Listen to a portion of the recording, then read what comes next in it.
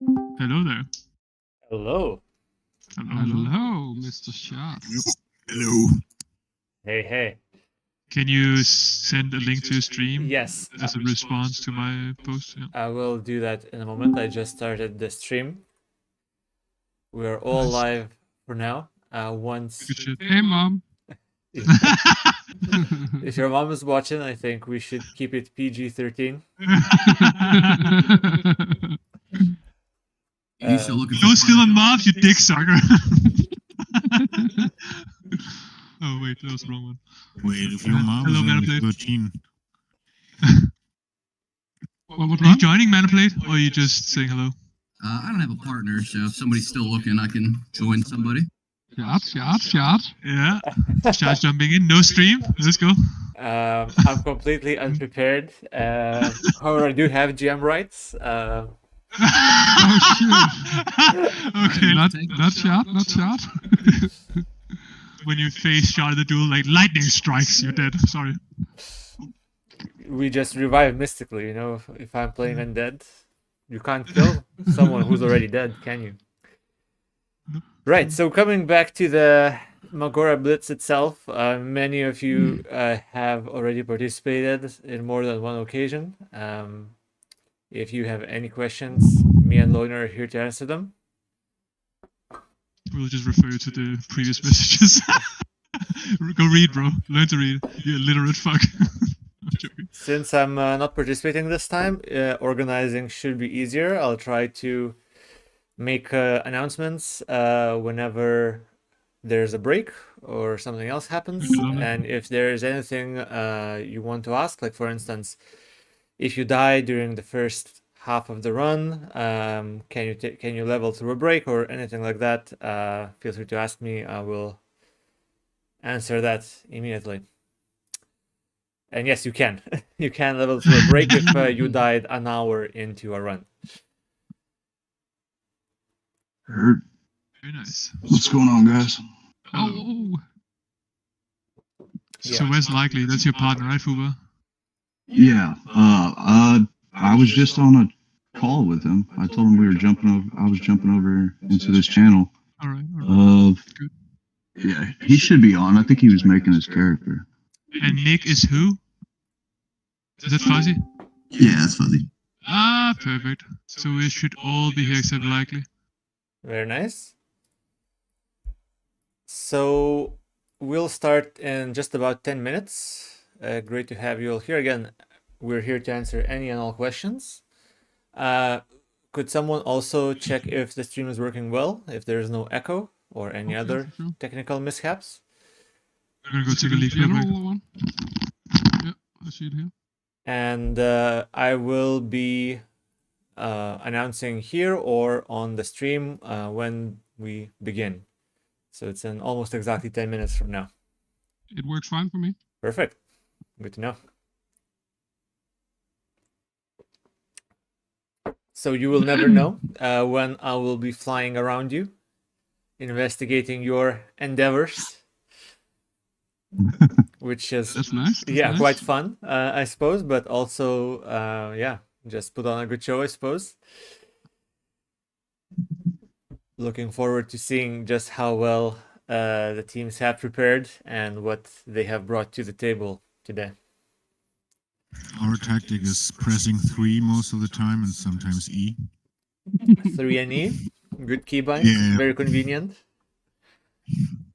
I myself favor 4 over 3, but yes, I see the appeal of 3 as well. I'm a 2 guy. I have small hands. You guys are savages. But nothing I'm on the can E, beat dude. E. That's for a fact. I remember memes from like 2018 which was just like E. And that was the meme. Right, so nobody has any questions then. I guess we're still having 8 minutes before we start. Have you all created your characters with Blitz in the name? Yep, I'm good to go. Perfect. However, if you have not created a character, or maybe have created but done something already, delete it and create a new one, please. These characters should be completely fresh. Someone just asked in the word chat if anyone is interested in the event today and needs a partner. That was me. Well, oh, that was you. All right. I should join World, I guess, just to see what's going Sure, on. get in there. Yeah, I'm in there for the very first time. I have joined World, I think. What? No, I meant you should be his partner. Oh, no. It's like if you let me know a week ago or maybe even a day ago, we could have arranged something. But now, 7 minutes before the run, it's a little bit too late to discuss Not tactics, I too think. late. Will let me go one-man army or swap in with somebody who dies on the way? Oh, that's a great idea, actually. Yeah. That's Yeah, fun. why not? Yes, I think we could allow that. Yeah, sure. They could participate alone, and if someone dies too far into the run so that they cannot catch up, I think we could allow that. What do you think, Loner? Yeah, I think it's fine. It's nice with just more consistent chances for good duels. I agree with that. I'll do a lower power class like a druid or priest too. So it's not doesn't end up being 200. Yep, sounds good. Oh, Like yeah. 2 or 1 point class should fit with anyone else, unless someone's playing Hunter, but that's fine. Yeah. Is anyone playing Hunter? I don't think so, right? We'll see. We will see. Yeah. I don't think anybody could convince anyone to play Warrior. Dude, I was convincing myself to play Warrior. I tried to talk my bro into playing Warrior, but he was like, nope. You guys are I the Warrior refuse. speedrun champions. I thought you were both going Warrior. Yeah, well, retaliation starts at level 20, so. Oh yeah, imagine the Rogue versus Warrior matchup with the retaliation. Imagine playing a martial class. Double mage incoming. Wait, no, can't do that, unfortunately. All right, so 6 minutes. Remember, by the way, that you can create your character, log in, edit options and so forth, and delete it. And then the options will be saved, or at least most of them. Yes, that is a very good way of saving add-on settings. That way you will be certain that all of your add-ons work as intended. There's still 6 minutes to do that if you haven't arranged it. I set up my add-ons and then just logged out without moving. Should I delete and remake? No, it's fine. Okay. If you haven't moved, it's no problem. Because we're not going by your playtime, we will all be playing at the same time anyway, so it doesn't really Yeah, I matter. figured. It's also no problem that I've created my character yesterday. It's not like he has to be created today. No, not a problem no. at all. Just that you haven't done anything on it, except, No. I guess, editing settings. Are pallies allowed in this event? I Yes. can't remember if pallies were there. I don't remember. You have to start in Duratar, so good luck. What? Paladin? It's a joke, Loner. Oh, I'm dumb. Come on. Autistic people don't get jokes, please. Shut up. Oh, nice. I'm excited. Yeah. It's gonna be fun. So we will all log in at the same time in about 5 minutes time and begin from there. Just a few rules, reminders, no interaction allowed between you and players outside of Mak'gora Blitz. So if you get buffed with a stamina buff from a friendly priest, please kindly click it off. And flip him off. Say again, please. He said, and flip him off. Yes. But yes. No friendly Onyxia buff handins while someone is conveniently in Stormwind or Urgrimmar. We will find you. We'll kill you. Lightning will strike. Good luck coming to raid after that. Yeah, after wasting Onyxia or Rend buff. But other than that, you can interact with your partner in any way, shape, or form. Party up, send mail to each other. Particularly important if you're playing opposing factions. You can play one alliance, one horde, and then team up just for the duel. Cross faction is allowed. And I think that's most of the rules. After What was loner after 2.5 hours or after 3 hours? We're taking a 3 break? hours in 3 the break and hours. then 2.5 hours more after the 30-minute break. Excellent. So 3 hours in, we're taking a 30-minute break. Stretch our legs and return to the grind. Or spend 30 minutes on a different character, I mean. Potentially. Because we all sweaty nerds. Go mining? Yeah.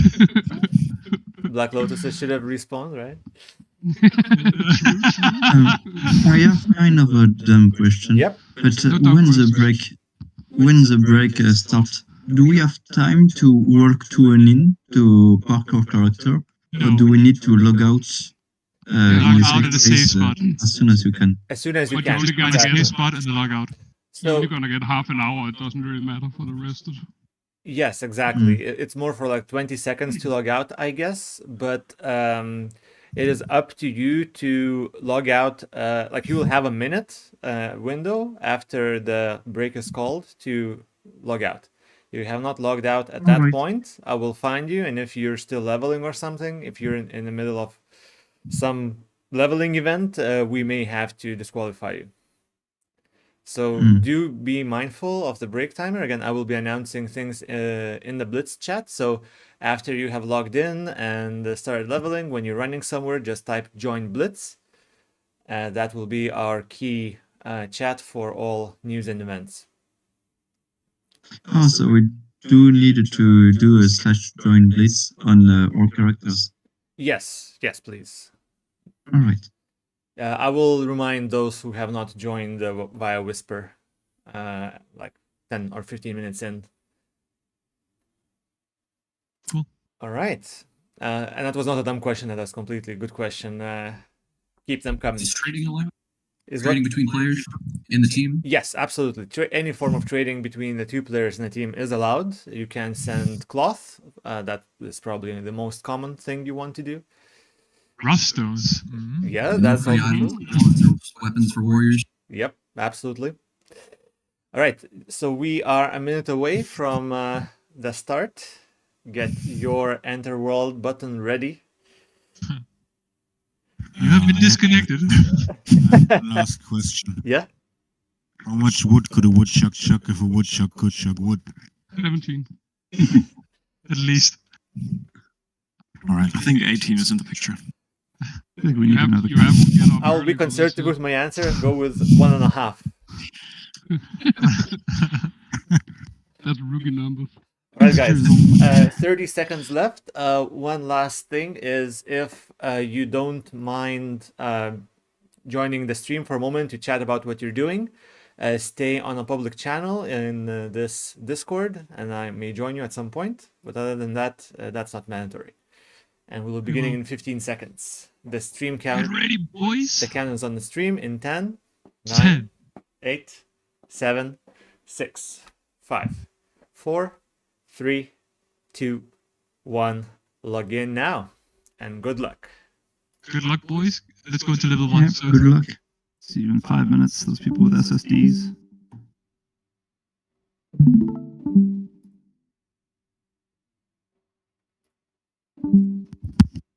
All right, so we are here. So this channel will be for the streamers. If you want to join the chat on the stream, feel free to stay here. Otherwise, feel free to leave to All right. any other voice channel. Let's see. So we have 9 people, 4 teams, and 1 solo player, and we indeed do not have any hunters today. The teams seem to be so I do know that there's a rogue and a paladin team of Loner and Serth. Let's try joining them and see how they're doing. Sorry, I already forgot the chat channel we're joining. It's Blitz. Yeah, it's join Blitz, exactly. Join Blitz.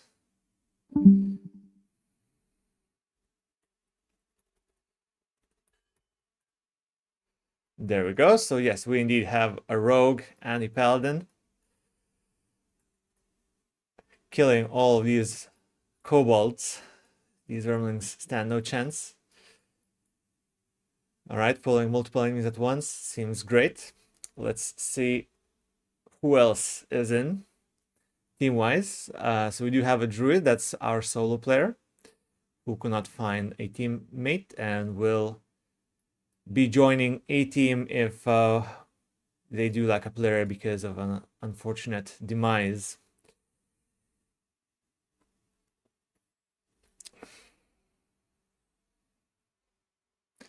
Oh, so I do need a level 5, and I cannot. All right, so seems to be a small issue. I can't chat in Blitz, so I will go and level myself up to level 5 after we're done investigating the teams. So the next team that we have is probably, so there's 4 people in Duratar. We have Naja on a rogue, and it's probably going to be the shaman, the hobo, rogue shaman versus rogue paladin, a alliance versus horde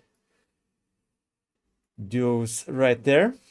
Alliance seem to have a better 1 to 10 leveling speed. Elwyn Forest is an amazing leveling zone, whereas Crossroads takes over from level 11 or 12. So it's going to be interesting to see who come out on top level wise. I think clear speed is very similar for Paladin and Shaman. So if they do decide to stick together as twos, they seem to be rather evenly matched. Whereas we'll see whether that's still the case in duels. Then we do have 2 priests. So that's interesting. People choosing to go priest. Tier 3 class. Sorry, tier 4 class in our table. So Priest Warlock, those are the other 2 teams. Interesting. So Priest Warlock still seems to be very favored with the peers, and that could be a very good choice indeed. If, well, and we do see that it's not an if, that there's very few undead around, which can cleanse the fear, become immune to it for 5 seconds, and that's just yeah, those fears could become very handy. Imagine a rogue starting to DPS on a priest, and they get feared immediately. They also, of course, those starting in Tirisfal Glades, and we do have 2 people, 1 team, priest and warlock starting Tirisfal Glades. They will have the Dream Dust as well, which can sleep a target. So this is going to be interesting. Right, I have no idea why he became invisible just now. Let's just go and level up to level 5. I wonder, how do I do that fast? Let's find out.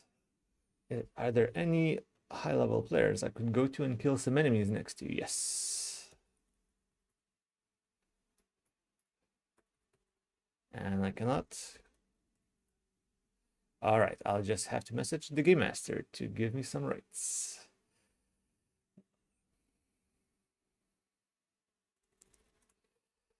Right, so people are already level 2. Everyone is on the same page. Let's try and see how one of the priest and warlock teams are doing. Let's go to the one in Tirisfal Glades. All right, some casting involved here. It doesn't seem like they are on the same team, however. They seem to be separated, so that's even more interesting. So there will be 1 undead in each of the priest warlock teams, and they've chosen to do it like this. Very nice. Right, let's observe what's going on here. I suppose priest or warlock's not very interesting to see, to look at to begin with. Casters just stand around, don't do much.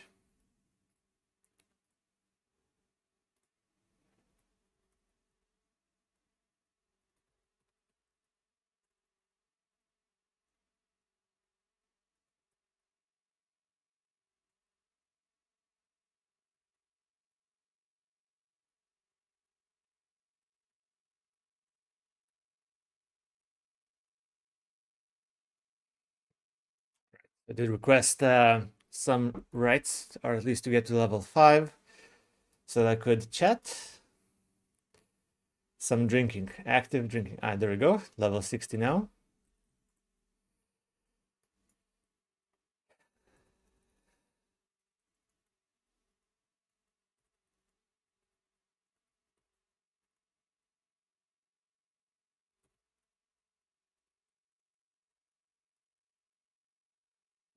Relog as well. Let's see if that helps. Yes.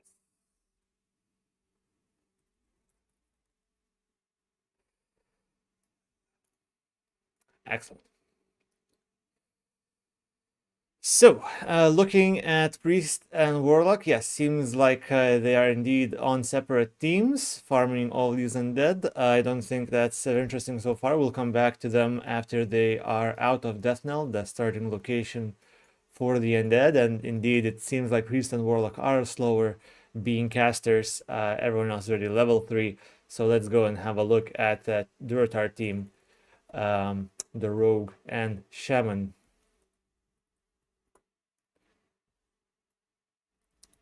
And I seem to have lost... Ah, no. Yeah, it does seem that commands are not only usable in say. All right. Now I know. Some growing pains right here. All right, seems like Shaman choosing to cast, that is quite interesting. I don't know. Can't really say much against them.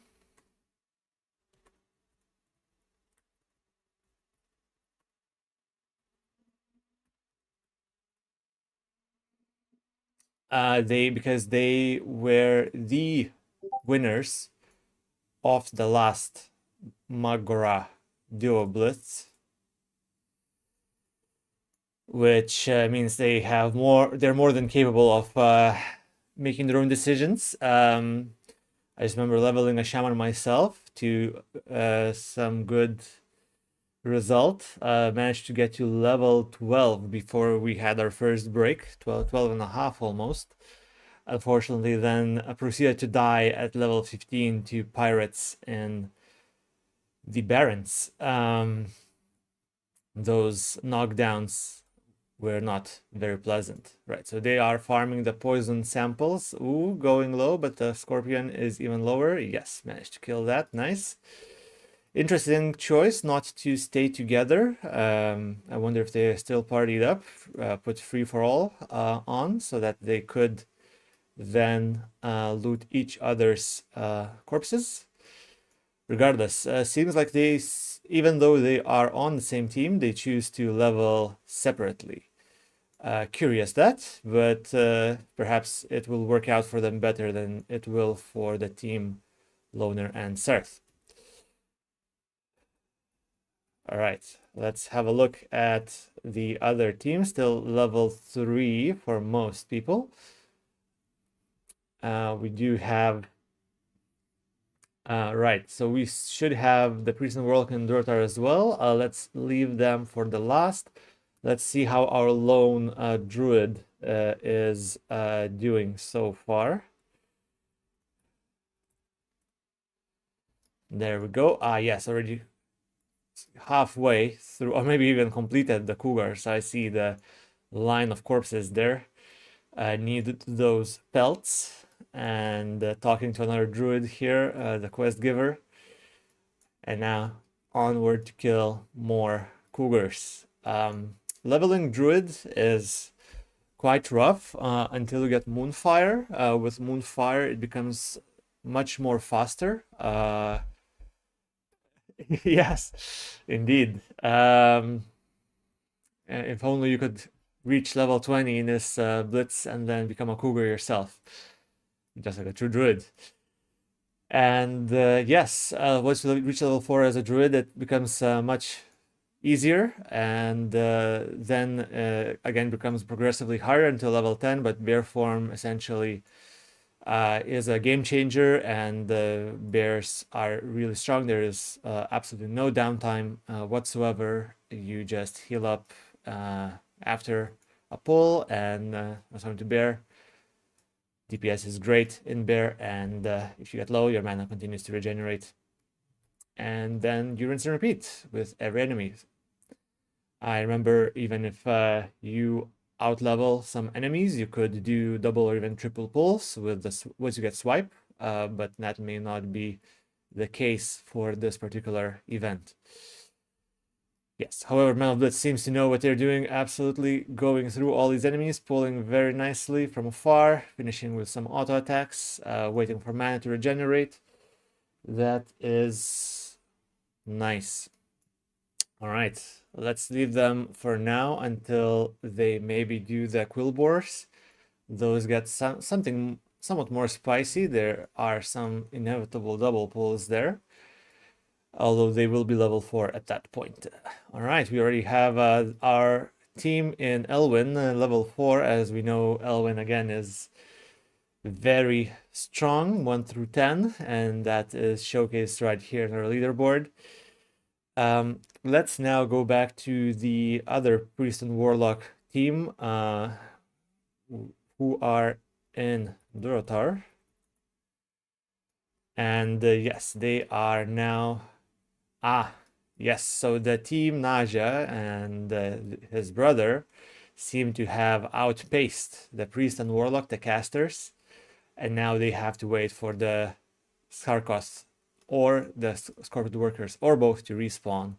Having 4 high clear speed players in the same zone, especially when they're named quest enemies involved, is tough, very tough for those who are left behind.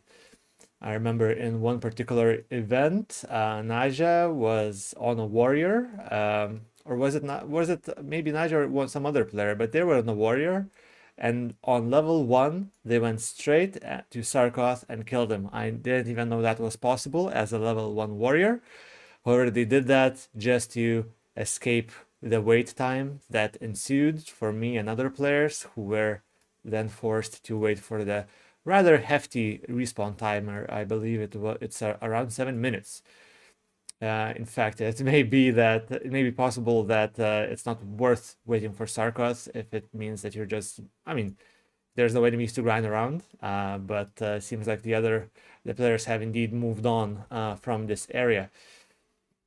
All right, we do have more players level 4. In fact, one of the warlocks is level 4, outpacing the rogue and shaman duo. That is quite impressive from a caster.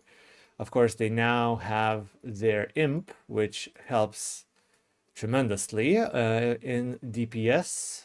Let's go and have a look if they do have their imp. Let me just make a macro Blitz so that I don't have to type it for 6 hours straight.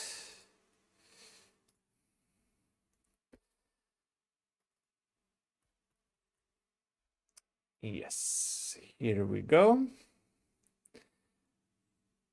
And yeah, let's go and have a look at the likely A Blitz.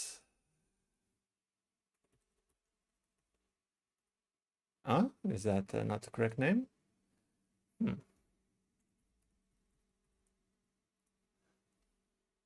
That is interesting.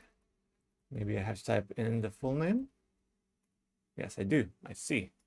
It works slightly differently on PTR. That's what I'm familiar with. All right, so indeed, imp is here. And the DPS is almost doubled with the imp. We can see the imp shooting. And yeah, just immolate corruption and the imp will finish him off. Yeah, here we can see the imp even getting threat from the warlock, which means that the imp is indeed dealing over 50% or at least around 50% damage of the warlock. So that is a great increase in clear speed. However, while casting corruption and immolate, the warlock so far at least has to stay immobile, which is a detriment when we're talking about speedruns. Melee classes are generally favored because they can kite and jump backwards while they are killing, jumping to the next enemy. And we can go and have a look at how it's done to our leading contestants. So, well, I mean, not leading anymore, but they were just a moment ago in Elwyn Forest. Yes, so we can see they are moving. Let's follow them for a moment more. And yeah.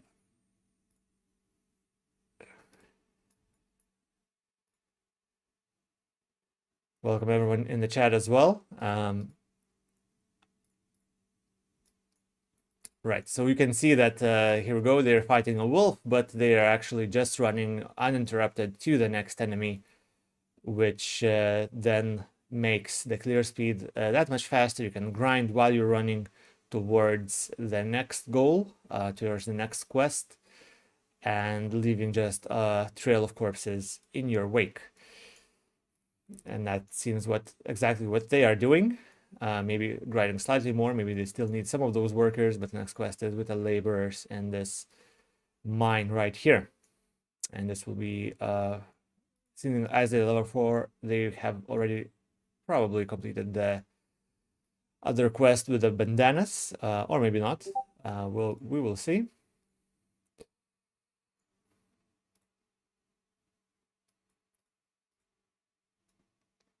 Going into the mine. Clear speed seems great, pulling 2-3 enemies at a time as a duo. Oh wow, that's 4 even. Let's see if that pays off. Already trying to kite back from the 3. Ooh, getting spicy, but yes, the rogue is just slaughtering them. Of course, the paladin is also swinging, and yes, wow. 4 enemies on level 4 as a duo. That was an impressive pull, I must say.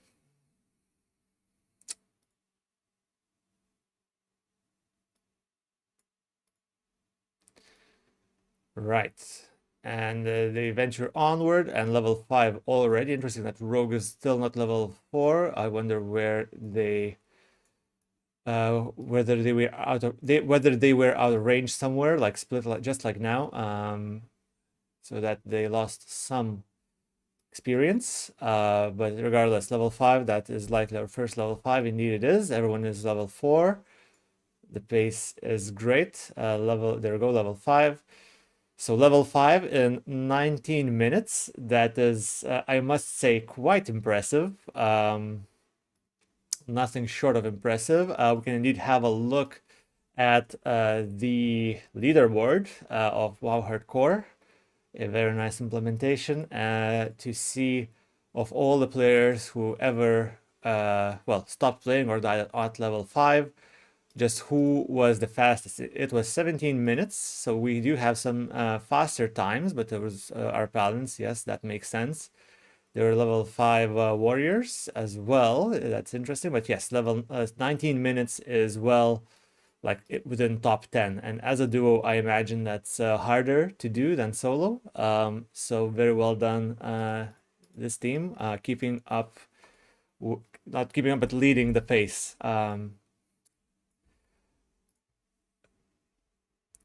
Now let's go and have a look at the next team. So we looked at the Tirsfall Glades Priest. Let's go and see how they're doing, whether they are in the mine already or not.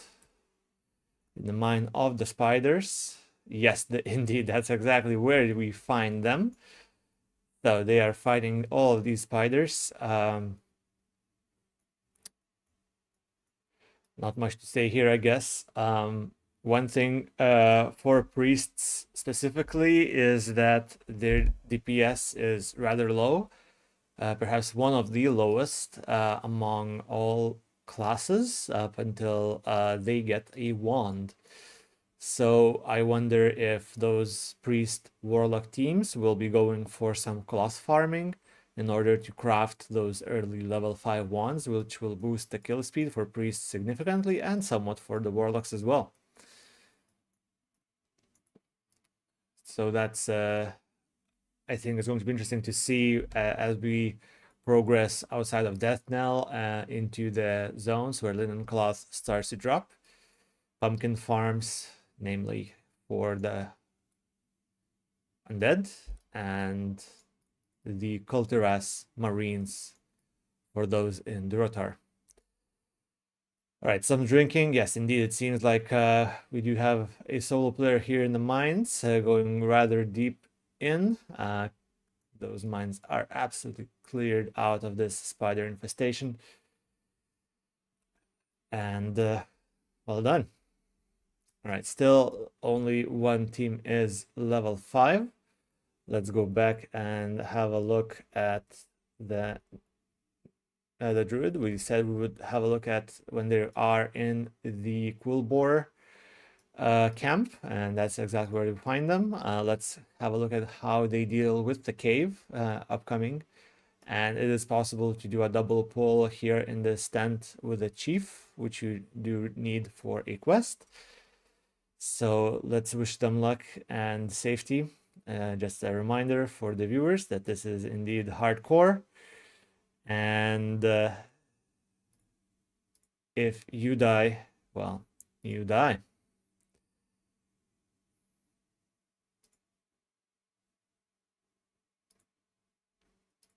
Man of Blitz going very low, but that auto attack did not miss.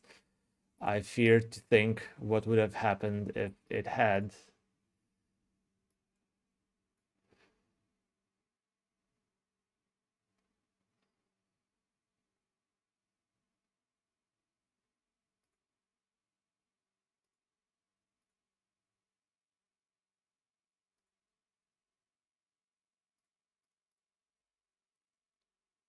All right, going into this tent right here. So far, these level 4 Quillbores were not a problem at all. But that next chief is level 5. So auto attacks are slightly more dangerous. We'll see if Man of Blitz manages to clear this safely. Still, you had Moonfire. Okay, okay. Nice backup. All right, and do you have a double pull here? No. Nice pull, because that other guy is patrolling every now and then, and if it patrols side to the left, you can end up with a double pull. There you go, see him moving around, shuffling around. Yes, so a single pull here is not a problem, and we'll just follow him along as he moves into the cave, which is the hardest pull in this area. I remember at one point, well, when I was doing speedrun, perhaps it was a shaman as well, I forgot to kill all of the shamans in the area. They're slightly harder to find for this quest. Yeah. That's perhaps just got a reminder to find enough of them. So yes, it is easy to forget to do that. Or to forget to loot the plants in the cave. You think you're done, but then actually you're not. All right. No pressure, Man of Blitz. The world is watching. Choosing to skip the shaman. No escape if this does not work. All right, and oh, so it's actually not a double pull. Interesting. I remember this being a double pull here in this cave. All right, well, in that case, Man of Blitz is safe. No problem at all. I see. Then they are very familiar with what's going on. All right, so Man of Blitz, well done. I'm sure they'll be getting out of this area in no time and proceeding to the next part of the Mak'gora zone. All right, many more level 5s here. Let's go and have a look at the other rogue in Durotar. Yes, Burning Blade Coven has claimed more than 1 life. I do wonder, since it's likely that all of these players need this pick and they are teaming up, how long is the respawn timer? I guess we'll find out momentarily. They're both trying to loot it. That is also interesting. And maybe they could have. I don't know. Well, in GM mode, I cannot actually check if it has despawned. I see all containers. I guess we'll see if they come back around once they have cleared this cave. Not deciding which way to go. I see they have cleared the whole cave out already. I see. Ooh, that's not great. They were ahead with Sarkoth, but the question is, are they still ahead for this other quest mob that is at the end of this cave? There we go. We have some respawns. It's always it always feels very bad to have any downtime on a speedrun. You always want to be grinding, killing, and moving. And now here we have players in the cave with nothing left to kill.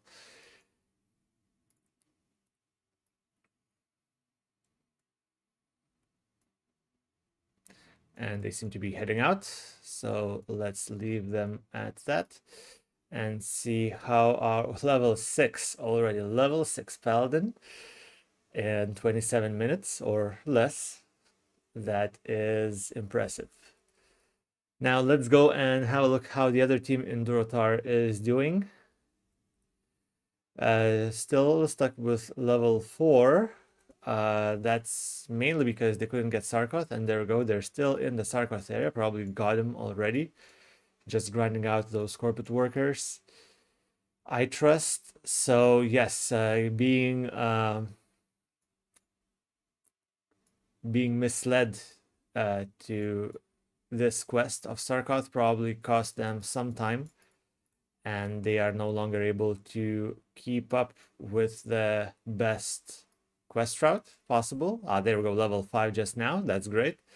So still in the game for sure. This is of course still the very first minutes. Even though someone may be ahead a level, that's still only up to 10 minutes of game time. It's not super duper important, and in the end, of course, people will be levels 15 to all the way to 18 maybe if Blitz Naya again shows us world record pace. We'll see. Last time they were able to level a hunter in again hardcore Blitz tournament and to level 18 in 5.5 hours. That is very, very impressive. Right, both of these players are level 5, and it seems like they're running straight on to the next zone, choosing to skip the cave, or maybe they were the ones to clear it first, taking revenge for Sarkoth, and they're moving to the Isles, to the Troll Isles. Godspeed to them. And we'll come back to them as they start clearing either the keep or the Isles themselves. One thing I would like to note is that it's interesting that all players chose to level in the same area. There's no players who chose to level solo. That's a valid decision. It's safer to level while you are in the same area, because you can always be helped by a friend in a dire situation, which is always helpful. However, I would estimate that for most classes, leveling solo should be faster than a duo. We can see here that the rogue, for instance, has to find things to kill as they're running towards the next objective, having just corpses left by the paladin. So the movement is no longer as efficient, perhaps. There we go, we just see rogue just running, doing nothing much. Of course, they do have the paladin buff, which does help with clear speed. However, yes, Man of Blitz makes a valid point here in the Blitz chat that rogues would like a ranged puller, and indeed paladins would like one as well. In our last Blitz duo event, I was in a team with a loner who was playing a paladin, so they're very capable managing to level 210 alone in just over an hour. Again, almost a world record pace. And the plan was exactly that, to for the hunter to be the range puller for the paladin, and we just run and pull everything within 40 yards range of the hunter. Having a pet also helps, of course. So all of this is quite impressive, that the hunter or paladin can do, the hunter can do those range pulls. Rogue still has a dagger, as we see him use it here to make those enemies come faster. And in the end, rogues can just bunny hop essentially backwards if necessary, which then you don't really need to range pull if you're going in the right direction, I guess. All right, players choosing to go do some boar killing before going to the mine. I don't, even though on WoW Hardcore, again, I'll just pull it up. Let's have a look for level 6. Is there anyone faster? That's me, the washout, when I was testing my hunter, level 6, just in second place. That's not too bad. Whereas we don't seem to see Loner Blitz here. Man of Blitz with a shaman here. Another shaman from me. Yes, it seems like the website has not updated just yet. Maybe we need to refresh that.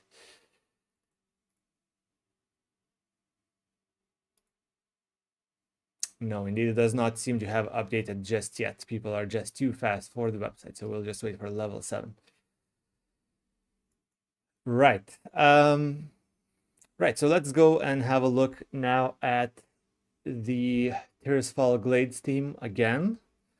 I have a good feeling that they will be strong competitors for the final prize, which is quite hefty. Some server coins, which can get you a mount. Our last Blitz duo winners got themselves some shiny tigers. And they're here for more, of course. But every participant will get something out of it. That's without a doubt. Right, so they're not out of death knell just yet. We see these initiates hurt quite badly, as we see a spell resistant just now. But early spellcasters, some of them at least, are quite nasty. Claiming many lives, and not just spellcasters, but also mines in general. We've just been to the spider mine, which is perhaps not as dangerous, but of course the mine in Elwyn Forest is notorious for killing, indeed, the most player characters. We can see here on this leaderboard that Kobold Tunneler and Kobold Miner, these are the enemies that spawn in that mine in the Elwyn Forest area, have claimed most lives alone. Of course, together it's 3 times as much, like that mine claims 3 times as many lives as any other area, really. Which makes it extremely deadly, but in a duo, I fully expect everyone to survive that encounter. We then have the Durotar, Kulturas Marines, also quite strong with some duo pulls, and notably the final quest mob, the Lieutenant Benedict, I think his name was. He always pulls the Marines, so some of these skills could be attributed to the Lieutenant as well. And that pull is very deadly. That quest is quite deceptively difficult. We have Greek New Recall. We won't have any deaths to that this run today, because nobody is leveling in the Dwarven and Gnome Zone in Dunmorrow. And then we have some more Elwyn Forest deaths here. And then this another cave in the Night Elf Zone area. Again, won't have any deaths there, I don't imagine. Hogger, however, everyone knows about Hogger. I'm quite certain we'll see the Alliance team in Elven Forest kill Hogger in a duo. We'll see when they choose to do that. As Paladin Rogue, they don't really have many ways to slow Hogger or CC in general, so they will have to rely on raw damage. Let's see if that works out for them. The quest rewards are quite nice for hardcore duels specifically. All right, we have more level 6s. Let's go and have a look at how they are doing. We'll go to the Durotar team once more. There we go, just farming some enemies here before the centaur area. And where is your partner? Ah, just behind you. Oh, Dudette, Kovork. Kovork. Who is Kovork? Let's find out real quick here. I do not remember Kovork. He has a named item. Oh, rare elite. I see. Well, that's an 07.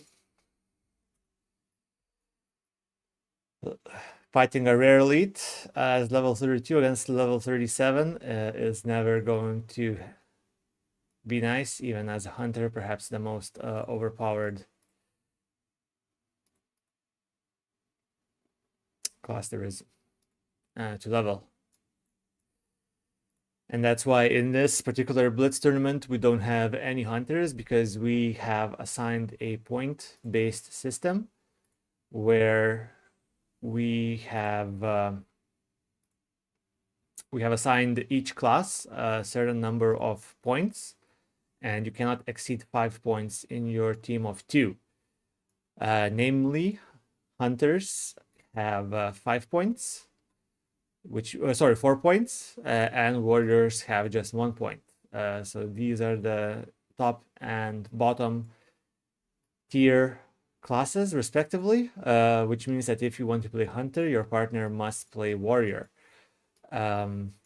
This is for multiple reasons. Of course, hunters do have a pet, which is almost an entire character on its own, dealing almost as much damage as the hunter, interrupting spells through pushback.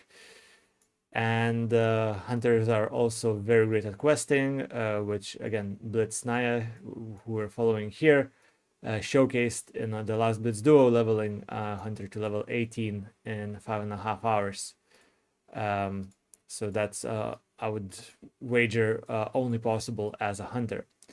And warriors on the opposite side are perhaps one of the weakest classes. They don't have that many abilities that would increase their clear speed, which means they rely heavily on just auto attacks, and auto attacks can miss, of course. And there has been more than one warrior death in previous Blitz tournaments where a competent player just died to an equal level enemy just because enough of their auto attacks missed. If you don't have a potion ready from a lucky chest, then you're at the mercy of RNG sometimes, unless you choose to grind a little bit more in the starting areas to outlevel the competition.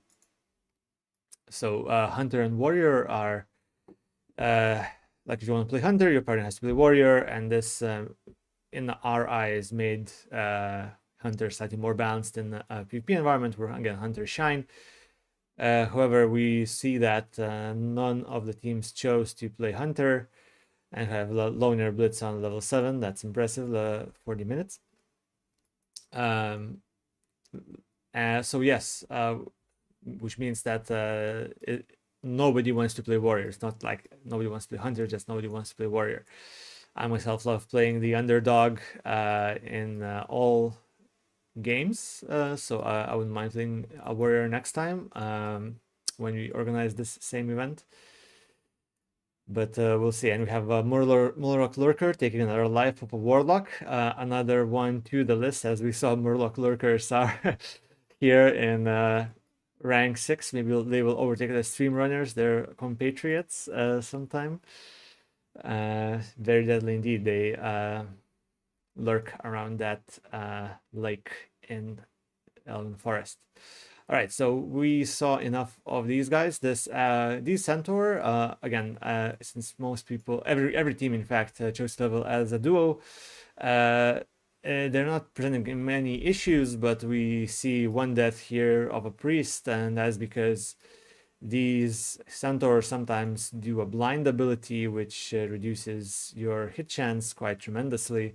So again, if you're a warrior, it's not cool. Yeah, so they do need to loot those plants, and then they will proceed to the Isles, I imagine, or maybe go to Razor Hill first. We'll see. All right, so again, the team in Elven Forest showcasing the speed of Elven Forest itself, being level 7 ahead of the competition. But let's just see how are the other teams doing. Let's next go to the, let's see here, the Priest and Warlock in Tirisfal Glades.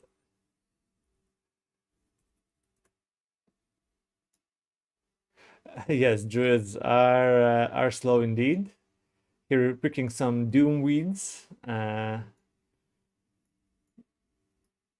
the real kind. The real kind is elsewhere, as the quest giver will tell you once you turn this quest in.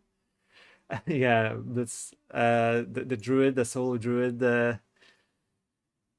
is feeling the pain of Mulgore. Yes, Mulgore is quite difficult. However, because of the some enemies have like a swipe. The birds, the vultures, have a swipe ability which knocks you down quite often. If you're relying on spellcasters, then on spellcasts you may be interrupted quite often. But other than that, Mulgore has quite a few quests, in fact, which are situated like they require you to grind, and they are situated one right after the other. So if I were to guess, like I don't have concrete numbers, but if I were to guess, I would imagine Mulgore to be the second best leveling zone after Elven Forest. Here we have the priest learning tailoring. As we said, they will go for those early ones.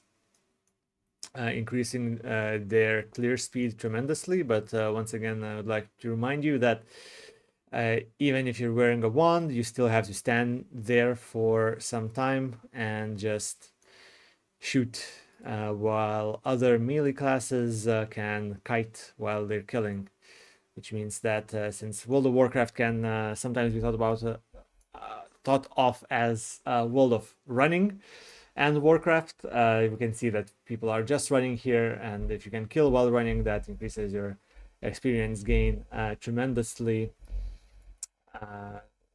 So yeah, those guys that can do that benefit from it a great deal. Again, hunters being the prime example of that. All right, so they just arrived at Brill. They will be picking up quests and going to the pumpkin patch, I imagine, to grind some cloth. So let's go to observe someone else now. We have some level 7s here. We've just been to them. Oh, no, though. Let's go to the druid. Let's see how our druid in Mulgore is doing, grinding those wolves in this case. So they have just left the starting area, it seems like. Or have they completed this part already? Yes, they have already started on these. I forgot what these guys are called. Pale Mane Skinners and others. Chose not to kill the rare with the chest just behind him. Probably smart, the rare being 3 levels higher than the druid. Perhaps they will return there afterwards. The chest will not disappear.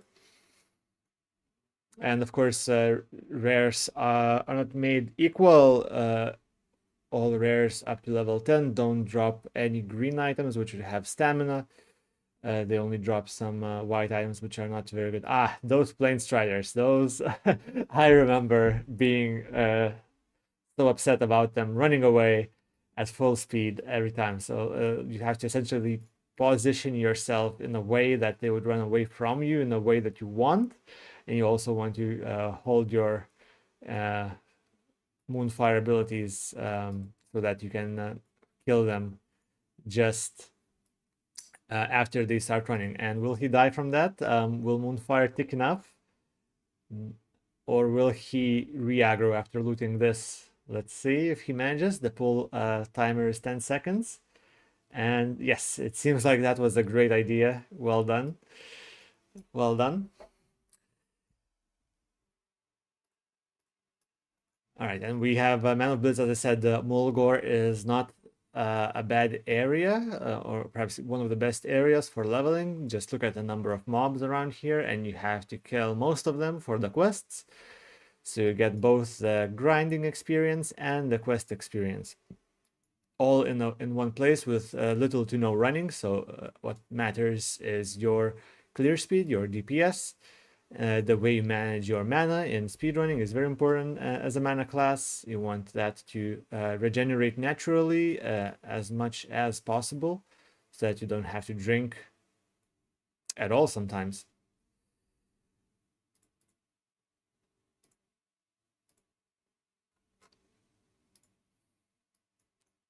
All right, seems like Man of Blitz is doing a great job clearing all of these Plane Striders. And they'll be doing that for the next 30 minutes, I wager. Killing Plane Striders, other things in this area. I think the next interesting question will be for Man of Blitz is when they will choose to go to Barrens for that Cauldron Stirrer quest. Likely just at the same time, at level 10 exactly, just as they go for the bear form. Yeah, I would have guessed the same thing. However, if you manage to get that Cauldron Stirrer before level... Hold on, is it a level 10 quest, though? Perhaps you can't. Yeah, it's level 10. Yeah, I'll just have a look here. Sometimes you get sketchy. Those mushrooms can be in dangerous spots. Yes, it is. It does require level 10, I see. So there's no point going before that. Yep, and yeah, those mushrooms, yeah, if you aggro one of those centaurs level 9, you may as well die. They shoot, they fire lightning bolts. They can get you in the middle of the pool even. All right. Let's have a look at someone else now. Well, Man of Blitz grinds his way to victory. Let's go back to the Elwyn Forest team, and they are indeed in the Fargo Deep Mine. Just killing Goldtooth, perfect timing here. That Goldtooth is a quest mob, not much stronger than other kobolds in the area, but it's always a double pull. But again, not a problem with 2 players here handle him. And we can see that they're always pulling 2 enemies, which makes complete sense. And they just die one right after the other. So I was talking about Hogger a little bit. Let's have a look at the Hogger rewards, since what people want for a hardcore duel. So let's just remind the viewers that this is a Mak'gora Blitz duel event where people will duel in teams at the very end of leveling to the death. And stamina is very, very good. The more stamina you have in PvP, the more survival you have. Increasing your DPS, especially in the early levels, like up to level 17, as people will have in this event, is very hard, but increasing your stamina and your survivability is easier. So you have double the health of your enemies, you are almost guaranteed to win. So we can see that there's this leather chest for both the rogue and the paladin, which is quite decent. There's a better one that you will get later in Loch Modan from the Crates quest. Again, another difficult area, but it's very good for this level. And perhaps Loner will choose to go instead for these legs with strength. I don't think any of them can wear a staff. So these rewards are quite good, especially for killing just one enemy. Let's see if they will they will choose to go that way. Kill Hogger as 2 players without any slowing abilities. All right. We lost Paladin Rogue. They will continue this grind in the mines for quite some time, I imagine. It's great experience, and leveling as a duo. Of course, if you just focus on quests, you will fall behind because you share all of your kill experience. However, you don't share the quest experience. So you will end up being slightly under leveled if you don't grind on the way to victory.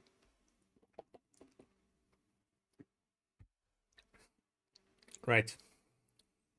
Let's go and have a look how the other team in Durotar is doing, and we need to find them in the Echo Isles. This area is level 6. Very nice, very nice.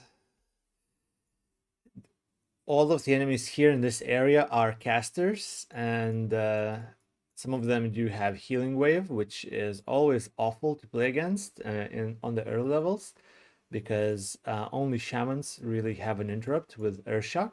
No other class has any form of interrupt, so you are sometimes at a mercy of just, well, him not healing, using healing wave, or you killing him before he uses it. Or again, should not be a problem with 2 players. However, I must say that venturing into this area as level 6 is a little bit spicy. We can see the target of the enemy attacks fall. Well, not in this particular fight, but the previous fight, Blitzzug fell to 30% hit points. And some other casters, again, if they choose to heal, if they don't kill him in time, probably won't prove lethal, but just saying that it's more difficult to fight against these, particularly because they're both casters, and having a lower level, having your spells resisted is not nice, but having a imp, of course, helps.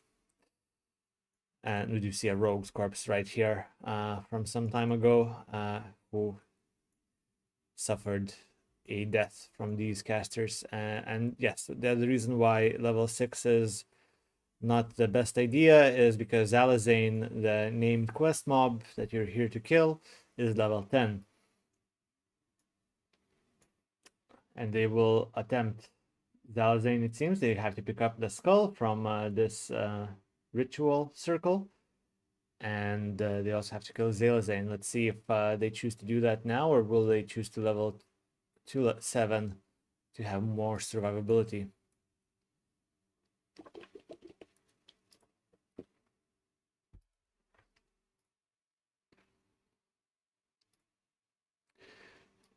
Just killing some tail lashers. Looks like they are indeed choosing to level up slightly higher. One thing I would like to note in this area when speedrunning is there is a quest that requires you to kill Mak'gora, the guy swimming in the water. And they are only found in the water, so like, you know, you're speedrunning, you're trying to go fast, but then they're still in the water, you have to swim slow. Not nice, but not just that, you require drops from them, the eyes, and of course, if you are dueling, as we have people here, only one person can loot a quest item at a time.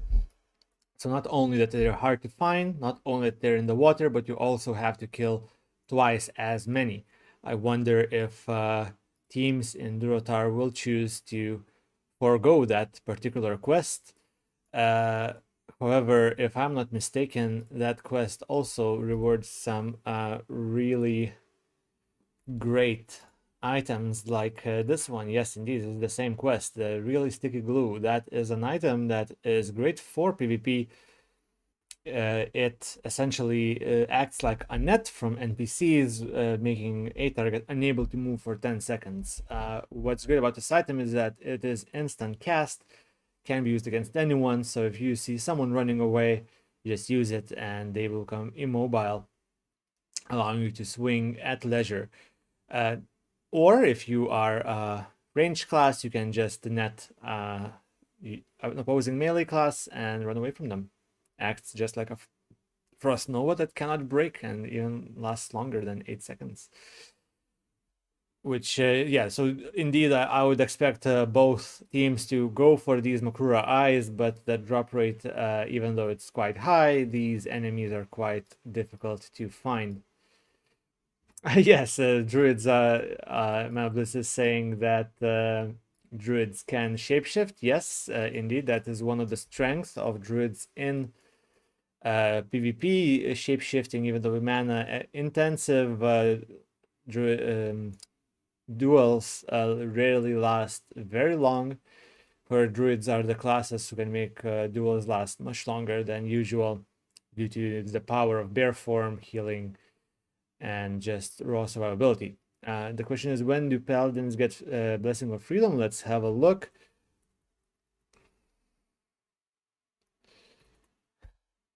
Blessing of Freedom is level 18, so it is unlikely that our paladin will be able to get Blessing of Freedom since they're living in a duo. Again, even though a hunter managed to level to 18 in the allocated time, I don't think that leveling as 2 players that will be possible. Although they are level 8 already, wow, impressive.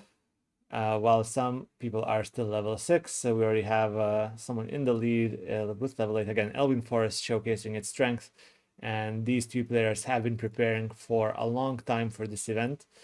I have been let in to know that they have prepared for over 30 hours, leveled many characters, tested many classes.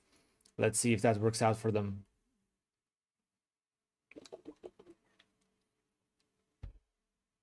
Let's have a look if they are now visible on the leaderboard, just to see if they are indeed in the lead here, or perhaps it was still not updated. There we go. Yes, we do see them right here at the very top indeed. We only have one other, and this is actually Loner's other character from half a year ago for another Blitz event. He was practicing Paladin, and we can see that if he was playing solo, perhaps with less experience, he was slightly faster than now in a duo, but 2-3 minutes, that's not a big difference. All of these characters are very fast and really at the very top of the game, of their game.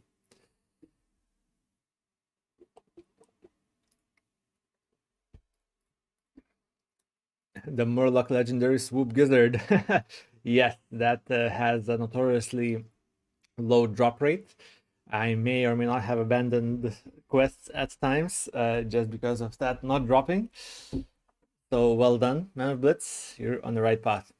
All right, let's go have a look at this same team. We lost them while we were talking. Yes, so they are trying to farm the nests, it seems like. They need some, and swimming towards someone in the water. Yes, it is a Mak'gora, and they will need many of those in order to get that really sticky glue. So a lot of swimming in their near future. And they will need level to 7 before attempting Zalazane, which I think is a smart move, even as a duo. Let's go and have a look how the other team in Durotar is doing now. Are they... they instead chose to go to Tyrgard Keep. And we have some interference here with other players, which is not great. And they seem like they are multi-boxing, which is not permitted. So they may or may not get banned. We will find out. But yes, they are venturing into the Tyrgard Keep. Again, I would like to remind you, it is one of the most deadly locations, claiming many lives, where you have Culturous Marine. There we go, the 3rd spot on the leaderboard. Let's follow them and see how well they do in this area. The reason why this area is difficult, of course, it's not a cave, it's a keep, but it functions much like a cave would. Once you enter, there is no escape. If you double or triple pull, well, you would rather fight than run in case there respawns behind you. Of course, with 2 players here, they should be faster than the respawns. And the enemies here also have some quite impressive abilities. The sailors, as we saw, have a charge ability where they, much like boars, deal increased damage after they charge, and other guys, the Marines, have an interrupt. So I imagine that most of the deaths happen to the Marines happen to casters who are casting their healing ability only to get interrupted and killed shortly thereafter. Right, and here comes the difficult pull with the Lieutenant Benedict and the Marine, focusing on a easier target first, and we can see that again as a duo it's not that difficult. Shamans being some of the, if not the strongest pre-level 10 characters, with a rogue just backstabbing in the back, also very powerful. Choosing to leave a battered chest, that's oh, maybe it's because of my GM rights. I see it when it's not there, it just has a chance to spawn there. Never mind. But battered chests, just like rares, until level 10 in the starting areas, they don't have any good loot whatsoever, or they may contain a healing potion which may save someone's life. Right, so they are done with the keep now after they have looted this chest, and they will then continue onwards. They don't need the wands. Yes, those people farming Mak'goras no longer have backspace. That's what happens. All right, let's go back to Tearsfall Glade, see how the pumpkin patch is doing. And we do not find ourselves in a pumpkin patch. We find ourselves in a Garen's Haunt, killing these gnolls right here.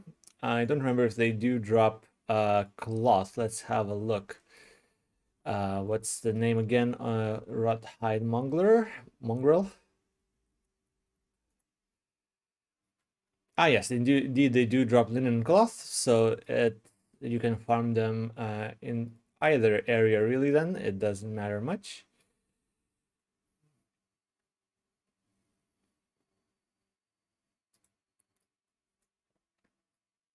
And yeah, there is a quest enemy here. I wonder if they will be doing that right now.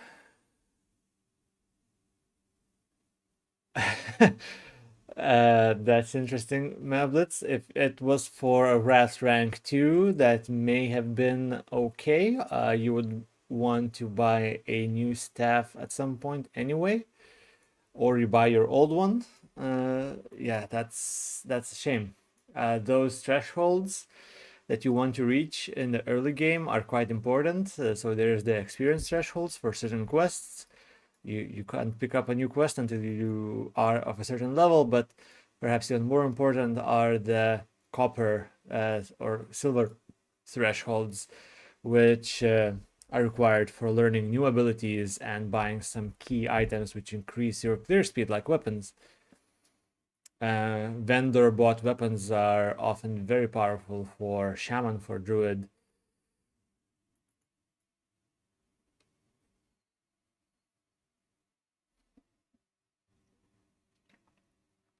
Right, so again we see a warlock, the caster, just running around a lot, using that mana regeneration, not having to drink, but again not killing on the way to the next enemy, which reduces the experience gained per hour. An accidental double pull, but I think they'll be fine. They have that imp to tank. Yes, there we go. Perfect use of the imp, and just running, not even killing this mongrel. Maybe their friend is in danger.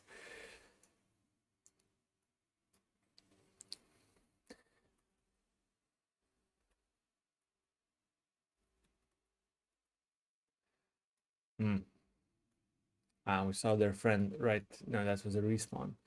Right, I'll just ask the game master for another command.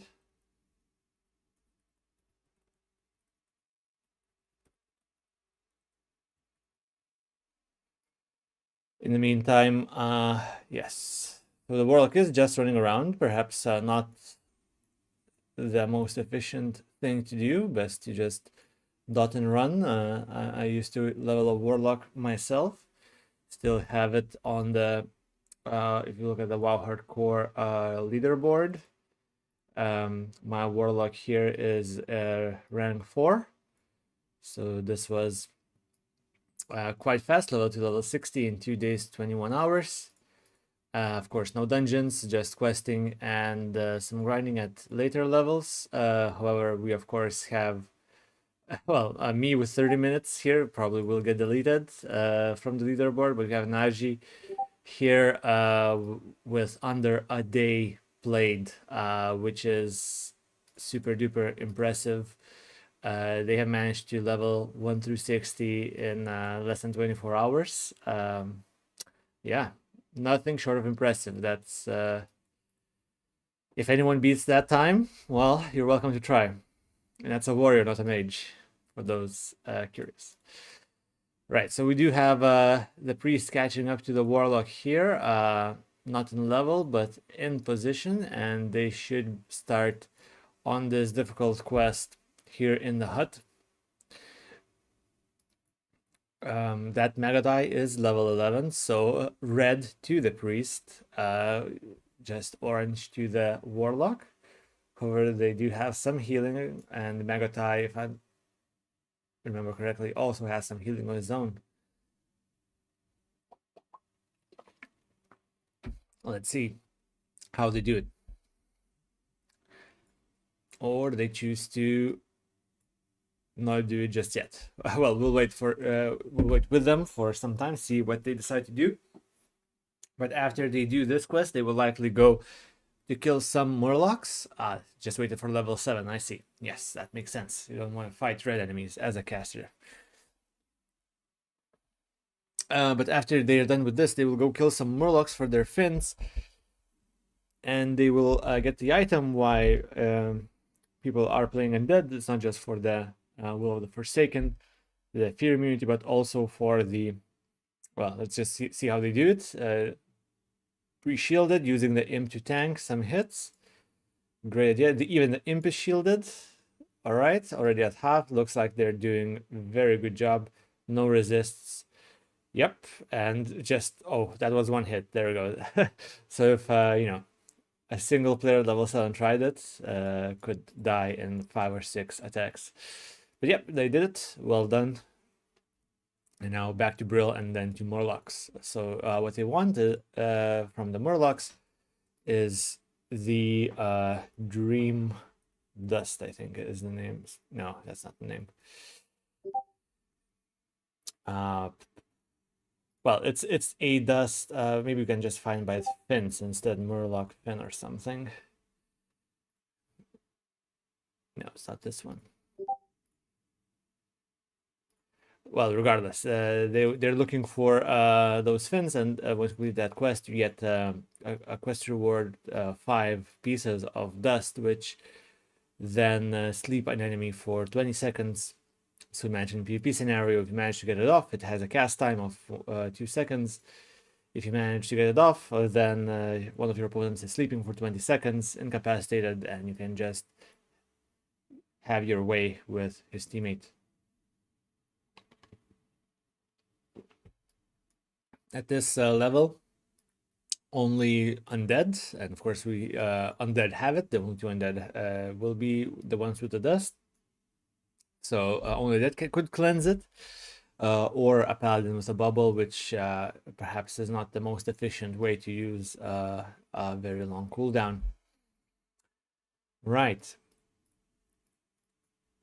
So they proceed back to Brill, and let's now have a look at the who haven't we looked at recently. Probably the Elven Forest team, the leaders, and they are killing the lurkers. So those and we can see just how low they get even as a duo.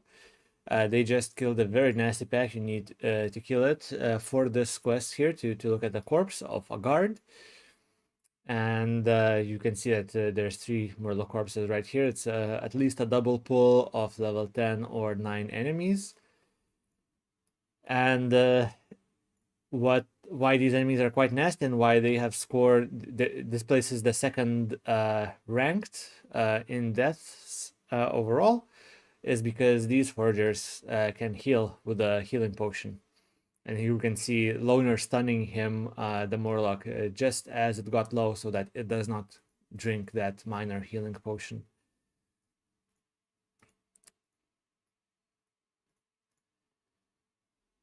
But as a duo, again, this area or any area really is quite safe. There we go, that was a heal. Instant heal, can't be interrupted. And Loner at level 9 at hour and 11 minutes.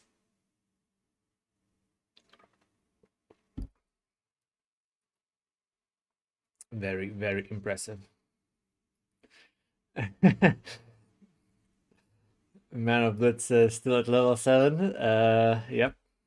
Indeed, there's a good chunk of competition at level 7. Only 3 players are level 8 or 9. And it's the Shaman, as we would expect. Shamans are, as I said, some of the strongest levelers early. But of course, Loner and Serth have put in many, many hours of practice. They know their route very well. However, this part is, again, as a duo, quite difficult because you have to loot these wood piles, which are hidden among these trees, and you have to loot quite a few of them, 8 if I'm not mistaken. And of course, for 2 players, that's 16. Hard to find, and often guarded by these level 9 or 10 enemies in the area, so it takes some time to do, even as a solo character, let alone as 2. But grinding is always good, of course. These bears, not the best thing to grind, however, since they have more hit points and armor than regular enemies, and this means that both Paladin and Rogue deal slightly less damage and take longer to kill it. Regardless, level 9 already.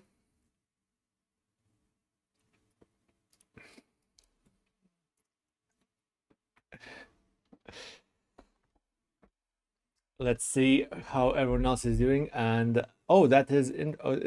Is he? Oh no, he's. I thought he was picking up the silver leaf. It was wood just next to it. So speaking of professions, they are overall not tremendously good in the early levels. In Mak'gora Duo Blitz. There's some notable exceptions, of course. Tailoring for the wands, for priests specifically. That is quite good if you don't mind farming some cloth for it. Craft that one. But also engineering, if you level it enough, you can get small stunts from the bombs. I think it's 1 second capacity, but that's enough to interrupt a fear of some sort. Right, I'll be taking a short break now of 5 minutes. We'll just follow the leaders, and I'll be back in 5 minutes.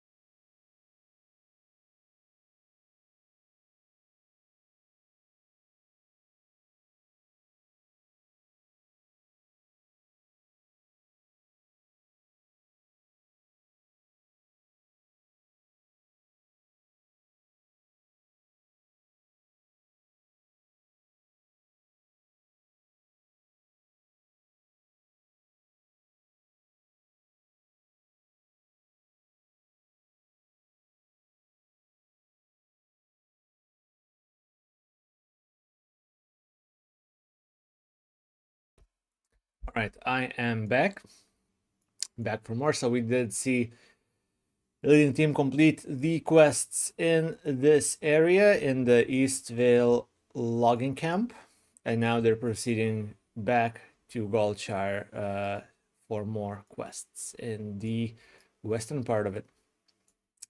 3 small brown pouch. Yes, that is the benefit of Mak'gora. With all this grind, you increase your chances for some pouches. Ah, I see you bought them. Oh, that's interesting. Quite expensive, that, seeing as you have just recently required more silver for your abilities, but now that you've grinded enough, you now have enough to buy even 3 bags. That's impressive.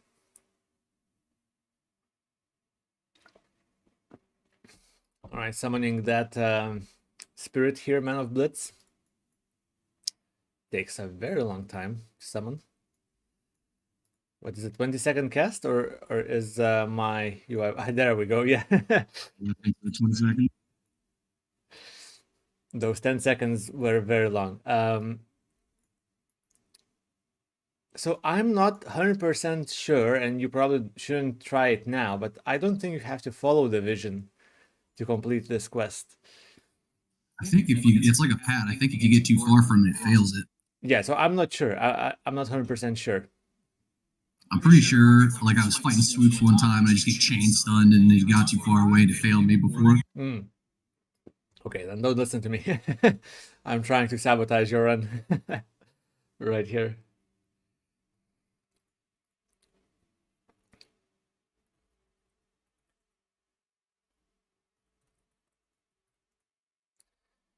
All right, now I have increased movement speed. Now I can finally catch up to people if I spend too much time talking.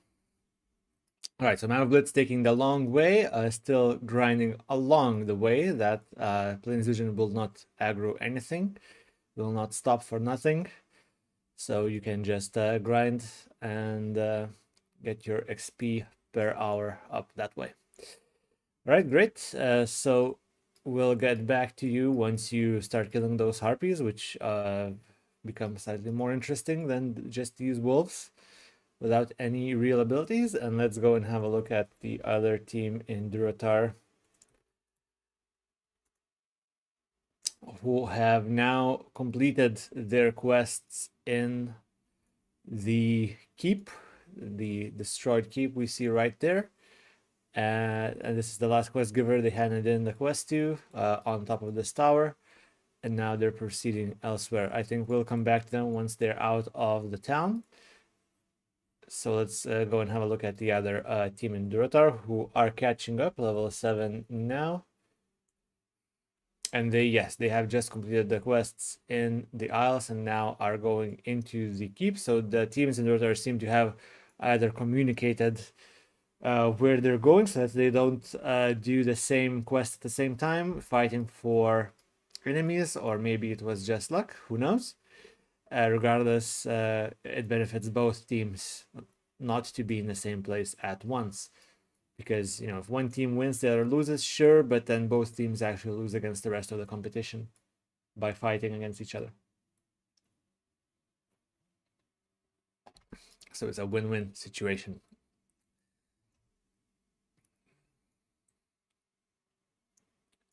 Yes, indeed, Man of Blitz. Every faction already has their starting capital flight path unlocked. You do not need to go up that tower, up that totem. Yes, indeed.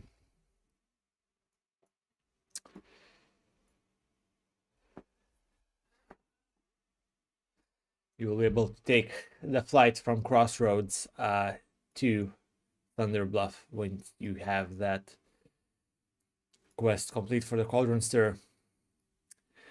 It's a shame. It looks like the Dark Moon Fair isn't set up yet. That'd have been nice. Would have been nice, indeed. Yeah. Some nice buffs there.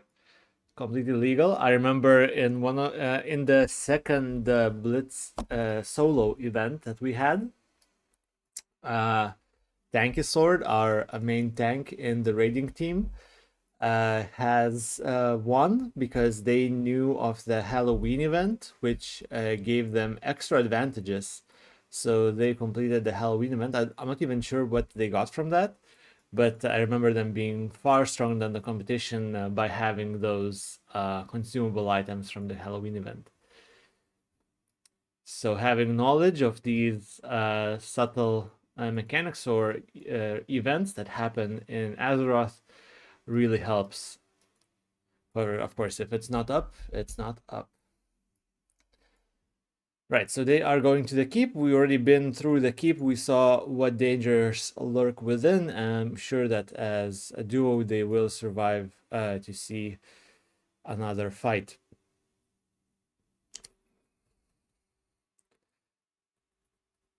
Let's go back to Tirisfal Glades, and yes, those corpses. Those corpses are quite nasty, and we see the guard actually interfering. I don't think we can call this help. There's probably another priest interfering. Yes, this team is quite unlucky with everyone interfering in their fighting. However, this Hanny dude seems to be following them. No, he's not helping. Okay, he's all right. And we have 2 players. In fact, here are they separate team here. Let's just see for a moment what's going on here. This is the team that we know nothing about. No, I think they would have registered and they don't have Blitz in their name, but that's quite curious, and they're going the other way. Just said hi. But that's bad for our Blitz team here because they have fewer ravaged corpses here in the area, which they have to kill for the quest. Of course, there's more in the area here. Yeah, there's this one is untouched, but they choose to go elsewhere instead. All right, so just drinking, small drink. Still don't have that wand. Chose not to grind for the linen cloth, it seems like. And yes, indeed, going into this field now. Just waiting for the friend and not choosing to grind it out. That's, again, some waste of time, I suppose. And splitting the team up. Yeah, just Warlock, not sure what to do. Where they're going, some lack of communication right there. But seems like they found some respawns here. And we'll be able to complete that quest in due time. All right, so they're just killing corpses, and we'll get. I wonder if this team in Tirisfal Glades will choose to level past level 8 in Tirisfal Glades. Yes. Oh, the rogue is actually level 10. Oh, even faster than the paladin.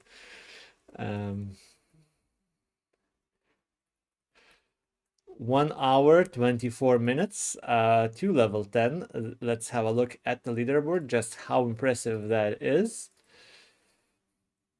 And actually they are rank 1. The website is not updated yet, but 1 hour 24 minutes will be top rank for level 10 ever.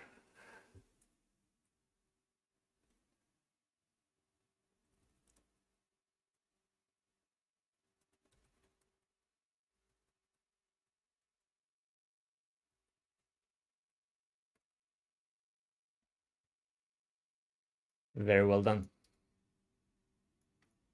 And as a duo as well. And then Loner Blitz, the Paladin, just catching up shortly thereafter. No one's level 9, so again, Elwyn Forest and Preparation, both of them showing its teeth. Just wonder what they'll do from now, choosing to go into Westfall or Lochmadan. So going back to this Undead team, since people are already transitioning perhaps to other zones, I was saying that Undeads have a choice to make. They can either stay in Elwyn after they reach level 8. Worst luck, yeah, just stopping to type instead of auto-running as well. Interesting. So Undead can choose to go into Durotar at level 8 in order to get those nice PvP consumables like the sticky glue we talked about, and there's another one. There's the faintly glowing skull, which steals around 100 life from an enemy, so it deals 100 damage instantly and heals you for the same amount. Amazing, right? Like if there's 2 players having that, you can just nuke someone for almost half of their HP in a moment. So undead, not undead, just horde in general has an advantage in PvP consumables. However, Alliance has that Elven Forest grind, which is faster, as we see. We'll see how it pans out once the duel start in around 4.5 hours from now.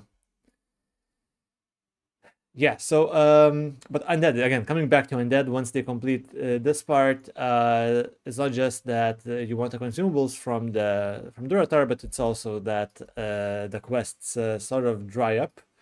What's this here? I never saw this. That's probably only visible to GM. Interesting. I never saw that. So anyway, they would then go into a quest drought. There's some quests here in this area, however, in the crypts. However, there's only a few quests there, and the enemies there are quite tough, and you have to run all the way back because your Hearthstone is likely on cooldown, because you use it either to teleport back from the pumpkin patch or from the murlocs, which are the same distance away. So you're wasting a few minutes running there, doing a few slightly inefficient quests, and then running back again, all of which is very time intensive. So we'll see what they decide to do as they complete a few quests here in this area. Those are pretty good. And we'll see. All right, let's go and have a look at the team Nadia. Again, wrong chat. There we go. So they are just going to the Isles now.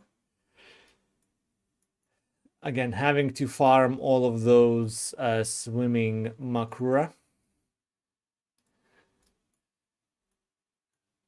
Slightly over leveled for this area. I wonder if it would make sense for them to split in order to swim around these isles, one way, one the other way, to get all of the Mak'gora done in one go, rather than sticking together. I'm sure they are quite safe. This area until you start interacting with the casters in the middle of the Echo Isles is very safe, but they choose to stick together. Shaman being the stronger class, of course.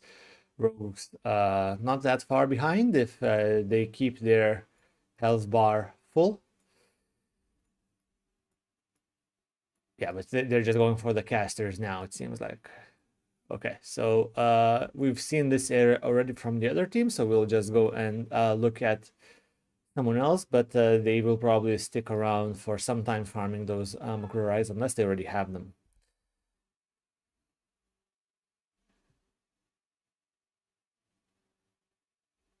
We have our first green by Blitz. I'll be back in a minute.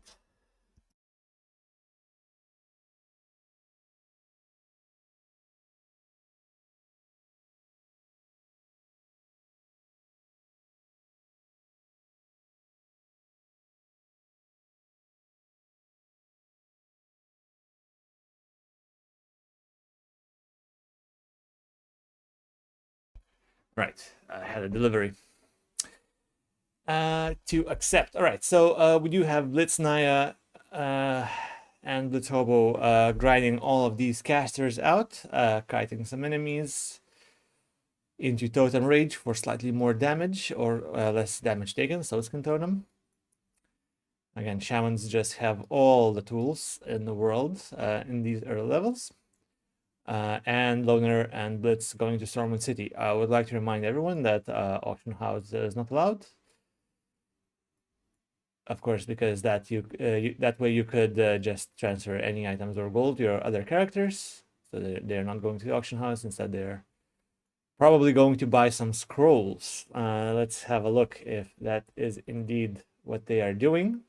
Learning spells with the paladin, and probably the rogue buying some scrolls. So some key strategies here for both Horde and Alliance. Some key strategies for both Horde and Alliance is that there are various vendors that you could buy some scrolls and potions from. The scroll vendors are present in Undercity and Stormwind. Ghost Howl level 12, yep, that is an enemy in Mulgore who drops a quest item for some nice XP. And Druids could kill it with either bear form or entangling roots, perhaps. But very likely we'll have to leave it for a later time. So Loner going to train mining after all. So they are going for those engineering bombs. We'll have to mine some copper. Let's hope they find enough. You don't need a high level for that. I think it was level 10. Level 30. Right, so not that easy to reach engineering level 30.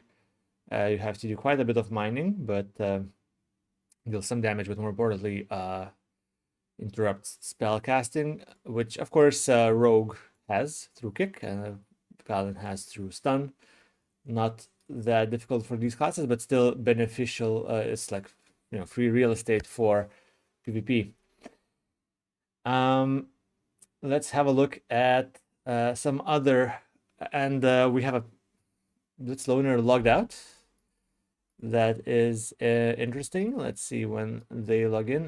There's no logout skips on WoW Hardcore server, which I think is a good thing. Like skips by logging out are just so cringe, in my opinion.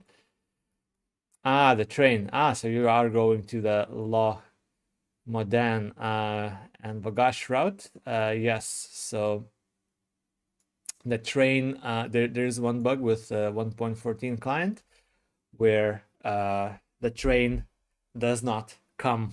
Simply, it does not come ever.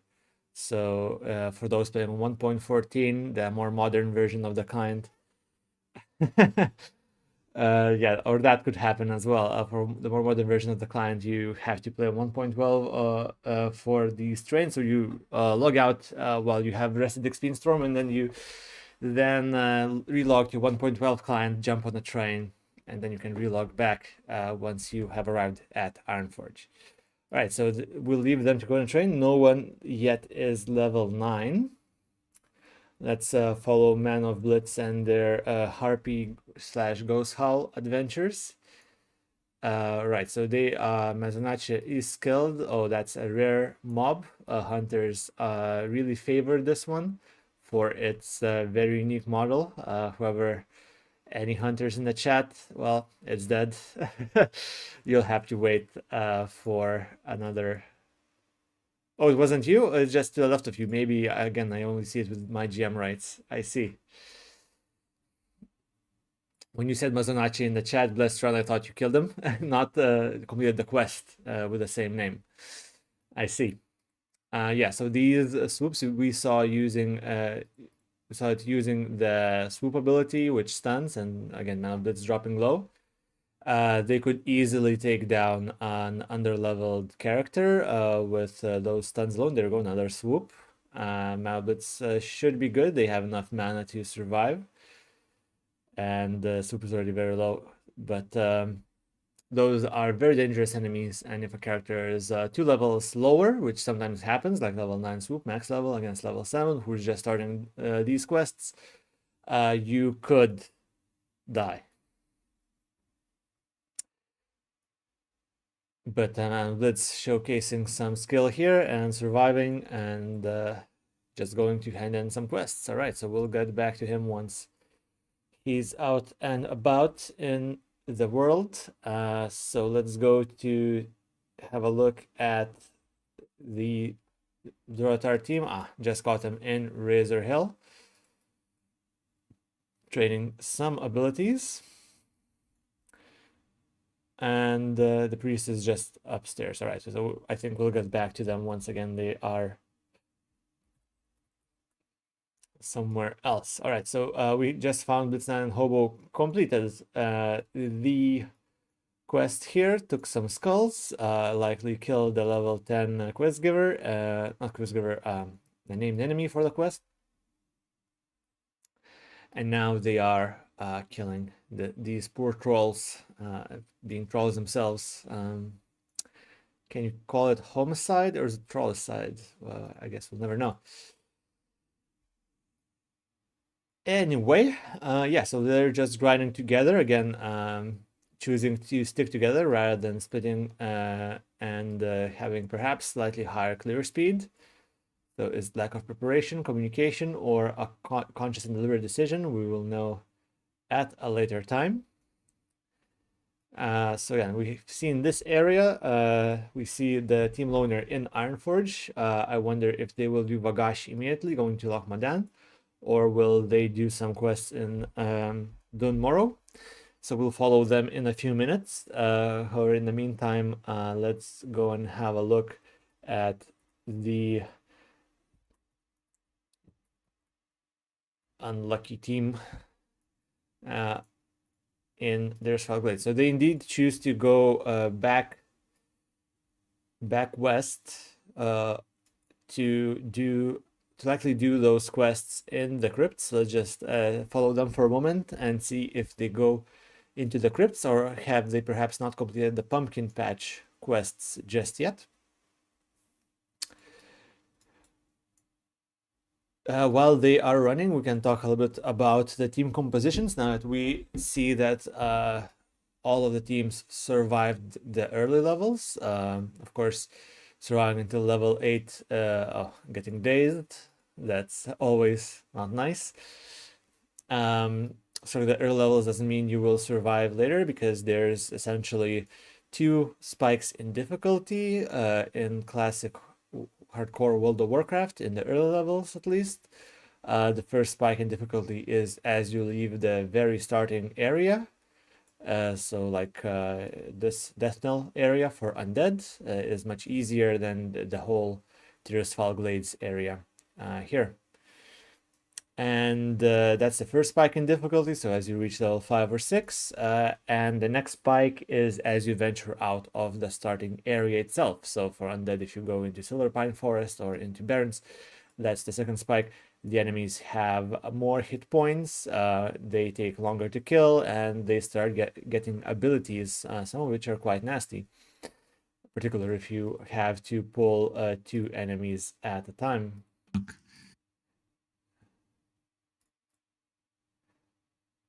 Alman saying you can't see the game. Let me have a look. Should be good now. Yeah. All right. This was some time ago. Thanks. Yeah, if I do leave an overlay open, do let me know. Trying my best not to do that, but there could be some growing pains here. Right. We follow. Yeah. So indeed, they're going to the pumpkin patch, not into the crypts there. These quests are really decent. You go to the tower as well, kill some named mobs, Hearthstone back, but then you have to go to the crypts, and that's where the trouble starts, really. Pick up these pumpkins. All right, quite over leveled for the zone. When I'm leveling on Undead, I usually do this part rather early. I think the first thing I do actually after I leave the starting area. Whereas they chose instead to complete more quests beforehand.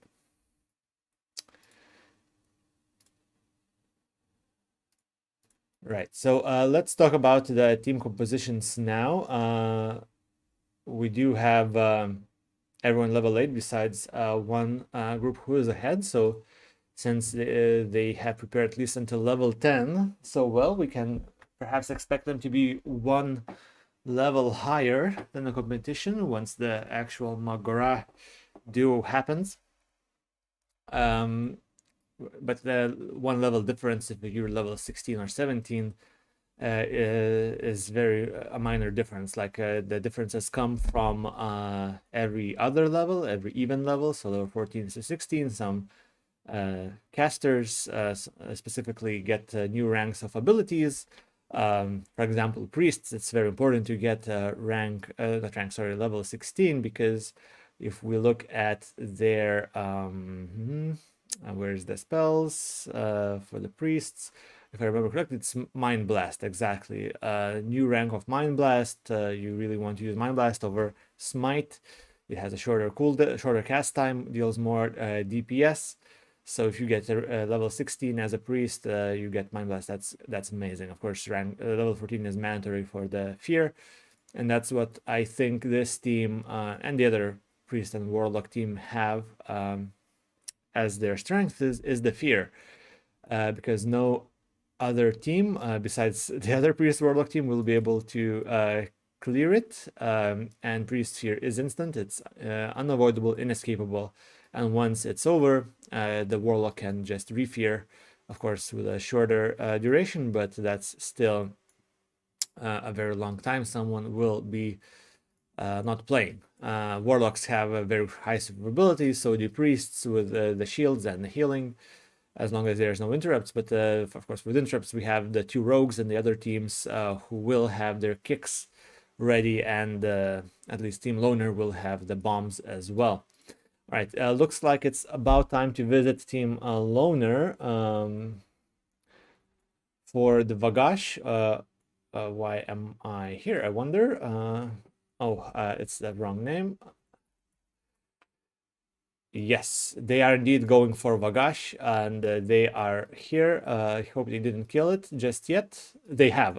They have. We are slightly too late. Yes, so they indeed killed him, and they killed him by doing the very popular strategy of kiting him all the way from. Let me run up this hill. There is a small. With increased speed, it's slightly more difficult to get this path right. There we go. All the way from here to that mountaineer over here, while dealing some damage, because this mountaineer, being level 30, can pretty much solo this level 11 elite. However, you need to deal at least 50% damage for the kill to count, which means that if you're playing solo as a paladin, it's very hard to do that, having no CC, besides the stun, but like he will catch up eventually. So we're trying to use all of these ledges to your advantage, because the enemy will run around it as you just jump down like this. There are some cheese strategies which work on official servers, but like again, they make no sense, so they don't work here on WoW Hardcore, which is again a great thing, where you can kite over this small fence. Like if you just walk over this fence, Vagash will then run all the way around here.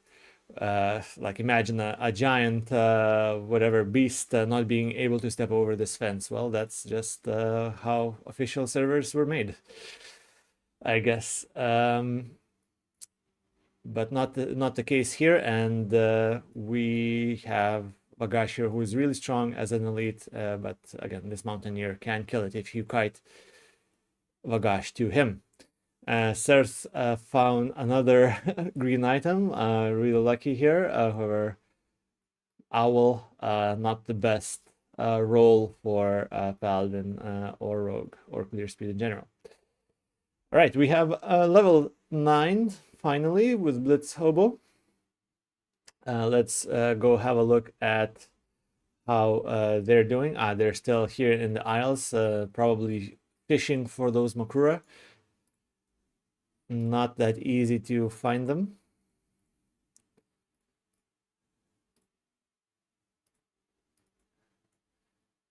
Yeah, Mak'gora, there we go. Yeah. So yeah, if I were them, again, I would split teams and just swim around both sides of this isle, hopefully finding enough of them. You need quite a number, but looks like they choose to stick together, so we'll not follow them for a moment. They will be swimming slowly, trying to find all of those Mak'gora.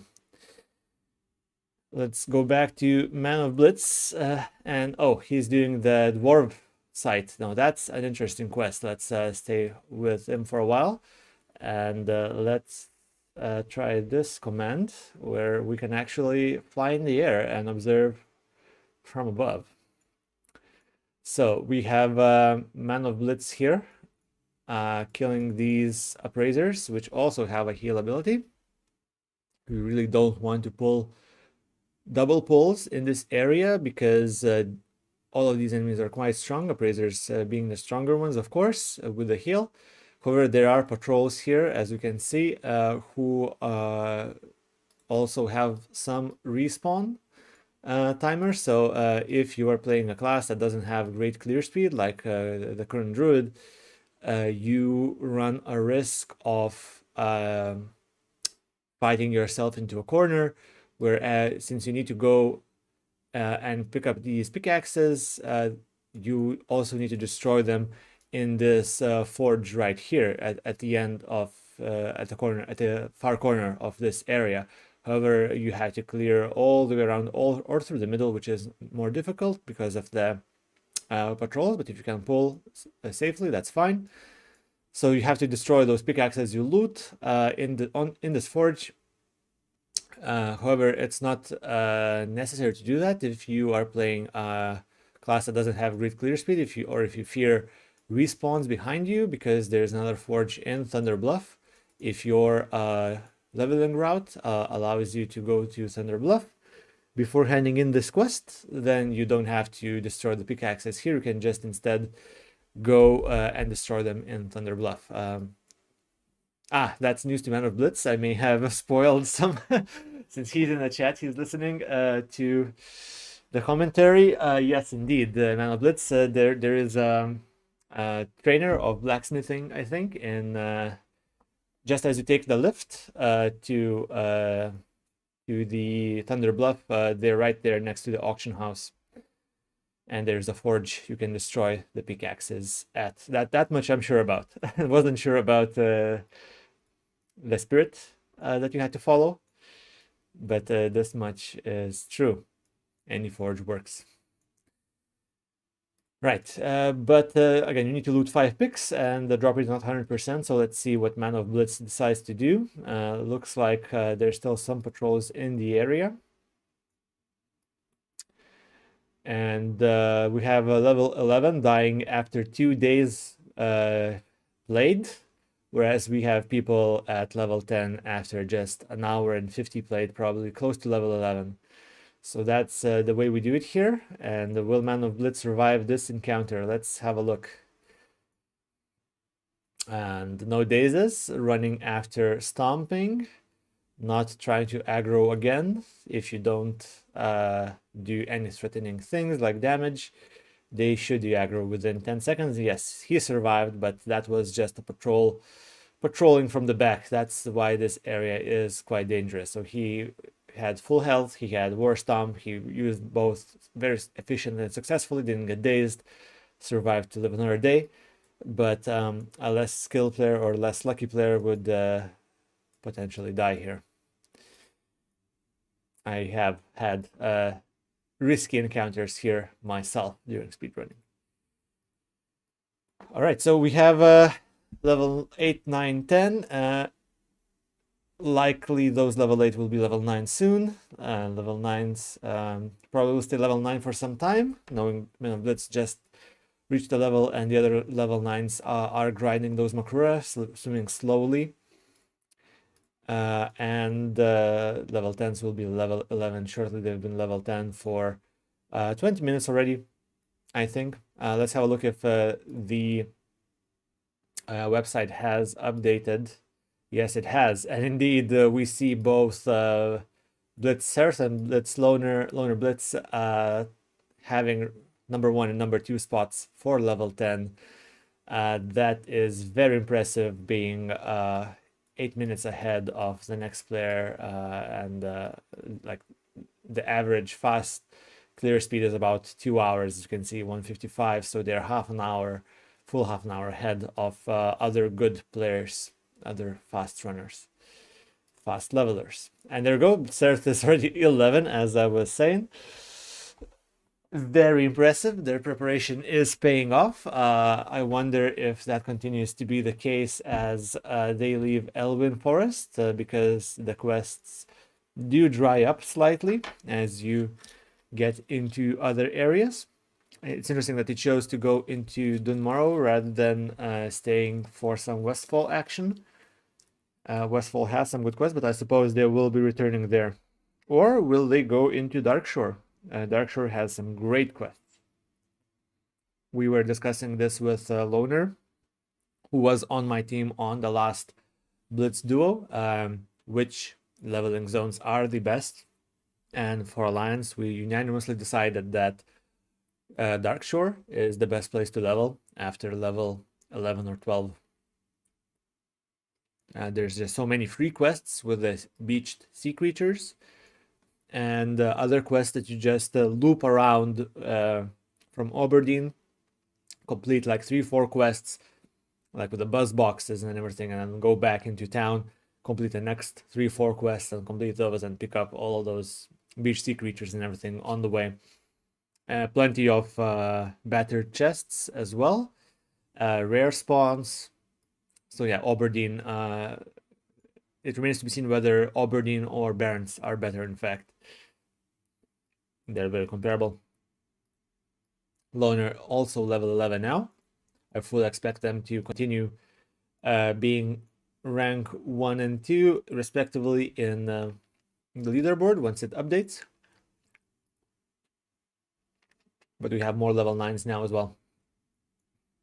All right, so Metal Blitz survived the Gauntlet of the Dwarves, found his pickaxes, and proceeding to the Harpy area, which is much like a breath of relief after those dwarves, I think, since they are stationary. There's no patrols here. Some of these Harpies are still quite nasty. They have a stun ability and a heal ability. Choosing not to fight this swoop right here. How does one entangle a bird in roots? Well, no knows. Ah, missed a turn. That's a shame. That's a shame. And we have the Darkmoon Fair being set up right here. We are in phase 3 on WoW Hardcore, having cleared out Molten Core and killed world bosses from phase 2 of Zerogos and Kazakh multiple times, and now we are clearing Blackwing Glare.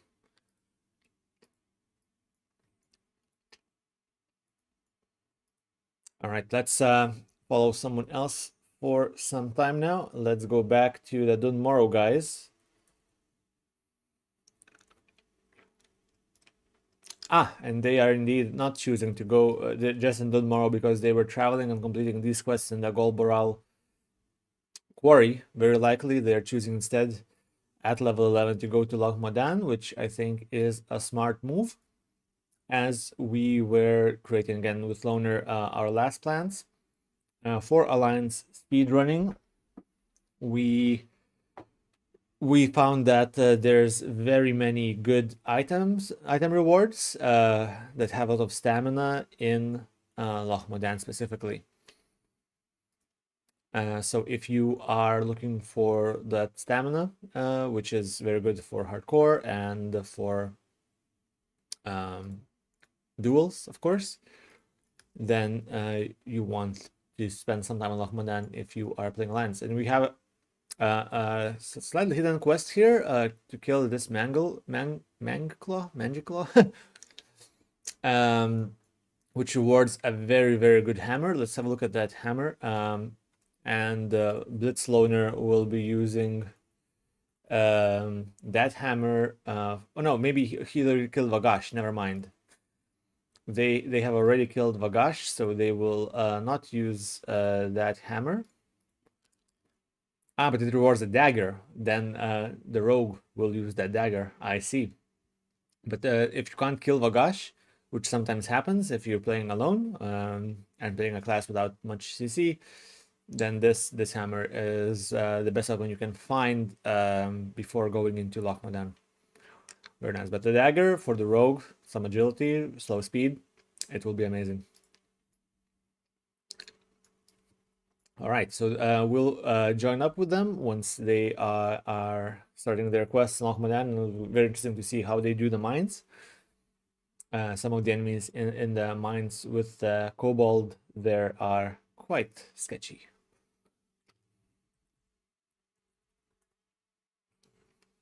So the team in Tirisfal Glades, after all, decides to stay here for a prolonged time, and they go into the mills for these quests. So with these quests, you have to kill a set number of enemies here, and there's also some named enemies you also need to find. After you're done with that, then you have to go back to Brill, and probably they won't decide to do it, but you then have to go all the way back and go into the crypts slightly further on in that direction to kill some more named enemies inside the crypt. Yeah, so now they're choosing to fight different enemies, which is, I think, is a smart move. They can cover greater area that way. The enemies here are far and few between. They're not as stacked as we saw in Mulgore earlier.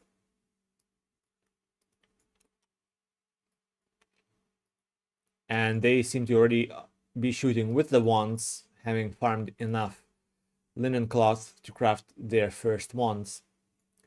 So their kill speed has increased tremendously. And I wonder now if they will choose to farm even more linen cloth for the next enchanting wand, which is unbeatable until like level 30 or something. And you can wear that, equip that from level 13, the greater magic wand. However, that would be a very long farm.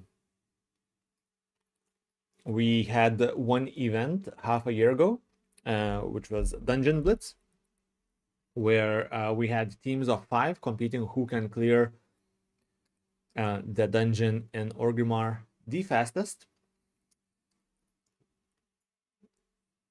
For that event, since of course there were 5 players in the team, one of the teams has chosen to indeed farm enough cloth to level 1 players enchanting to level 70 to craft those wands for the players in that team, and their DPS has increased a lot, of course.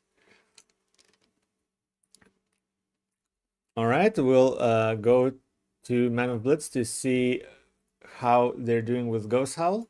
We are looking at Ghost Howl and level 9 versus level 12. Entangling Roots and running. He is fast indeed, being a wolf and all. All right, recasting, nice. Seems like you do have it. The only question is how long it will take.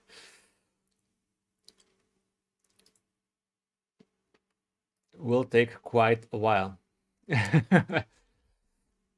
At this level, the druid does not have enough intellect to sustain both Entangling Roots and Moonfire, which would increase the kill speed 2 or 3 times. So they have to rely on the Entangling Roots instead. However, their natural regeneration from having low level is taking over, and they can cast more spells overall over a long period of time if they manage their picks properly. Seems like that's what they're doing. The Ghost Howl is not moving that much. Oh, 1 resist, 2 resist,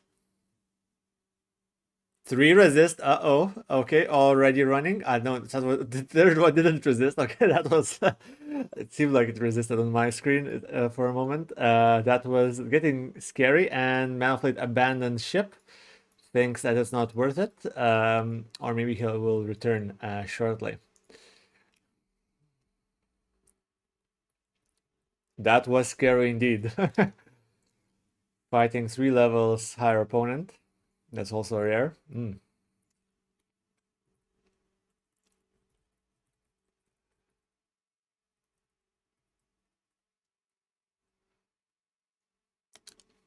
Yeah, says nah and just goes away. That's perhaps a smart move.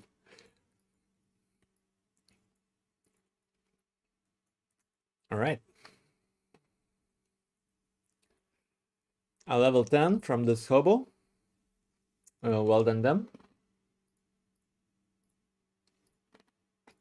let's have a look at the leaderboard for level 11. So we did have a player manage to level 11 faster. And indeed, it seems like they were solo self-found as well, not wearing. Oh no, they had the enchants. Never mind. So that does not count. But this player, absolutely, maybe has quite a few green items. Perhaps use the auction house. Regardless, top 5 with Blitzers and Blitzloner. 1 hour 50 minutes for level 11. That's very, very impressive.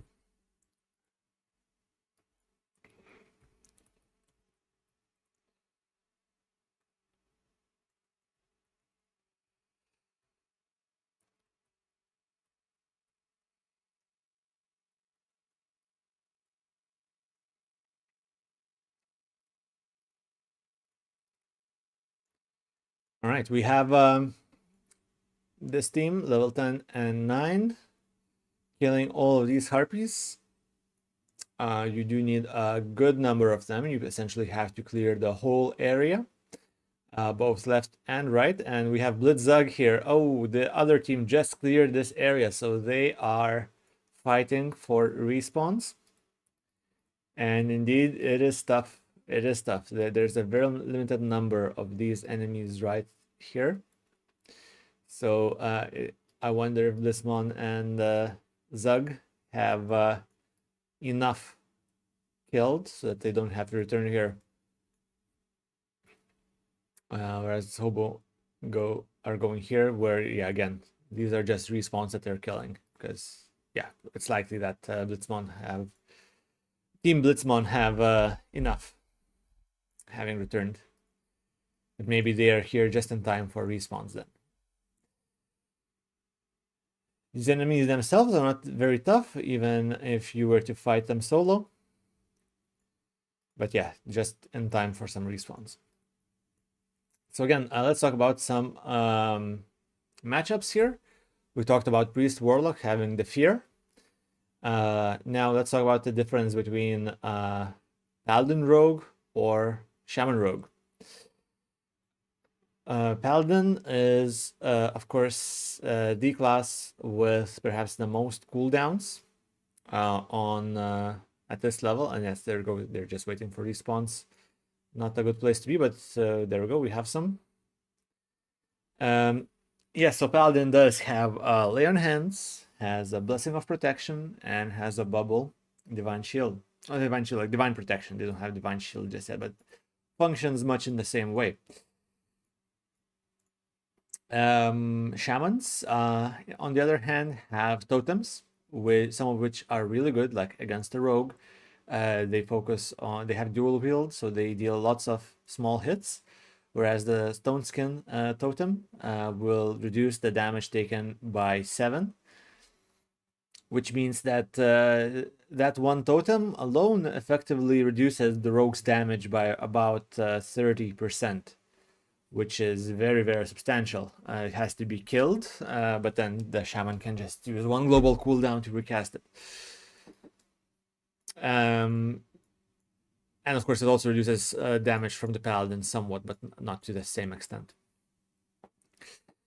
Shaman also has other totems, of course, the Searing Totem, which is perhaps not as good. It may, if they are using some forms of CC, which is probably unlikely, like Sap is the only one that they will have. The Searing Totem could break those Saps or other forms of CC. Yeah, so Shaman does have the same number of abilities, but not all of them are as useful as Paladins. Where Shamans shine more than the Paladins are the interrupts. They do have the Earth Shock, which is the lowest cooldown interrupt in the game, with just 6 seconds. And here you can see him using it for damage. Also deals a great amount of damage. Let's just have a look at if they were to reach level 16. how much damage would an Earth Shock do? So level 14, here we go, 60 to 65, that's instant. That's almost as much as the Mind Blast as we saw. And this is instant and interrupts spellcasting, costs a similar amount of mana as well. Very, very powerful. And that's the Stone Skin Totem we're talking about, reducing damage taken by 7. Shamans do want to reach level 16 if possible because of these two abilities. Lightning Shield, again, very powerful against dual wielders, but powerful against anyone really. That's free damage, free 90, almost 90 damage that you deal for one spellcast if someone's attacking you, of course. And you precast it before the fight. It's just, you know, free damage essentially. Rock Biter weapon, however, is very, very powerful. Melee attack power by 88. That's more than it seems. It essentially increases your physical damage at this level by around 25%. So any weapon that you wield essentially functions like a paladin's seal, more or less. And in that regard, Paladin and Shaman are equal. Their physical damage or melee damage capabilities are equal. However, the Shaman has Earth Shock, which deals much more damage than Judgment does. So I would say that if I were to compare these two teams, Rogue Shaman versus Paladin Shaman, Rogue, of course, Rogues are the standard thing, but Shamans can make their teammates more survivable, and they're much more effective against spellcaster teams, of which we have two in this case. Whereas Paladins can make themselves survive for far longer, and while they deal less damage, they can just instead focus more on the healing part. Of course, Shamans can heal too, but since their damage is slightly higher, they're better off just dealing that damage. One other thing which we may see used in the duels, instead of the totem that reduces damage taken, if they go on the offensive, the Shaman may drop the Earthbind totem, which will then slow down anyone caught within by 50%, which is a great slow, like a very big slow percentage, essentially making them immobile. But they also have the nets, the sticky glue. They may not need that, but we'll see. So Shamans more CC in general, Paladins more survivability, and the Devotion Aura from Paladins, of course, is somewhat similar to Stone Skin, but not to the same extent. All right, so they're just clearing these respawns, the leftovers from the other team. Let's go into Lochmadan and see if they have already started on these quests here. So they have likely completed this quest here. Let's see if there's any corpses. Yes, indeed, we do find an area littered with corpses. Stone Splinter Scouts. These shrugs are quite dangerous. If you're playing solo, there's multiple double pulls that can happen. And yeah, they're killing as they go, as they should. We can see that the clear speed is very high compared to other teams. Two melee characters always moving, killing all these enemies as they run. Paladin with the slow speed weapon just attacks and moves, only to swing back every 3 seconds or so, look back at the enemy, whereas Rogue can run and slowly catch up in order to finish the enemy off with the sinister strikes or backstabs that they will have.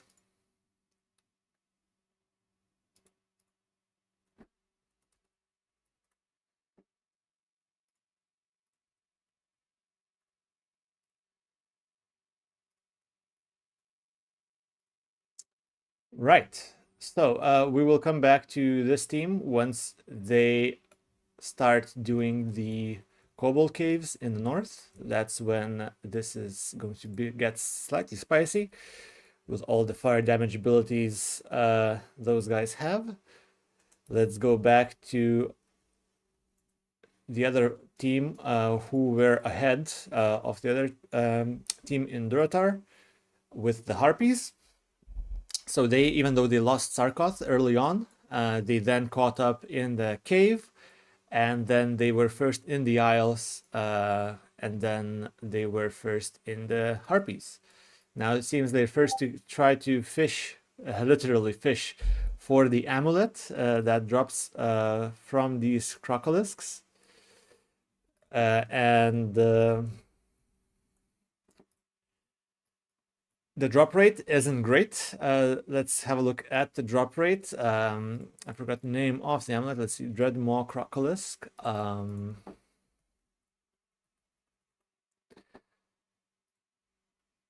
The drop rate is just 10%, which means you may end up spending quite a bit of time here just fishing for that drop. I had a drop on my first kill sometimes, but other times I had to kill all the crocolisks each way up to that bridge and up to Orgrimmar itself for it not to drop. 10% is not great for a quest item drop. However, there are two players here. If that drops, and if they were to fight these crocolisks separately, both of them should be able to loot that amulet, essentially doubling their clear speed. Right, so we will not follow them for that long, just killing these crocolisks. They don't have that many abilities, not very interesting perhaps to see. Not very dangerous either. Let's go and have a look at something more dangerous, which will likely be Man of Blitz. Or perhaps not, he's just killing these cougars and prairie stalkers. There is a quest which requires 6 items from the cougars and 6 from the stalkers, and looks like he's on that quest. This is indeed the best area to farm those, and he's doing his best to get his clear speed as high as possible. Just grind to 10, I see. That's also an idea. Again, swoops being pests with the stuns.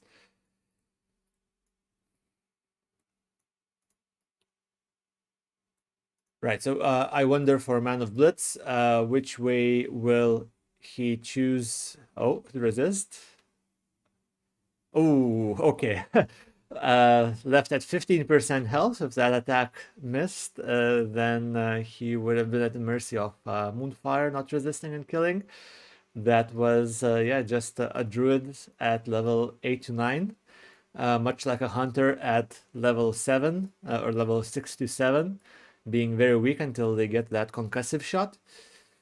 And then being able to kill enemies at range. Druid at this level, if they don't have a good weapon, then they are rather weak compared to the competition. There is a good weapon available from this camp right here, the Bloodhoof Village. It costs just over 5 silver, so perhaps Man of Blitz bought it. I'm not familiar with the model. Wonder if I can inspect. No, I cannot. Man of Blitz can let us know on his spare time. Nope. All right, he didn't buy it. He instead opted for more bags, but less clear speed. So going for more abilities, more buying power as he goes into level 8 and 10 when abilities start costing more and more.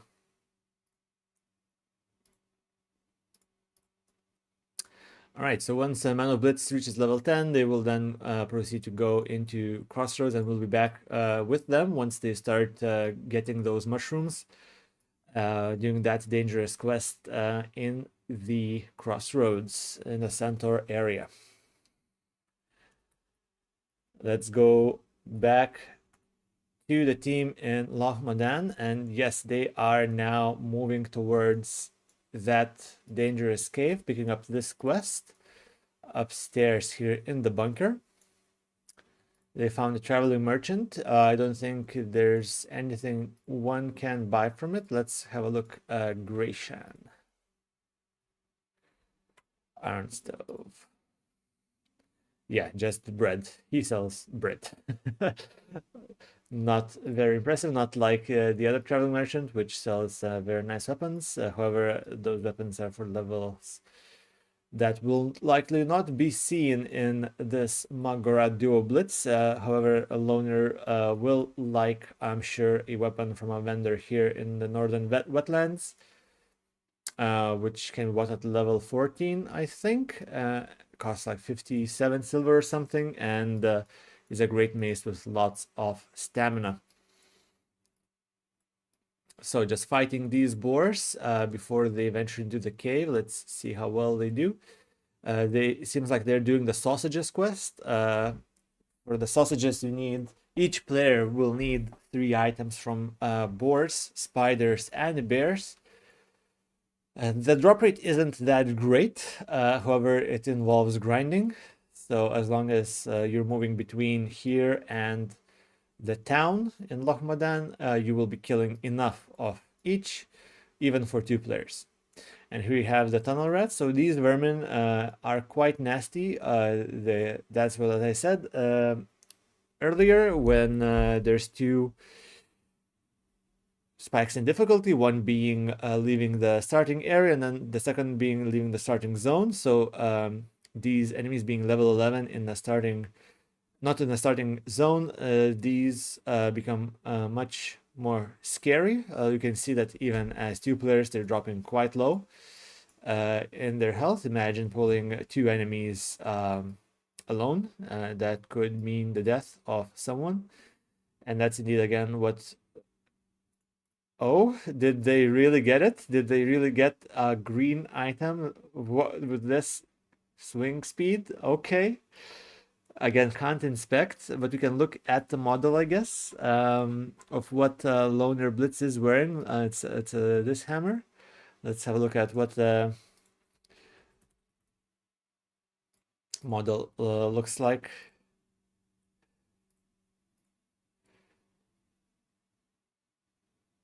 Yes, indeed.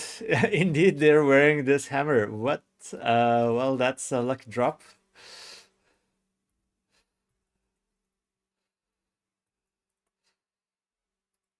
Maybe they will not need that weapon from the vendor that early, but it's still more stamina. This one is very good for clearing, more DPS with agility and strength. But for PvP, you want stamina much more than you do the strength. So here we see Loner picking up a crate. There is this quest that they picked up in the bunker, which requires each player to gather 4 crates for oh, and they pulled 3 enemies. This is the spice I was talking about. These geomancers, they have some cast abilities, and okay, they reset threat. That's probably for the better. Some miscommunication there when Loner went into the nook here. Blitz Serth pulled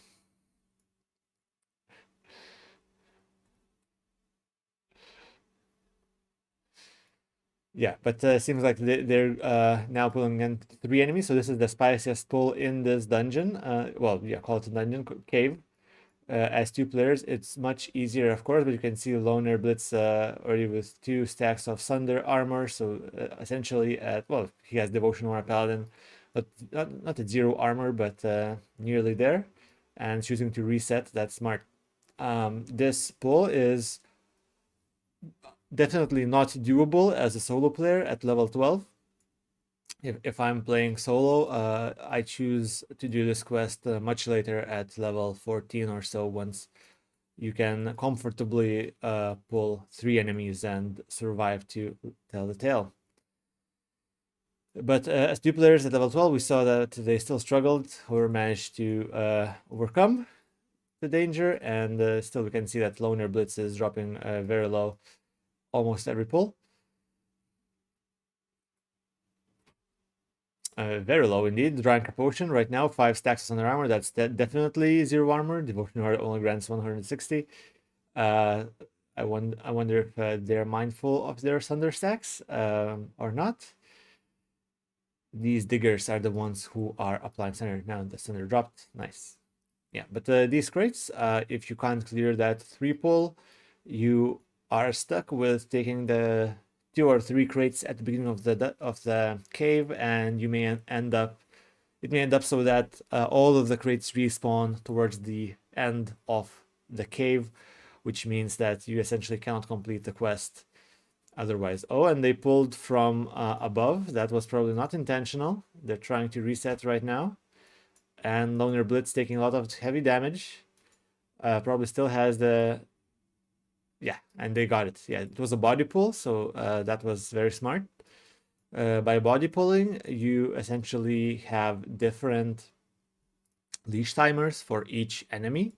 Whereas if you chose to shoot at the enemy instead, then all of the involved enemies through social aggro have the same leash timer. Mining for that sweet engineering bombs, of course.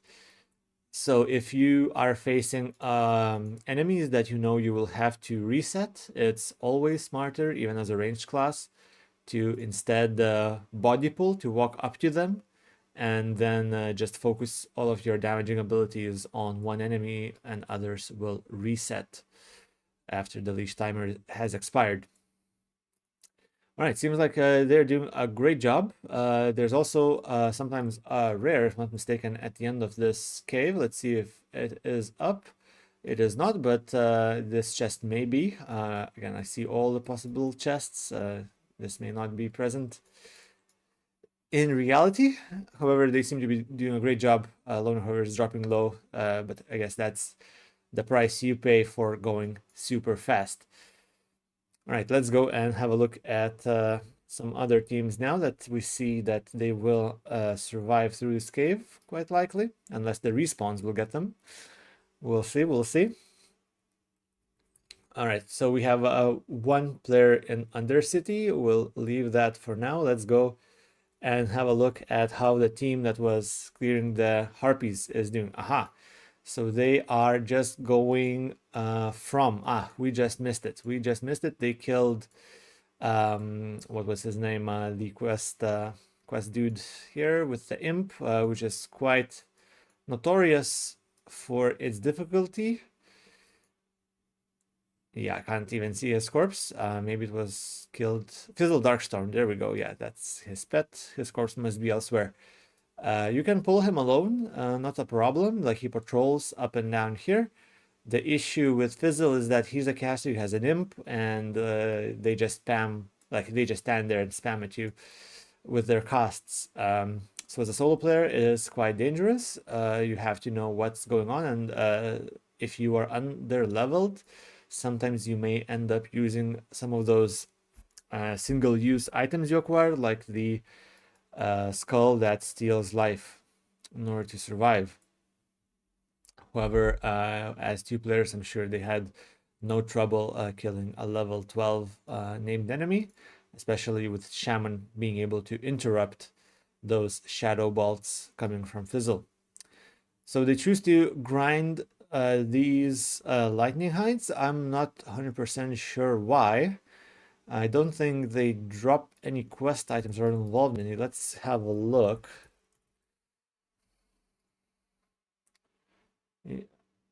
They are indeed involved. Path of Defense. But that's a warrior quest, isn't it?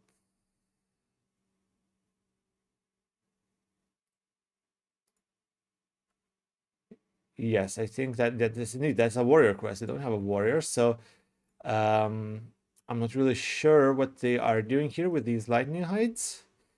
But again, I'm sure they're just waiting for the respawn. I see. So indeed, they did not kill Fizzle. The other team was here first, once more. So it's only Sarkoth that the Blitznaya team managed to kill first. Everything else was cleared by the Zugs. So well done, Zugs, keeping ahead of the curve. Perhaps not in levels, but in quest completion, making the other team wait. However, they are still ahead in levels because of being melee. And we can see how Fizzle is a difficult fight, even as 2. They were going to interrupt the Siphon Life. That's smart. That's another ability that Fizzle has. And even as 2, Fizzle is destroying the shaman's health bar, but yeah, they managed to pull through. All right, so they will go out of here, go back into Razor Hill, hand in some quests, and move onwards, perhaps to this northern area, or maybe to Orgrimmar first to pick up some quests to kill some more cultists in there, or maybe to these Razor Hides in this area. We'll see. But having killed this difficult quest mob, let's go and have a look. We have someone in Silverpine Forest already.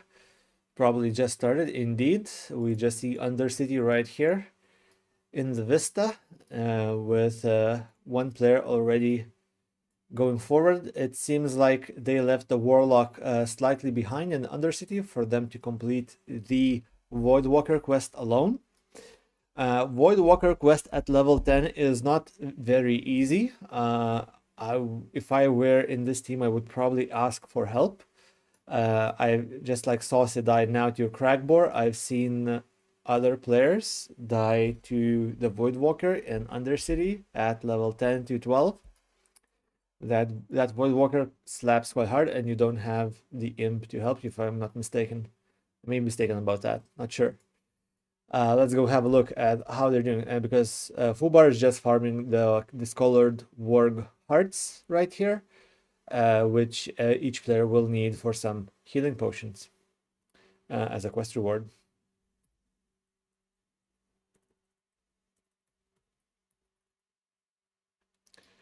So they have already completed the Voidwalker quest. I see. So they managed to pull through. Voidwalker being perhaps the better pet for the Warlock than the Imp, even though Imp is ranged. The Voidwalker does not require mana. It can hold threat with the, not the Growl, the Torment, I think the ability is called.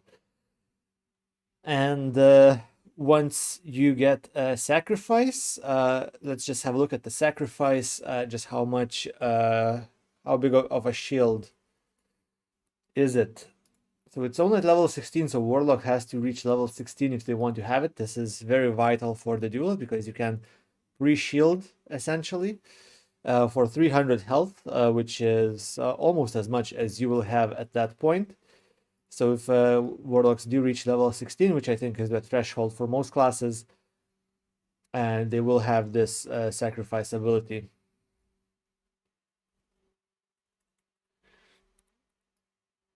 Yes, however, Voidwalker doesn't require mana, which means that, and you can see that it's taking very little of its health in damage, so there is almost no downtime, whereas Imp does have to rest between every 2-3 encounters, so like you have to just run without fighting, so that the Imp regenerates mana for the firebolts.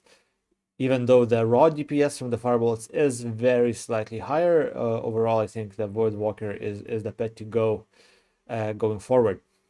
All right, and they're farming the Warghearts on the other side. Good communication there, because the Wargs on the right side are already dead. Many Wargs around here, and there's sometimes a chest in the Murloc area there. Let's see if they find it.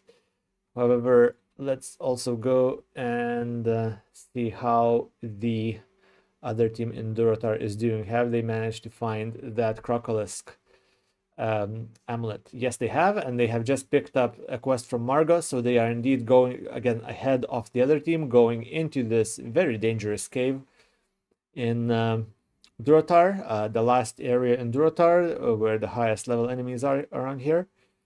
And stop to think, no, no communication there on who to kill, what to do. Yes, but as they are going forward in this area, we'll have a look at how well they do it. There is a notable rare elite, I don't remember the name, Gazuz, I think was his name, who is level 12, and he deals very heavy damage. Let's just hope they don't run into him.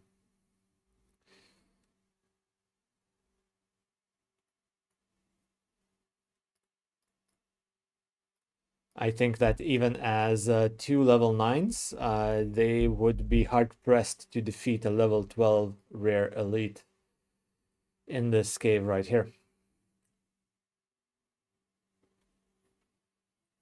And they will have to clear all the way to the back of the cave for a named enemy. If they've been to Orgrimmar to get the quest, and I'm sure they have. So we just enter Skull Rock. And here we'll fight all of these Burning Blades. Let's just have a look inside if that rare elite has spawned. He may have multiple spawn locations. There we go. Fell Weaver Scorn. Not Gazuz. Gazuz is the one you need for the quest. So here we have him. He is indeed here. Let's see if he aggroes them and if they get to fight him or not. So we'll follow this team for a while until they get here. Because this could get dicey. Let's remind everyone about the upcoming break. So we'll, after the first part of leveling is over, that's going to be 3 hours total. 30 minutes from now, we will have a 30-minute break, upon which we will resume leveling and for 2.5 hours more, which will be followed by the duels to the death. It's going to be duo duels, 2 versus 2 versus 2 versus 2. If all teams survive, there will be 2 semifinals, followed by finals. Of course, Blitzug going quite low, but those Voidwalkers don't deal that much damage, so they survived just so.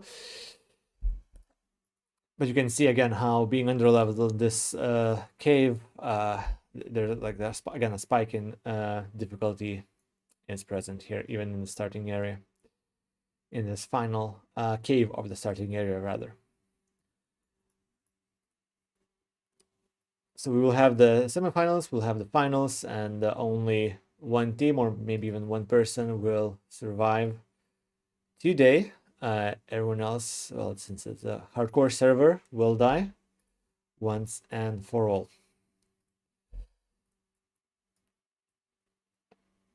It's a smart decision to pull all of these one by one, even as 2 players, seeing as they are not over-leveled, fighting level 10 enemies. These guys with minions come as 2.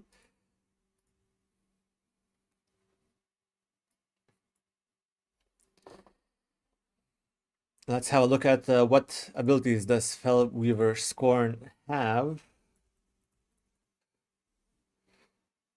So he has some armor, Shadow Bolt, and a Voidwalker. So just a Shadow Bolt, which is still important, namely because he has much more health than a regular enemy would. 550 health at level 11, whereas other enemies, if I'm not mistaken, other casters like Burning Blade Apprentice will have half that. Let's have a look. Indeed, even less than half, almost a third of its health, and we already see that the team is struggling against these guys, which have mainly the same abilities. So that guy could mean the death of this party. Let's see if they realize the threat present just around the corner.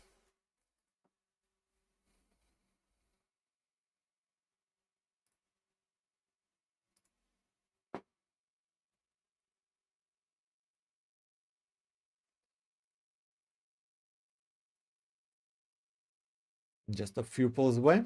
Let's see how the other teams are doing. Level 12, all 10, and only this team is level 9. So it seems like where they have excelled in getting ahead of the current quests, they have paid in experience.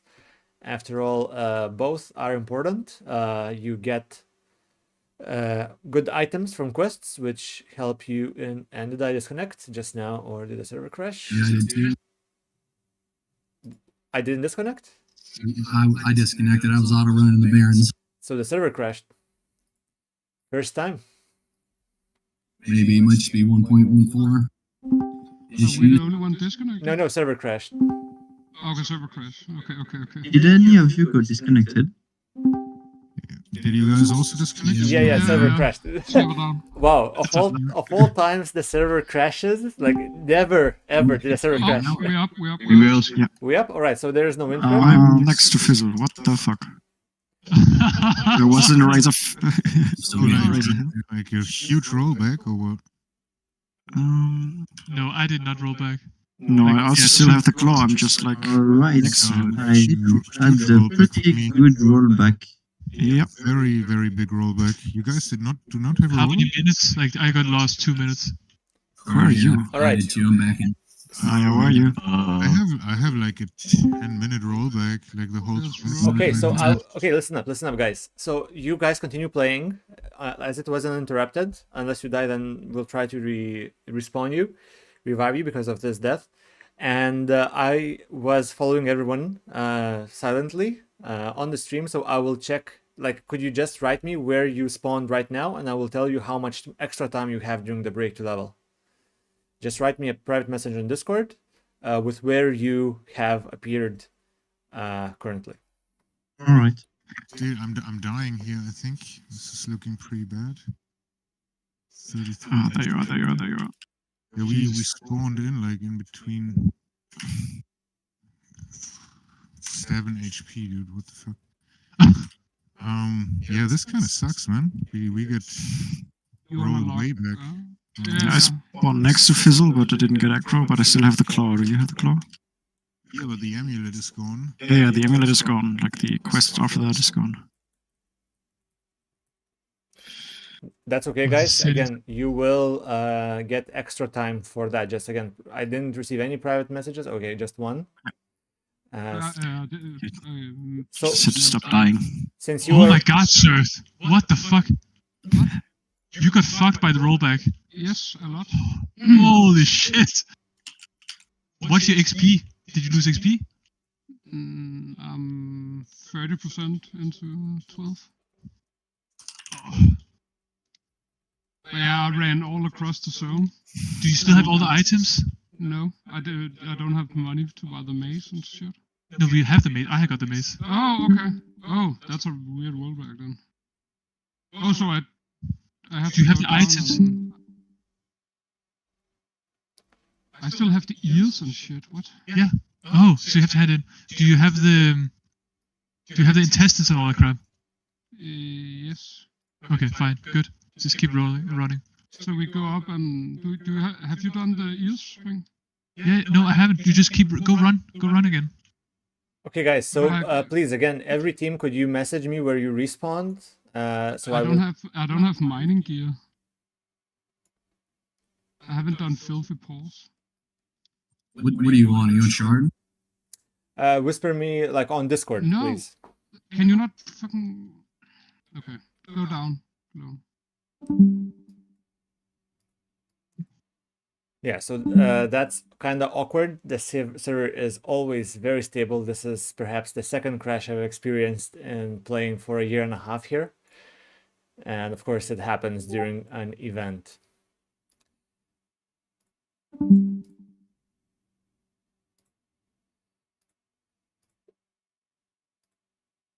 All right, so let's just check where everyone was approximately and how much time did they lose. So checking my own stream for that.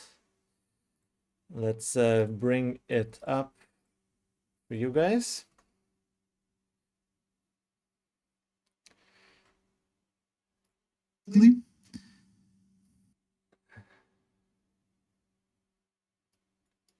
Right.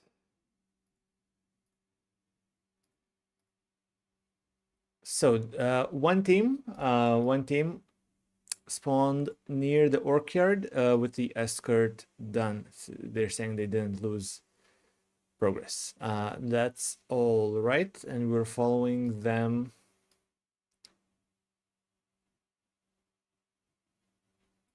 At this point, yeah, so they didn't lose any progress.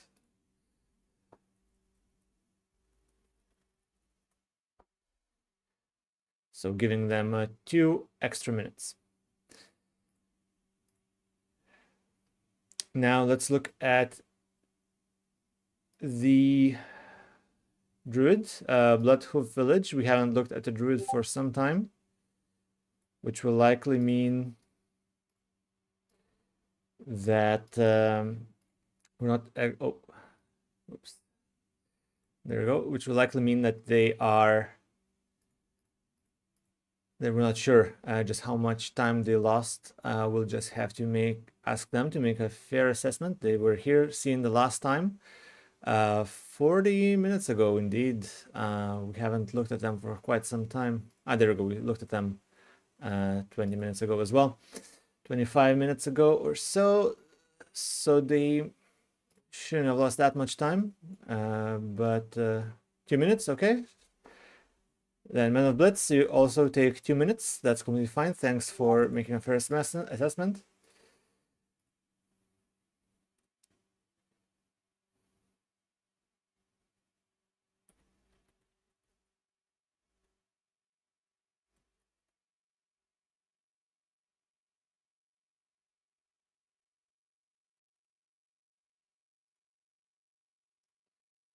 Now let's have a look.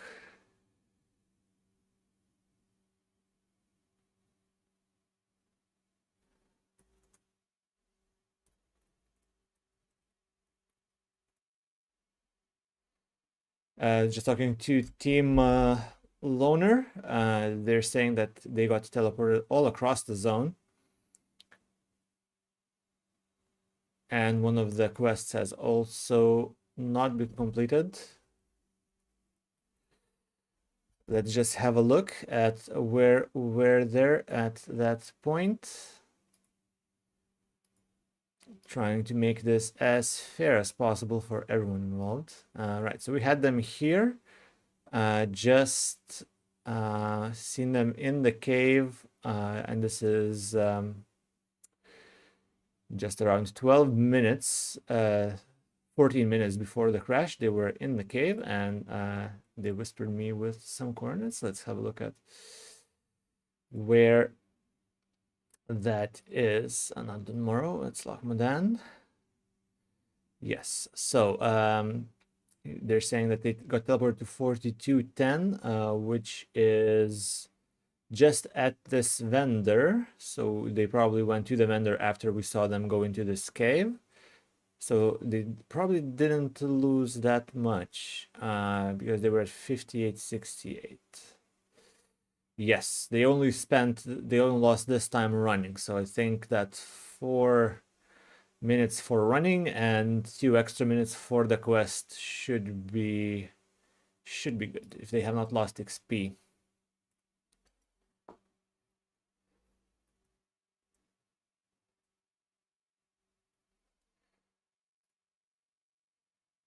So we'll just give that team 6 minutes.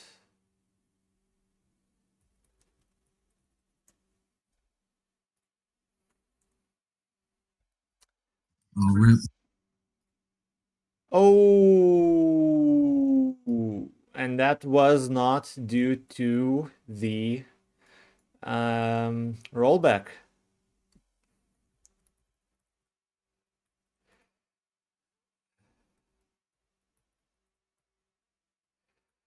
We'll ask what happened we'll call them up here afterwards, but it seems like they died just running to the lodge for some agility shoes.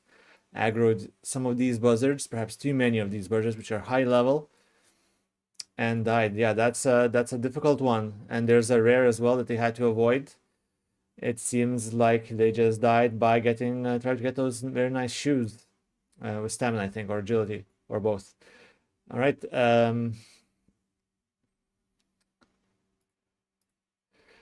That's not the end, however.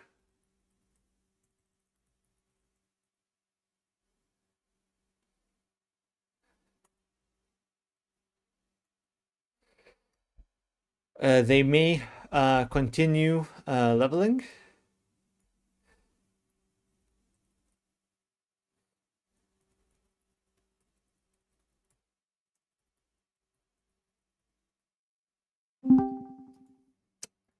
Yeah, Heyo. Hey, are you going again or are you stopping here? No, stopping here then.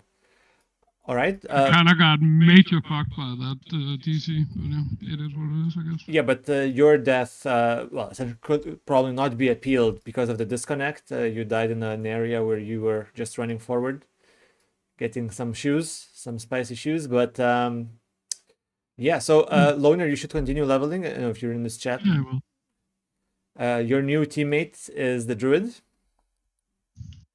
Make the best of it. All right. I forgot. Hello there, bro. I promise not to jump in any lava this time. I'm glad.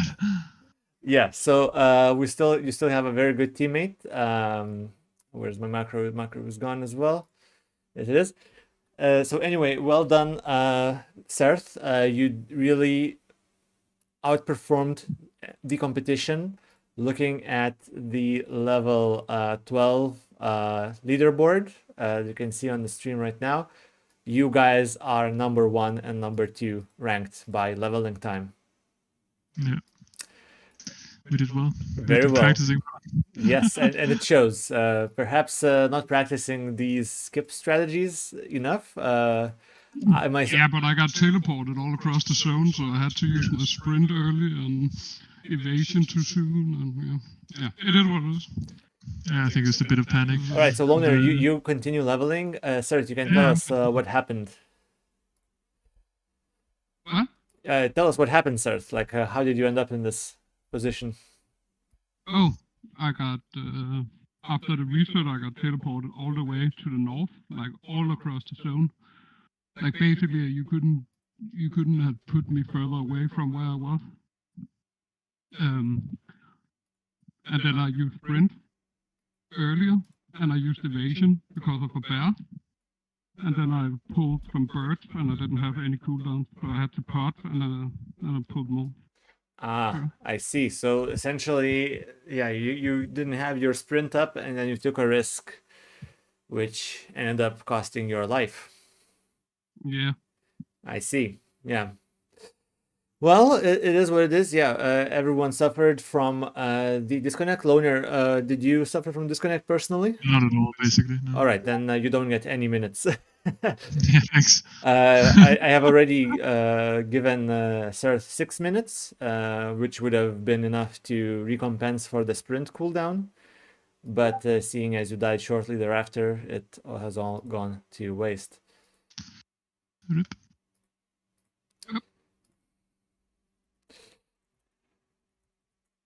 It is what it is. Oh, I have no shopping stores now. Uh-oh. All right, so again, you guys continue playing. Now it's great that we had replacement for someone who died, because deaths are pretty much inevitable. There was not a single event where we haven't had a death or two or more while leveling. Yes, indeed, the break in 10 minutes, but people will get extra time, and we'll probably push the break by 10 minutes as well, so that we sync everyone up back. So I just haven't sorted out the last team's timer, because they didn't. Oh, they did. Spawn next to Fizzle was arriving in Razor Hill. Let's have a look. Oh, so Razor. Yeah, so they give me enough information. I think that if they didn't fill any quests, they should get about 3 minutes. That's how long it takes from Fizzle to Razor Hill. And they said that they couldn't. They spawned right next to Fizzle without aggroing him. So yeah, about 3 minutes.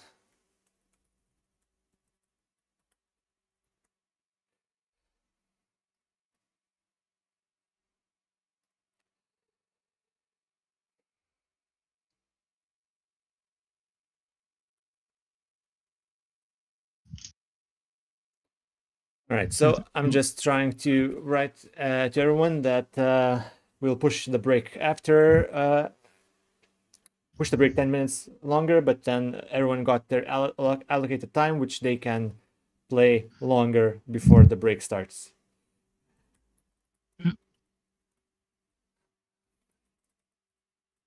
Such a shame with the fucking DC. Yes, indeed. Again, never happens, right? Yeah, it's very rarely. I've had a few rollbacks, but it's a long time ago. And it really throws you off, right? Because it throws off the rhythm completely.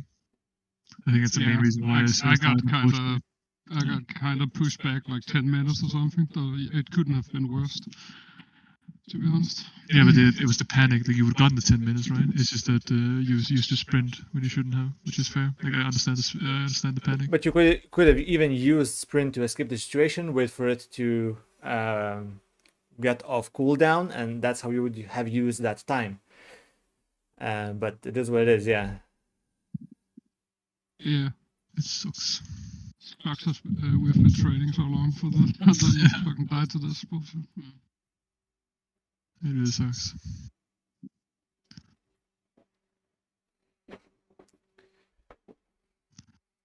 Bad luck. All right. Well, good. Well done, Blitz, sir. Feel free to stay around to help me comment on what's going on. Blitzug, you got 2 minutes.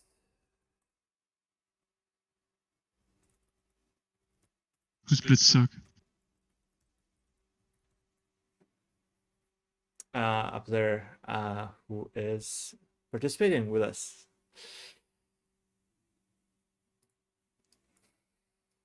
Oh, that's Fubar or likely on. I'm not sure who is who, since not everyone named themselves according to their main characters. All right, so let's see how the... Oh, it's either Loa or Fuzzy. Okay. Mm-hmm. You want to go on another channel, or? Sure. Shot. Oh. No, I'm staying on this channel, but Loner and Man of Plate, if you have something to discuss, you can go on a different one. Hey, you want me to hop down there with you or no? Up to you. No, it's up to you. It's up to you and Loner. Okay, Blitzhobo is just running towards Orgrimmar, or level 11. Not much to see here, I guess. Blitznaya is already at Orgrimmar. Let's have a look at also Orgrimmar. Okay. Yeah. Shaman. They finally everyone is in Orgrimmar. with Dursa. 4 people in Orgrimmar. And Loner is in tomorrow, probably also applying to Ironforge. Let's have a look at Man of Blitz then. They are in the Barrens. They are still running to cross. I'm about to be flying, so just me. I'm going to get that staff. Ah, so you already got the mushrooms. Nice. And then it will pick up from now. Nice. See that bear here in a little bit? Come back when I kill that elite, or that rare name mob, whatever the hell that guy's called. Furbog.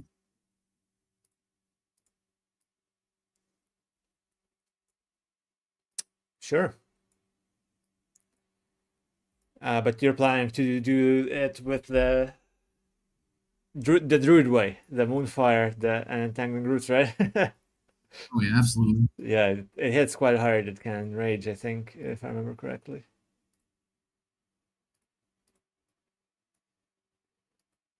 All right, that's just while you're flying, let's have a look at someone who's not in Orgrimmar. 4 people literally in Orgrimmar. Loner going to wetlands, so they just did the jump skip to the... Yes, indeed. They are swimming across this dangerous channel where crocolisks lie everywhere. You can see level 22 crocolisks and just a level 12 Loner. Indeed, going to Darkshore, to that best alliance location for leveling. One other thing that the Loner absolutely knows is that there is a potion vendor which sells level 12 healing potions right here. So if you're waiting... actually 2. Say again? We found out there's 2 potion vendors, so you can buy 6 healing potions. In Mettle Harbor? Yes. Oh, I didn't know that. Nice. There you go. I don't think he'll need... if you go to that house right there, to the left. So this house, yeah. So the shady guy. Yeah, this and one. One in the inn. One in the inn as well. Okay, didn't know about the inn Yeah. one. Nice. Cool. So anyway, Loner is going right there, yeah, directly for some healing potions. Best ones money can buy, and the ship is right there, so he will be on in time. Perfect timing. All right, let's go back to the druid and see how they're doing, and maybe while they're flying, just started flying. Okay. Let's go to the warlock priest in Silver Pine Forest. Right. So they are still. They probably just finished the Warg Heart farm, and as they said, they got disconnected during the escort quest, and that's why I gave them some extra time, because escort quests, of course, if you interrupt them, well, they fail. And they were just finishing up quests in this area, and now they are running towards the north. Interesting. I know what they're doing here in the north. There's no quest like the white scalps, the Moonrage white scalps you can kill elsewhere, which I think are more conveniently placed. However, it seems like they may be going here just for experience, I guess. Maybe they see something I don't. Yeah, it's interesting. You wouldn't go for barons, in my opinion. Well, You go for the underzone. I don't know that zone very well, but yeah. So I was just saying that when they were level 8, that it's a decision to make whether you stay in the starting zone and do the tombs here in the Agamine Mills, and that's what they did. So they chose to focus heavily on this zone, and then maybe they'll just go to the barons after the break for the more for the the good quests that are very densely packed in that area. And we see level 11 as well. Very nice. Everyone, not just everyone, almost everyone is level 11 now. Yeah, so indeed they were going to kill those moon scalps here, and then now they have a long way back if they instead chosen to kill those moon scalps in this area or just here. I think there's moon scalps here as well, if I'm not mistaken. They killed them all here already, I see, so they just needed some more. Right. I always check this area for a chest. It seems like it has not spawned today, but there's a very easily picked up chest as you're running in through here. Yeah, so going back to the Barons, I think that either way is fine. It's just that this way there's slightly more running involved, whereas Barons is slightly more densely packed with quests. However, as you start to reach those higher levels, level 15, 16, Barons starts to become slightly sparse with quests. Whereas if you started here in Silver Pine Forest, then you never run into that problem in Barons. Now we have just a few minutes left before the break, so every team will be taking a break separately. Let's go back to the Druid, see how they manage their... Oh, they are flying. They already did the Druid form, it seems. Were we too late? Yeah, because they're running to the Druid trainer just to hand it in, very likely. All right, well, too late, but druids kill quest mobs or elites in a very boring fashion. You just entangling roots and moonfire, and then wait until the roots wear off, and then do the same, and repeat and repeat. And they should be learning, yep, should have learned bear form right now. Show us that bear.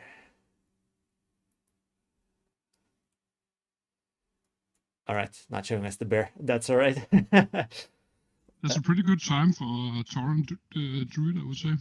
3 hours. Yeah, perhaps we can have a look at what the Druid specifically have for level 10. So Druids do level slightly faster often to level 10 in 2.5 hours. Man of Blitz leveled also in 2.5 hours, but there's some within 2 hours, just under 2 hours. Yeah, it's still pretty good. Still in the top 10 for level 10. Let's see what level 11 has to say once you're level 11. All right, so it's Loner. You should be logging out now. He's already out. Perfect.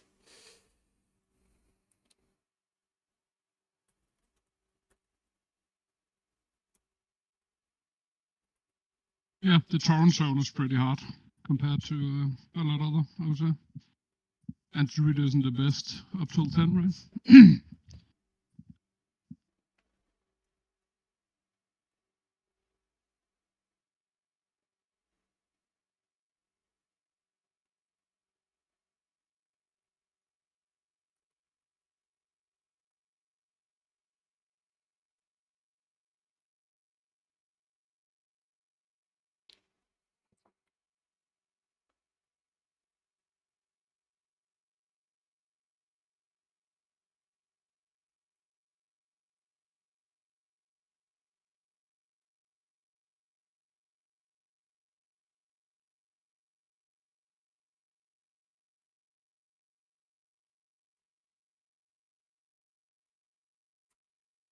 Right, so we will be finishing this nice Blitz with the Cauldron Stir, but also the Bear form. So the Stir is only good for the stamina, of course, very good stamina on the staff, both for PvP and leveling.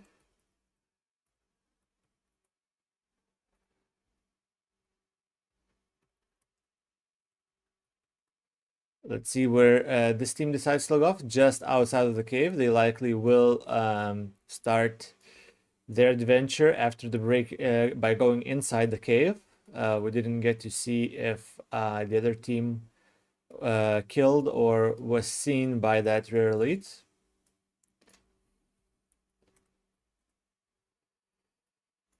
Just 1 minute remaining for this team, and I think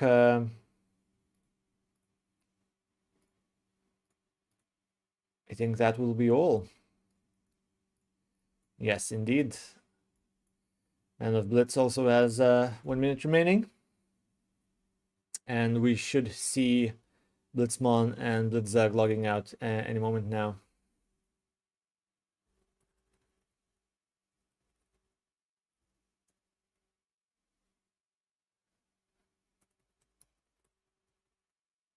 Ah, they are logging out in Orgrimmar. Perfect. And they have just some time remaining. Yes, they are aware, and they are logging out now. Perfect. Yeah, and safe location. Nice. All right, so that concludes the first part of Blitz Mak'gora duo. We have 4 teams remaining after 1 contestant fell to a buzzard. And we will reconvene in 30 minutes. 35 minutes, well, 30 minutes for any questions or answers to those questions. And we'll see if we can continue without any deaths until we end the leveling part, and then we'll proceed to the PvP rounds. So I will see you all in about 20 minutes or maybe 25 minutes from now.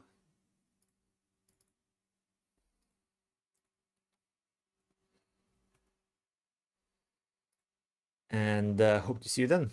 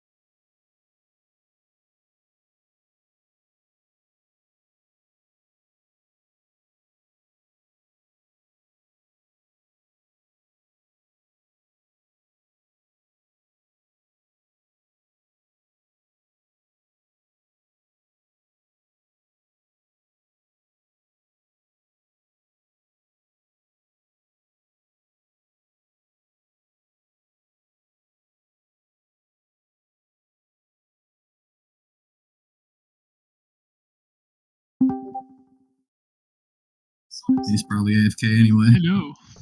No, I'm here. What's up? Just chilling. Looks like it's a restart. Is it fixing something? Yes, the cause of the crash. I don't know what exactly, but it will be fixed. He was on it. Yeah. Dude, it's so sad that he died. Like, it was because he panicked.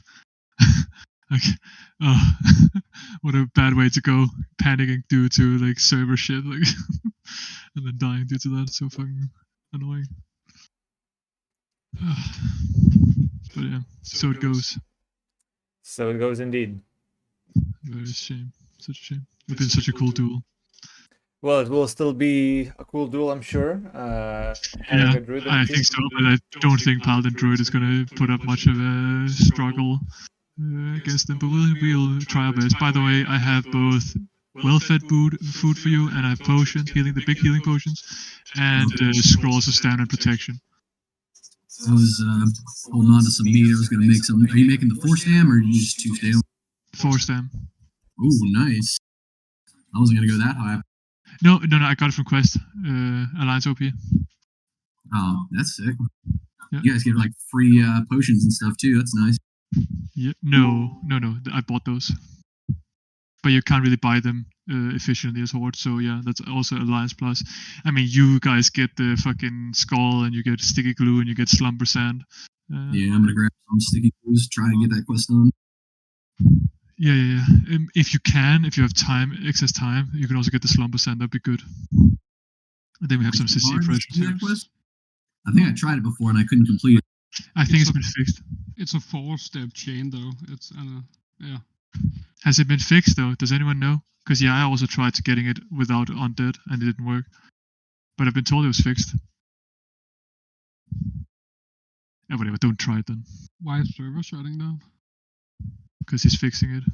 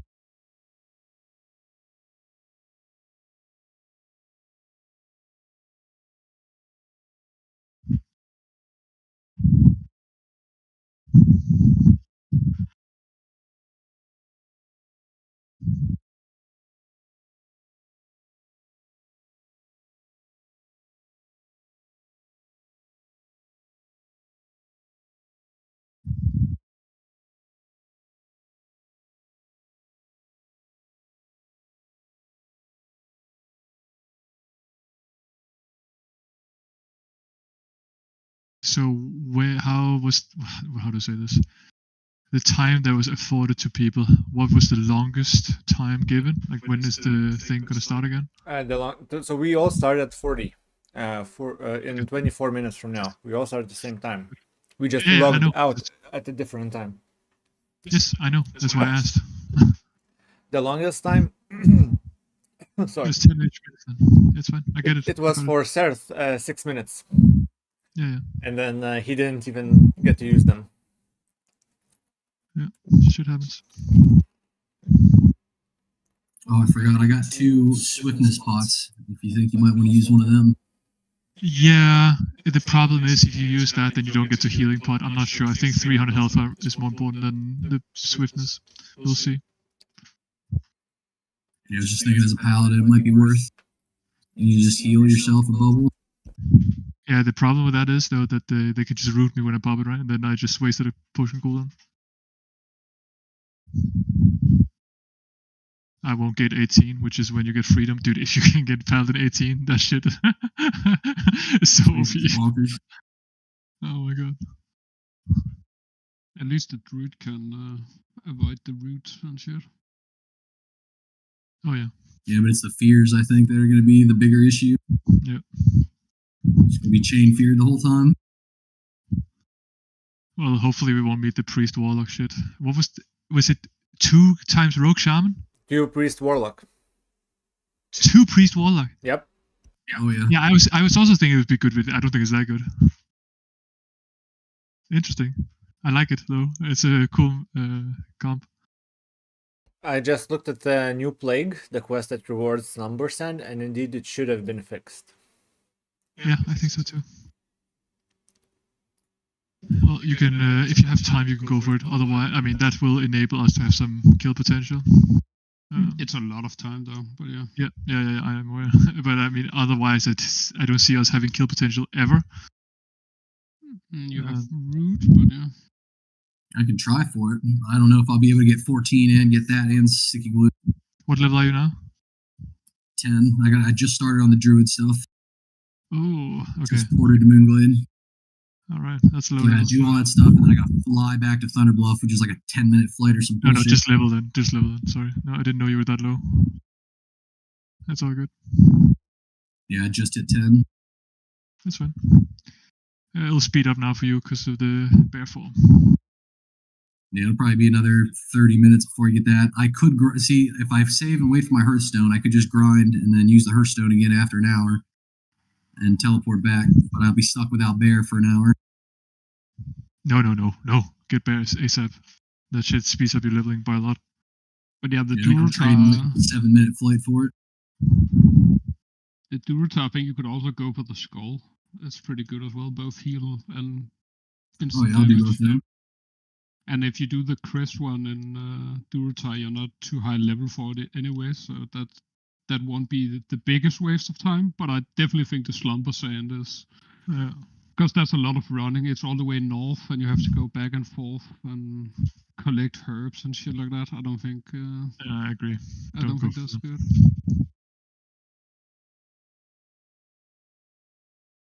And just try to get your desired level, and then go for the sticky glue and the skull, and then just have like a 10 from there. Just cut it close, so that you don't waste time running back and forth. It's so sad I took the wrong route, man. I went around to all the birds. I could have just went left, and then it wouldn't have been a problem at all. Yeah, oh my the God. panic was very obvious, unfortunately. So, I should have told you to take a second. So, do you have a recording by any chance? No. No, okay. No, it's just because you panicked really hard. It was kind of obvious. I should have told you to take a second. And the other route there's no problem at all. Like it's just this might be one bird, but yeah. Yeah, you could also just stealth through like the scary parts and shit. Oh yeah. Ugh. Yeah, shit happens.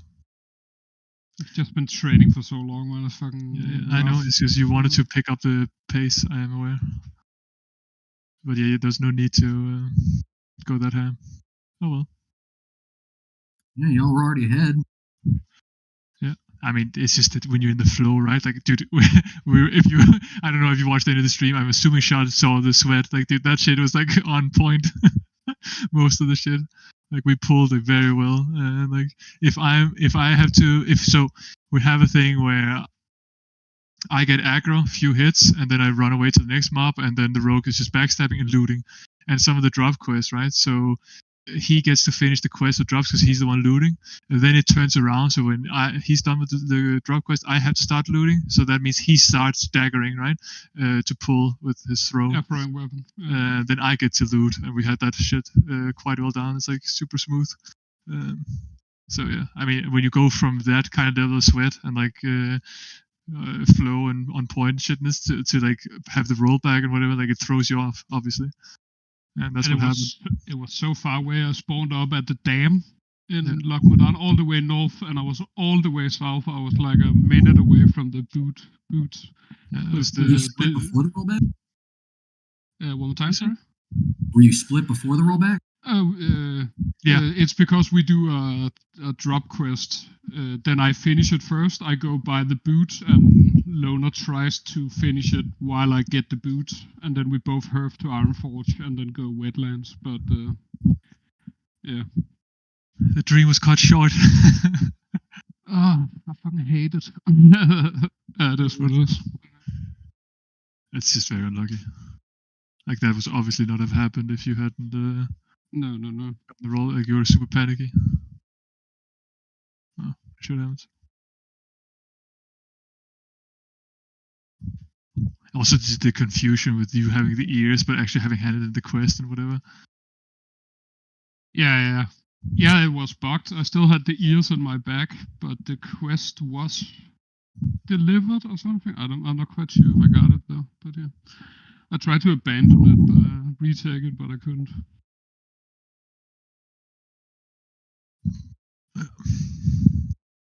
Very unfortunate time with the roll back. Yeah, that Rites of Vision quest, I thought I had to go back and try and turn that in, but something's bugged with my questing. Every time I make a tune with the same name, all the quests get jacked up. So yeah, it's annoying. I've been doing this whole thing without any quest add-on. Right. Wow, that's impressive. I mean, I know pretty much all these quests from memory, but just to keep track of how many you picked up and all that. Yeah. In the neck. One way to fix it is just to delete your WTF folder. That should refresh all of your add-on memory. But maybe you just want to delete the questy, then just delete those files. I'm pretty sure I've deleted everything, including the whole client, and just redone it from scratch, and I still had it. Oh, that shouldn't. I don't know what the deal is with it. It's a feels bad moment. Like, all I got to do to fix it is just change one letter or something, and it'll be fine. Man of Bloods. Make it on a different account.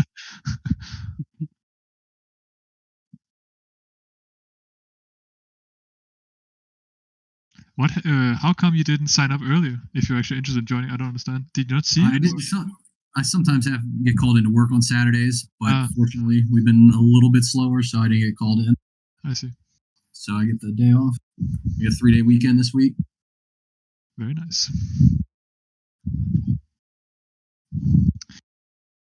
And now you get to be my sidekick. Let's go. Let's do it. We got this shit. I'm confident we can at least get past the first round. Yeah, we'll see. I have not thought about this matchup at all. How we're gonna be honest. I'm really bad at PvP. It's fine. We'll make it happen. We'll try our best. I think you just have to, when it's against the rogue, you have to stand in bear form so he can't sap you, and then I'll perception and hopefully catch him with the judgment. Wait, you can't sap a bear? No. Interesting. Because you're a beast. You should get Nature's Grasp. Yeah, I got that. Yeah. And I don't know what else actually is good. Yeah, that's what I was asking Loner. I think just maxing the improved Nature's Grasp is the way to go. Just guarantee the thing goes off. Actually, no, wait. Against the casters, that shit doesn't matter, right? Like, it's auto attacks, right? I'm not sure. I mean, I can just hard cast Root too. It has to be melee. Yeah. Okay. So chances are we're facing the caster. The other option is to reduce Wrath. But I still don't think like I can get energy when shapeshifting, and that's about it. Or Rage. Yeah. There's not a lot of great options. Well. I can't get like reduced cast time on heal or anything. Ferocity might be alright as well. Yeah. But there's a lot of casters might just go for improve Wrath, maybe. Yeah. That's what I'm thinking. Sir, what did you do? What have you done? I can't believe you. I got pretty fucked by the rollback. Oh, wait, what? A rollback? Yeah, it's DC.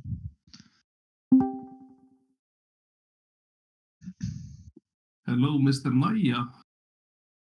How was the vacation?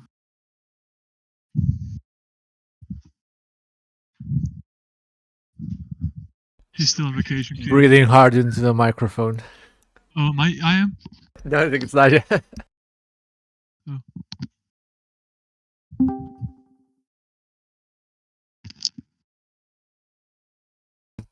Anyway, yeah, we did have disconnect. Our server crashed for like half a minute. And there was a rollback that was different for every player pretty much. So we mitigate the impact. We gave each team extra time depending on how large their rollback was. But Serth, even though he got the most time because his rollback was the biggest, he managed to die shortly after logging back in. Yeah, pretty sad. That's what panic does.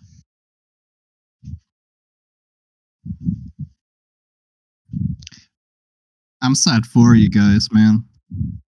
Yeah, shit happens. Thanks, man. It was fun training at least, and it showed, I guess. Yeah.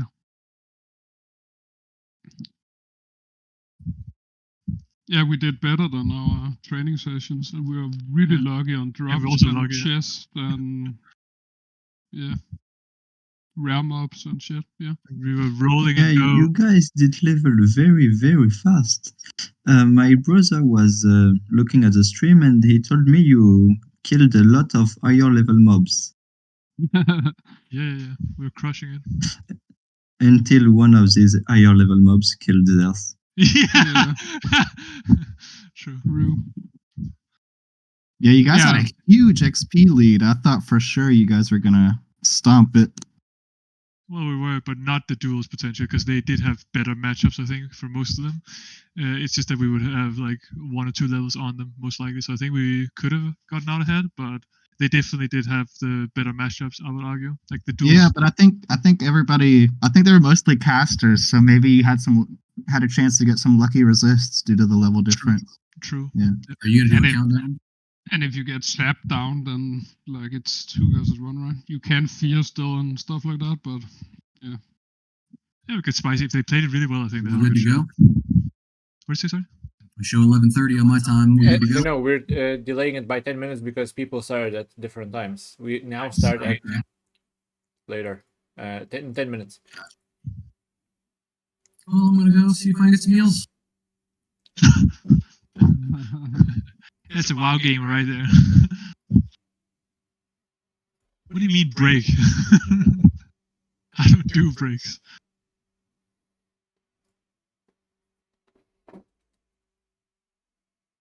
Yeah, this is the worst part of it. It's just all the practicing, just down the fucking drain.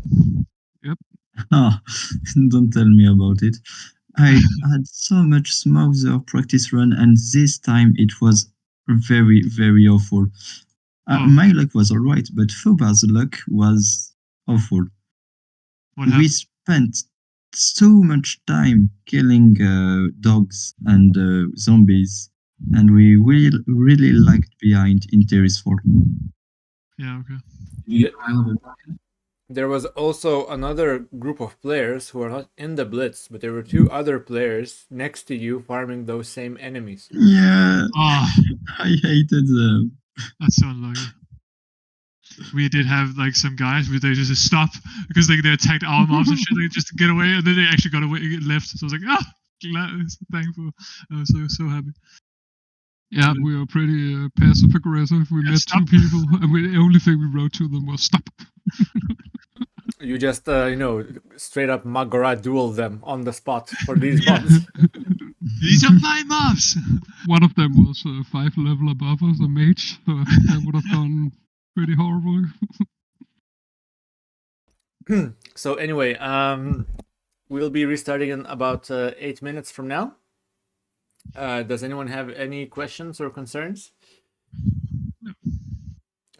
After the leveling part is over, so it's going to be 2.5 hours. We'll finish 10 minutes after, what will it be? 8. You will have 2 minutes to write .attend. Anyone not at Gurubashi Arena at that time will be disqualified. So 12 after 8 is the final time, but anytime between 10 and 12. Like, if you need extra few seconds, you have them, but don't stay behind for too long. Don't get disqualified at the finish line, bro. Yeah, exactly. And in the arena, we will just wait for some time. but the rules themselves are just we will assign teams randomly. If all 4 teams survive to the end, there will be 2 semifinals followed by finals. Who fights who will be decided completely randomly. Yep. And there can be only one winner. Of course. It's the fucking Naya brothers again. Oh no. They're doing quite well, but in the leveling part, it was quite interesting to track how they got outmaneuvered during many of the quests. Outmaneuvered? Yes, they were late to every single quest giver. The other team in Durotar managed to be so sneaky that they were like 5 minutes there just before them and would kill the target for the quest, like Fizzle, and they were there just waiting, grinding lizards, for instance. Sure. You talking about me? Noah pulling off the tricks. How did you manage So to do that? Not intentional. Wait, you were playing Priest Warlock, right? Yeah. How the hell do you get ahead of Rogue Shaman? Or did you just... No, we decided we needed to get 10 before doing Skull Rock or the Voidwalker chains and stuff. Yeah. So we were just forcing 10 and we were behind like everything. We were like, all right, we're gonna get the amulet from the Crocolisks and then see how close we are to 10, and we have to do Fizzle, we'll do Fizzle. And so we weren't close enough yet, so we just like ran in, and since Naya and you guys had like cleared out all the lizards, we were like ran straight in, and they were like pulling the pole right before Fizzle, so I was just like, fuck this, yoink. Just yoink them over.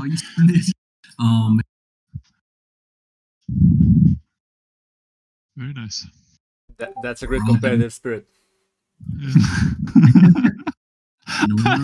I started talking in the chat and there's just like no response. I was like, oh, they're not like pissed about this. Said thanks, suckers. Right. More time to grind lizards. My favorite grind spot. Yeah, I didn't think about how much like content there is locked behind Fizzle too. It's like 5 or 6 quests probably. Really? Okay, I didn't know that. Yeah, so you turn it in, and then you do Burning Blade stuff, and then go to Orgrimmar, and then Crossroads, and then there's like some greens at the end of it that are decent. Well. So anybody use the skull? Oh, sorry. At the end of the Fizzle quest line, it's a +3 stamina chest piece casters. Well, that's what you guys want, I guess. Yeah, I mean, we weren't sure we'd be able to do the whole thing because I thought Fizzle would be harder, to be honest. I haven't duoed it like before, so it usually fucks me up, but it was actually pretty easy with 2 people at level 9. Yeah, duoing allows for a lot of skips. We still almost died in Skull Rock. And if you can stop the life drain as well, it makes a huge Yeah. difference. Yeah. So, any of the caster duos going tailoring for the wands? Of course. Yeah. Since we farmed so much zombies grabbing the claws, we had wands at level 8. Damn, holy shit. It's like 150 linen, right? To get a wand? Yeah, something like that. Yeah, it's only like 60 to get the first one. To get the greater, shit, it's really? not that much. Yeah, you need 60 to get the first one. Don't you need to DE like 30 or 40 things? No, 10, just 10 to get the first one. I thought it was level 50. What the fuck? Oh my god, Yeah, okay. The second one is 40, bro. I think. I know what I'm doing as soon as we log back in. What the fuck? All right, we restart in just under 3 minutes. Oh man, I'm not in the mood. It's going to be fine, Loner. I'm sure your new teammate is at least as Oh yeah, good. just trained, and then now I have to go on the fly instead of just following the beaten path. It's like, oh. Yes, that is true. The issue is that you planned your route as a duo. Yeah. That's Yeah. You should just do what I did and not plan. They go wrong. Sorry, what? So you just do what we did and just make no plans. Just wing the whole thing. Well, that's what's going to be happening now. Yeah, because Loner, your strat was just killing higher level stuff, but now without a rogue, Well, you don't have damage. Well, I don't think we killed high level stuff that much. Like it was maybe one level above us. Something like that. Yeah, we just had good killing speed, I guess. Also, you could The do that as burst well, by the way. It would just go slow. Like Paladin's just fucking OP. I could have totally sold everything we did. It's just that it's slower without the rogue. And let's hope you will still be able to do most of your route, even if alone. We shall see. What level are you aiming for? No, we're aiming for 17, but not anymore. Oh, we were like hoping to get 14. Holy shit. Oh man. Yeah, I mean, I was like, Priest and Warlock also suck, like in comparison. Yeah, for leveling The speed. Shaman and Hunter are just fucking kings. we were just hoping that like the fear and shields and everything would be enough, and wands. I hope you meet fucking Naya with the Earth Shock and the Sap. Enjoy. We shall see. Yeah. We shall see. We shall see indeed. 1 minute remains until we log in. So again, you can feel free to leave this voice chat now and just observe the stream. I do have a timer. Once it reaches 15:40, that's when we log in. But I'll be doing a countdown here as well, if you'd rather stay.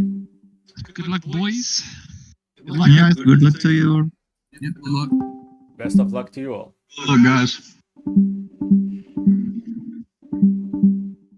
All right. Everyone left. Just me here. No. 20 seconds left. Need the timer. 15. 10. 5, 4, 3, 2, 1. Let's go.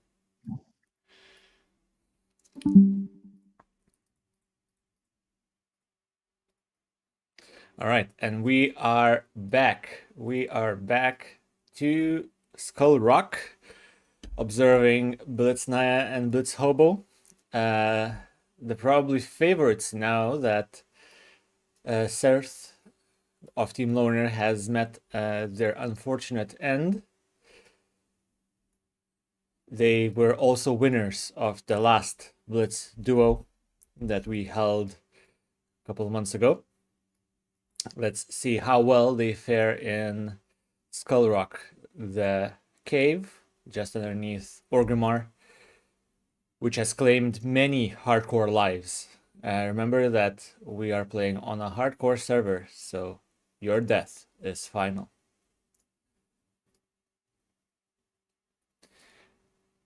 We see here two types of enemies in Skull Rock. There's fanatics, which have a flame tongue weapon type of effect, which enhances their main weapon to strike with fire damage. And we have warlocks, these apprentices, who have a Voidwalker minion, and they themselves cast Shadow Bolt.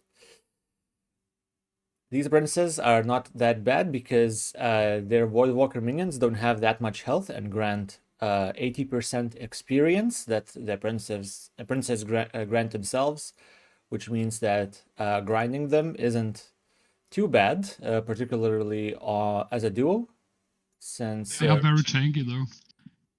they have a lot of armor, but they don't have as much hit points, I think. That is true. Yeah.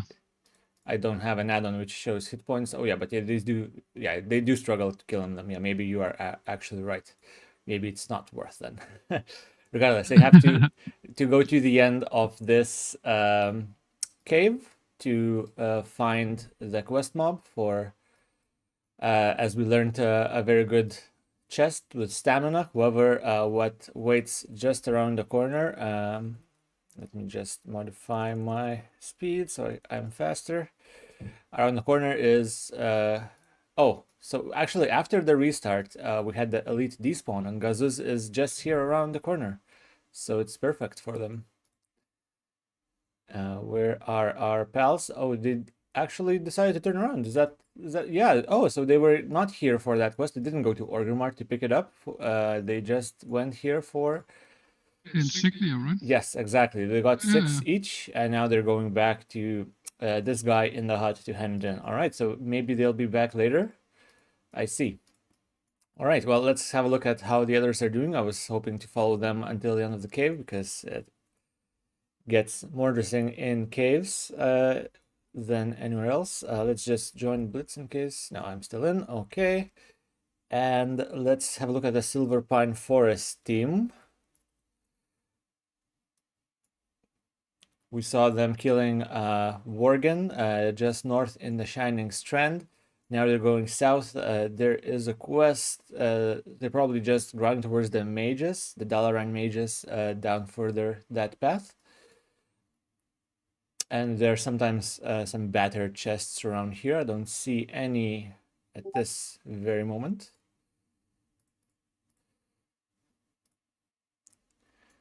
So just killing same level enemies as a duo, really easy. Yeah, pulling 2 at a time, that's great. Dotted up and leave them to die, to be tanked by the Void Walker. Also has that stamina buff, nice. Oh, these enemies have some immobilized debuff, but nothing that, well, does prevent some clear speed, I guess.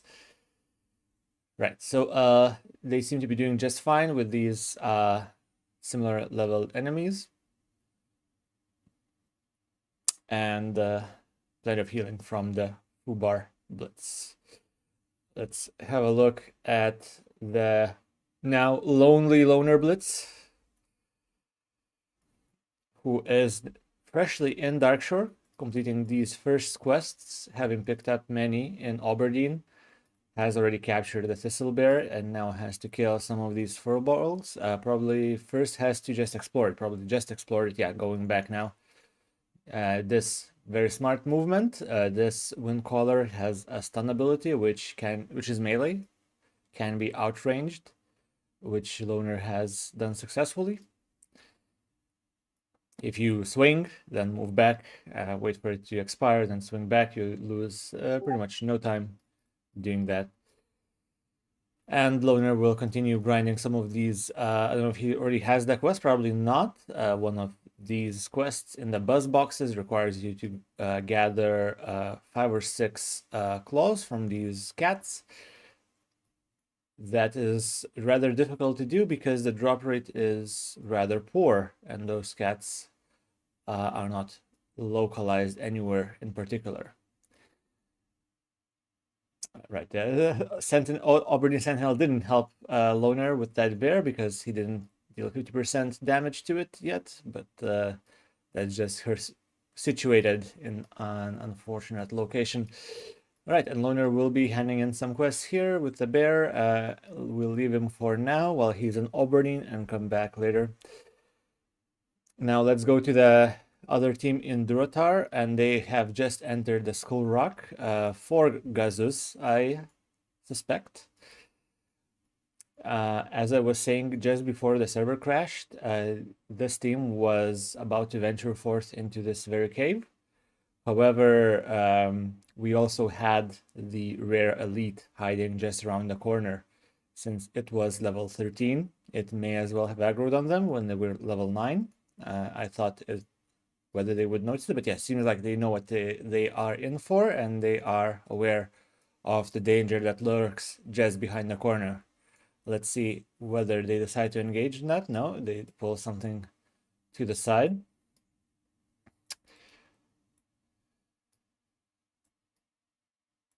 And let's see what they do next, whether they... Yes, they are already engaged at aggroed level 14 against level 10. Fear already taking half damage. That's already scary. Gazus is strong. He's taking very little damage. Healing incoming. Killing the Void Walker first. That is smart. Oh, need to refear. Need to refear. Come on, guys. You can do it. Blitzmon going down low. No, heal to full. That's a long heal. Nice. And the Void Walker is dead. Should be easy pickings from now on, but that was quite scary. Yes, the Shadow Ball does not deal that much damage as the Void Walker does at level 14 versus level 10. And I expect Gazus to die shortly now. Mana looks good for both players, and Reese focusing on healing and wanding, I suspect, and Gazus just running slightly through the textures. At least the corpse will not be underneath. And they got it. Well done, well done. Nice. That was a risky fight. Imagine the elite being in this position. They could have died. But they were aware of what's going on. Let's go and have a look at Man of Blitz now. He is going to attempt his bear form quest. Again, they only risk... I don't think you can jump this fence. I tried many times. Let's see if he does it. Yep. I remember running into the same problem many times until I realized that's not possible. Not as a Tauren, at least. Right, and here we have the Moonkin Stone, and Blitz has the quest item. We expect him to deal with the Moonkin slowly by entangling roots and Moonfire. Spam. All right, and the Moonkin is up. There we go. See the nameplates. Yep. Because he is level 12, the Moonkin, and does have a Thrash, it is very wise not to let him in your melee range. Yes, and it's already at half health. Unfortunately, as I'm playing on 1.14 client, I can't see mana of certain players, and that's just 1.14 for you. Now Blitz waiting for that mana to regenerate and just recasting and entangling roots to make Luna Claw stay in one place, or maybe he has enough mana to finish him off. It seems like it looks like out of mana. This can be quite close, even though it looks like Luna Claw is dead. Some misses, no misses, and Thorns finished him off, and that's that quest done. And now all remains is that he hands it in. Again, thinking about going through the same path. All that remains is to hand it in, and he will have the bear form, increasing his clear speed about twofold. Very nice. Let's go back to the team in the cave. I wonder how they're doing, whether they managed to succeed. Yes, they are already going back. They took this stash right here. Oh, they even killed the Fellweaver's Corn. Wow, so I really wanted to see that fight. I thought that this would be super dangerous. The rare elite possessing almost 3 times as much health as any other enemy in this cave. However, it seems like, much like Gazus, they managed to kill this guy. I wonder if they got any good loot from him. But well done them, showing that they know how to PvE for sure. Time will tell if they know how to PvP as well. Right, let's now go and have a look at the team in Terrasfell Glades again shortly, if they are going for those mages. No, they're going back to Brill. Oh no, wait, that's actually our troll shaman. Oh, I see. So what they are doing, is it both of them? Yes, it is both of them. They now split slightly. No, not split. Still fighting the same area. But what they're doing is they're doing the quest for the Slumber Sand. They have multiple objectives now. Let's have a look at what Slumber Sand... There we go, we already have it up, actually. It's a quest chain. They need 5 Darkhound bloods each, and once they complete that, they then need Vile Fin Scales, which they get from Morlocks in the north here in the Great Sea. And then they will get the reward of Slumber Sand, which is a very powerful PvP item, putting someone into sleep for 20 seconds. It has a cast time of 2 seconds, if I'm not mistaken, which means that it is not trivial to pull off. The arena will have line of sight obstacles. However, one of the players in this team is a rogue and should either be able to sap or Slumber Sand without issue. All right, let's go to the Silver Pine Forest now for good. Right, so they're back in this area, just grinding slightly more zombies after having likely completed the quest just down here with the mages. Yes, we see mage corpses littered in this area. They picked up the chest and going back to hand it in the town. which will grant him great experience and a follow-up quest. Right, and who's left? It's then Blitz Naya. We just saw them. Actually, we're out of people. We just went through all of them quickly. So let's go back to Loner Blitz. Maybe he's out of Auburn. Yes, indeed. Oh, and we just found him in a very spicy position. After having killed these Dark Shore Threshers for eyes, the drop rate isn't great. Just like Mak'goras in Durotar, these Threshers are sparsely populated in this ocean area, and of course you have to swim slowly, and the drop rate isn't 100%, which means you may end up spending more time than you'd like killing those Threshers, but you have to do it because it has great follow-up quest with the buzz boxes. Whereas in this area, Loner is trying to get into this into the bowels of this ship and then the other ship, both of which hide a quest item that he needs to loot in a chest. Few things Loner has to pay attention to are breath, of course, because most of this quest happens underwater. He is quite, and of course the Seers, as we just saw, have a healing ability and a lightning shield, both of which are very powerful against the Paladin with a single long cooldown interrupt. And Loner decides to go in without going for a breath. That is dangerous. He already maybe decided that it's best to kite back. Yes, he did. When I'm doing this quest, I generally do them one at a time, but Loner seems like he is okay not taking, yeah, and now he is safe. But we see the Coast Runner reset. There we go. Yes. So indeed, yes, it did reset. Loner was not fast enough, and now he pulled another Coast Runner and another Seer, and he has to abandon ship, quite literally, before all of these guys get him. Fortunately for him, healing produces no threat towards the leash timer, so he is able to just move backwards slightly and start healing, thereby getting himself another attempt at this. Now he should be able to kill this Coast Runner, no problem, loot the chest, the log box, and get out of this first ship. This first ship is the more dangerous of the two. The other log box is slightly in a more open position, but still, both of these quests are dangerous. I wonder if this logbox is available or only I see it, because it contains some items of great silver value. I think if Loner needed more ice, he would kill this Thresher, and indeed, he seems to be, no, not going for it. Nope.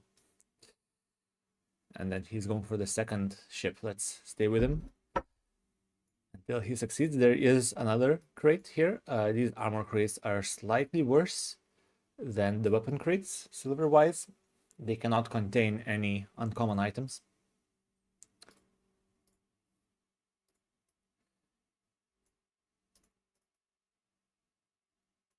Alright, seems like Loner is once again going to try to do this in one shot. If they have their stun ready to interrupt the heal, they may be able to pull it off. Damage seems very good. And a stun, yes, and it landed. Perfect. And now he should be able to get out in time before they run out of breath.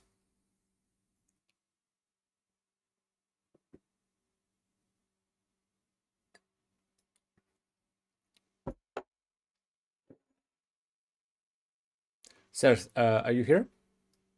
Yes, I'm here. You want to comment maybe on what your plan was with Loner as you complete this part of the area? Would you go now into the cave with the mushrooms, or would you do something else? We were waiting kind of for level 14, 15, because it's pretty scary, the cave. They do a knockback, and it was weird because we did one test run, and it seemed like the ability didn't work. Like the wave thing, it didn't activate at all. We killed like 20 of them, and it didn't happen. And then last night we did it and almost died because we didn't expect them to cast. That's interesting. Yeah, that was pretty weird. But it's a pretty scary cave because they both there's caster as well that both heal and do smite, which does a lot of damage. But he should go for the buzzer and then for one turtle, beach turtle. This turtle? Right now. Yeah. Yeah. And then go for bears because he needs like 20, I believe. 20, yeah, rapid correct. bears. But we found out that the cat quest, the next boss box quest with the cat fangs, it's not worth because we killed like, I don't know, 40 and we didn't even complete it, one of us. Yeah. So it's a huge waste of time. Yes. And we'll get to oh sorry. No, I agree. I'm just saying yes. Yeah. So we decided to drop that. It's definitely not worth. I agree completely. The cat quest is definitely the hardest one of the bunch to complete. Not because the drop rate is low, but also not just because of that, but also because of cats not being located in one particular area. They're scattered all over the place. Yes. And I believe if you're not on a timer, then the cats further south, you need another quest for those. So it would be doable doing it that way. But it seems like a huge waste of time. Indeed. When you're in a... Alright, so Loner is now going to the demon camp here, right? Or did he already complete that? Do you think? The demon camp, yeah, he should go for that next, after killing some bears on the way, and then he should go for the demons. That's not the bear he's looking for, but he's going to after it anyway. Yeah, you have to kill everything you can while running. Absolutely agreed. All right, we'll leave Loner to this low-level sprite camp for now, and we'll get back to him as he completes it. Probably should encounter no difficulties as a paladin killing some demons. One more comment on him before you change. It's like something we talked about on Discord. He's pretty set back because I had all the rough stones and the blacksmithing, so he's not able to buff his weapons. I don't know if he went for mining and did that, or he'll just drop it. I don't know. But that's a huge setback for him as well. Yeah, I agree.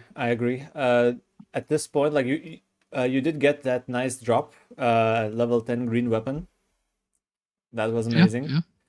Yeah. So it at least there's some hope. But Loner should also now have bought the level 14, was it, weapon from Lochmadan? 13. Oh, so already he's wearing it then. I see. 5 stamina, yeah. I see. So he's pretty set on the weapon part, but yeah, we'll have to see if he changed path, because we were kind of doing some quest for me as well to get a mace, but he might change up the rotation now. Mm-hmm. Do you think he have your plans involved fishing at all? We find out that there's no time for it. He might level faster on his own, so he might have some time for it. But yeah, I think he'll try to get 17 now, because we found out that both of us getting 17 was kind of hard, and not a lot of margin for errors. So I think he'll just try to go for the levels and then maybe skip some item quests if possible. I see. Okay, that does make sense. All right, so we'll return to Loner in due time. We have Blitz and Mak'gora just finishing up with his quest. That quest, however, is in a mine. Let's have a look if he is... Oh no, he's just doing the quest he skipped initially with the harpies. I remember him saying that he forgot to hand in one quest, and this is now him catching up with that particular part. So we'll return to him once he's in the cave, if he hasn't completed that yet, but we see him with that bear form having a much higher clear speed. Let's just see how he kills one mob and how much faster that is compared to his previous staving. Yeah, those mobs are pretty tanky, right? I believe so. I haven't done them in a while, but they're pretty rough. Actually, he's choosing to rat them over bearing. That is quite interesting. Oh, I'm a bit further behind on the stream. Oh, is it? Yeah, there's some delay, I would say. He started reffing now, so I'm like Right, so 10 like a seconds behind or 5-second something. delay. I see. Let me see if I can fix that somehow. But yeah, that's interesting going for the spell casting. I don't know if it's those caster mobs. Do they do like whirlwind or some knock-up stun thing? Yes, indeed they do. The matriarchs, if not mistaken, or maybe the source. Okay, so one of them does a stun ability indeed. That might be the reasoning why. Could Because be. I think doing full bear is definitely the better choice. Yeah, but you can see him taking very little damage from similar leveled enemies, meaning that he can just kite back and enjoy the ride. And whenever he needs more health, he can just go back into Thorin form and heal up. Right. That is the powerful thing about Druid Run. You can you never have to slow down or stop. You can just keep going. Yes, especially after bear form. All right, let's go back to the Silver Pine Forest. I wonder where our guys in there went after they were done with caster mobs. Yeah, I'm super interested in seeing them level because I don't know that zone very well, and I didn't think that there was a feasible zone to try and level. Mm-hmm. But yeah, they might know something I don't. Potentially. So they are going just back into town. We found them. We probably cleared the whole area here. Yeah, indeed, we just corpses. And now they're going back to town to hand in those quests. So I think we'll just... Oh, I've never been through here, I think. Seems like they're just grinding their levels out on these enemies. I don't think they drop any quest items, do they? Ferocious Grizzled Bear. Let's have a quick look. What is it that we don't know?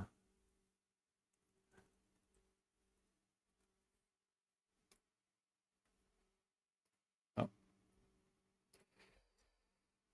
They indeed do drop recipe for death. I see. So they're doing this quest. A very long quest. I usually, whenever I do this solo, so probably that's enough for solo, I would kill all the bears on this side on the way to the spiders in this cave here. I guess there's not enough bears if you do it in a duo, so they have to. There is a good reward from the chain at the end, right? I believe. There's a swiftness potion and a very good cloak with 3 stamina. Yes, you are correct. And you can also get the fortitude potion, right? Yeah, you get both, I think. Not really sure. Me and Lona talked about when we were planning. I was planning to go orc rogue in the beginning. And then we decided that the swiftness potion is not worth because you can't use healing potions in a duel. So, but yeah, let's see what they go for though. Yeah, and one last thing to note about this quest is that the last part requires you to kill enemies who are level 17 to 19. Oh. Regardless of which level they are at, they will have to fight yellow or orange enemies to do it. Of course, they are in a duo, should be doable, but not as easy in a solo scenario, perhaps. All right, let's now go to the guys in... So people are in Orgrimmar, others are finishing farming for their dream slumber sand. Probably just done, actually. Going into here, this is the quest giver that gives you the quest. So they likely are just done, and we should be seeing hearthstones from them if they are. Nope. Probably now going to the Murlocs and maybe just done with the blood. Or choosing to go into Silverpine Forest instead of Barrens, although that would be surprising. Oh, they're going for the sand as well.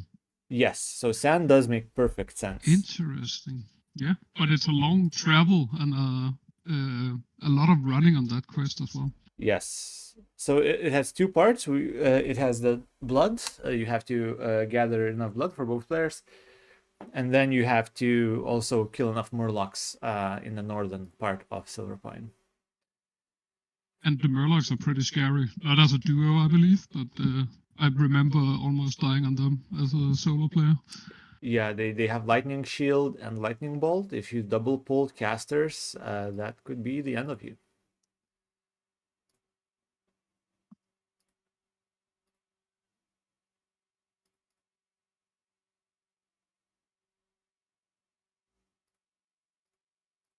You reckon they'll herf back to Barons after this, right?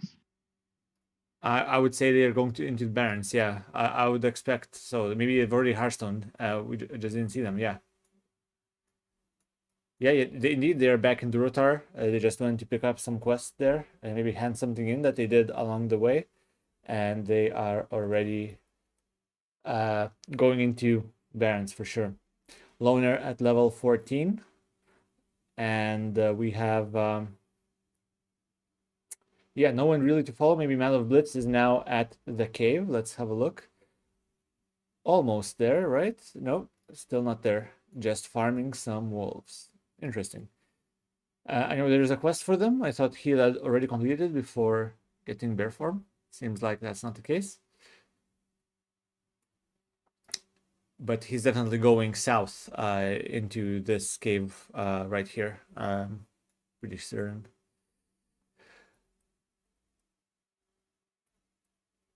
And he got the stamina stuff, right? Yes, Cauldron Stir. He already has that. Already been to Barons. Did the mushroom quest. Unfortunately, we missed the part when he was doing it. But that's quite alright. There is a Centaur also as well up at that quest, and they have a chance of dropping a key, which gives a green item every time. We did talk about I was gonna try for that a little bit on the rogue if I went for orc. That's interesting. That's a great idea. And there's multiple chest spawn locations. There's 3 centaur camps, right? Yes, there are. I think it's the same. I don't think it matters which one you take, but if you get lucky, you can get some like level 15 items or something. That's a great idea. It is dice rolly though. But it's pretty much free. You're killing those centaur anyway for the ears. Yes, yeah. It's a pretty good kill speed on the druid when you drag them along and. Exactly. And the swing speed is very slow, so you can just essentially run and turn back every 2.7 seconds, if I'm not mistaken. Sounds about right. Yeah. Well, it seems like indeed these players are just killing all of these, all of this wildlife here, farming essentially this area. What do they know that we don't? Let's see if they catch up in levels by doing this, or maybe indeed it was better to go to Barons. We'll find out in due time, I'm sure. They should start and run more, right? Or is it just me? Well, they have no enemies right now. Spinning or crafting something. Yeah, they're just probably finishing up as we speak. Yeah, so we did see them earlier, just before the break, where they were indeed dotting and running. Perhaps could be done more, but I can't see their mana bars very well, so maybe they were out of mana. Not true. Is everyone playing on 12? I don't know that. I know Loner is playing on 14. All right, let's go back to Loner, see how he's doing with those demons. He should be already done, already actually halfway through the other spirits, the other camp of undead. There is a rather spooky quest mob here. I wonder if Loner already got her or not. Oh, and he pulled 3 enemies. That's brave, but they are lower level than him. Yeah, so that spooky enemy, spooky in a ghost way, right? yeah, true. She has a net and shoot ability. Oh, Loner is going quite low, but I'm sure he has something. those debuffs, reducing his chance to hit. Probably missed a few hits in a row. That is painful. It's only like 6 or 8 seconds, I believe, but yeah, it's still rough. Yeah, but he had the two of them at the same time, so minus 30% to hit. You think they stack? They did stack. I did see 2 debuffs at the same time, yeah. Oh, but you think the effect stacks? I wouldn't know. I would guess so. If I see the debuff. Interesting. Yeah.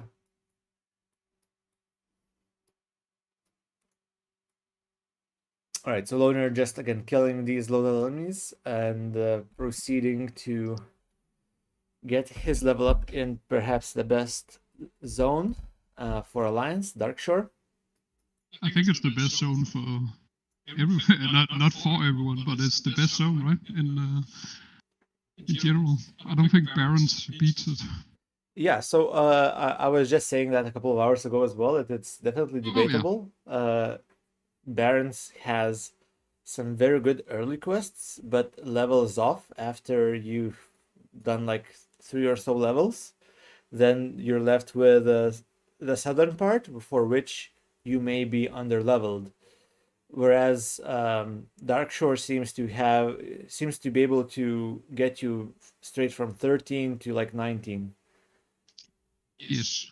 Oh yeah, that makes sense. There's not a lot of great rewards in Barons, like item-wise, compared to Darkshore. I guess it depends on which class you're playing. Rogues can get a nice dagger. Warriors can get a nice axe from the same quest. This scary though, she's level 20, right? Oh yeah, absolutely. Yeah. I think it's possible as a duo if people are level 16 just before the actual Blitz. I was gonna try to solo it at level 16 on the rogue if I played Orc, but I don't know if that's feasible. Never tried, yeah. You need all the cooldowns you can have, I guess. But yeah. Absolutely.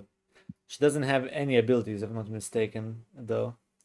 Regardless, I don't think we'll see anyone doing that. Maybe the team in the Barons will be, but they're quite under-leveled for that. I don't think they'll be able to catch up to level 16 and have time for that particular quest, because there's also a chain involved, right? You have to go to those harpies 3 times. Oh yeah, true. That's a lot of running, actually.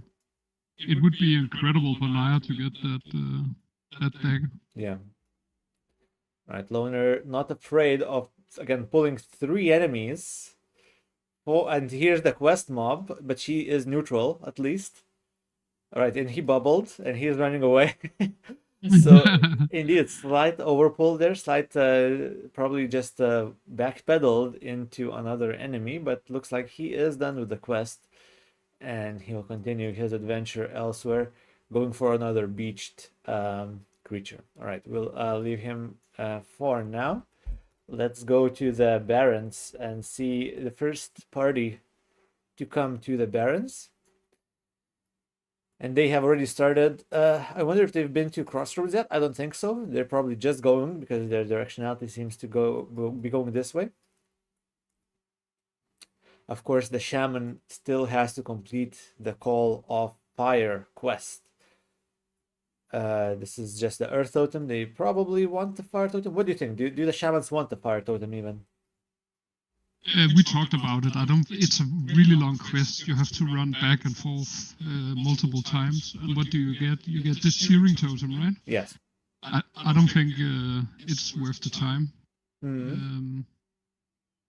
Yeah. But I might be mistaken. I haven't checked it out, but I agree with you on different grounds as well. Like, my perspective is that if they just got Slumber Sand, they want to use it, obviously, but if they have Searing Totem up, it could target the person who you just sleeped. Oh yeah, it's true.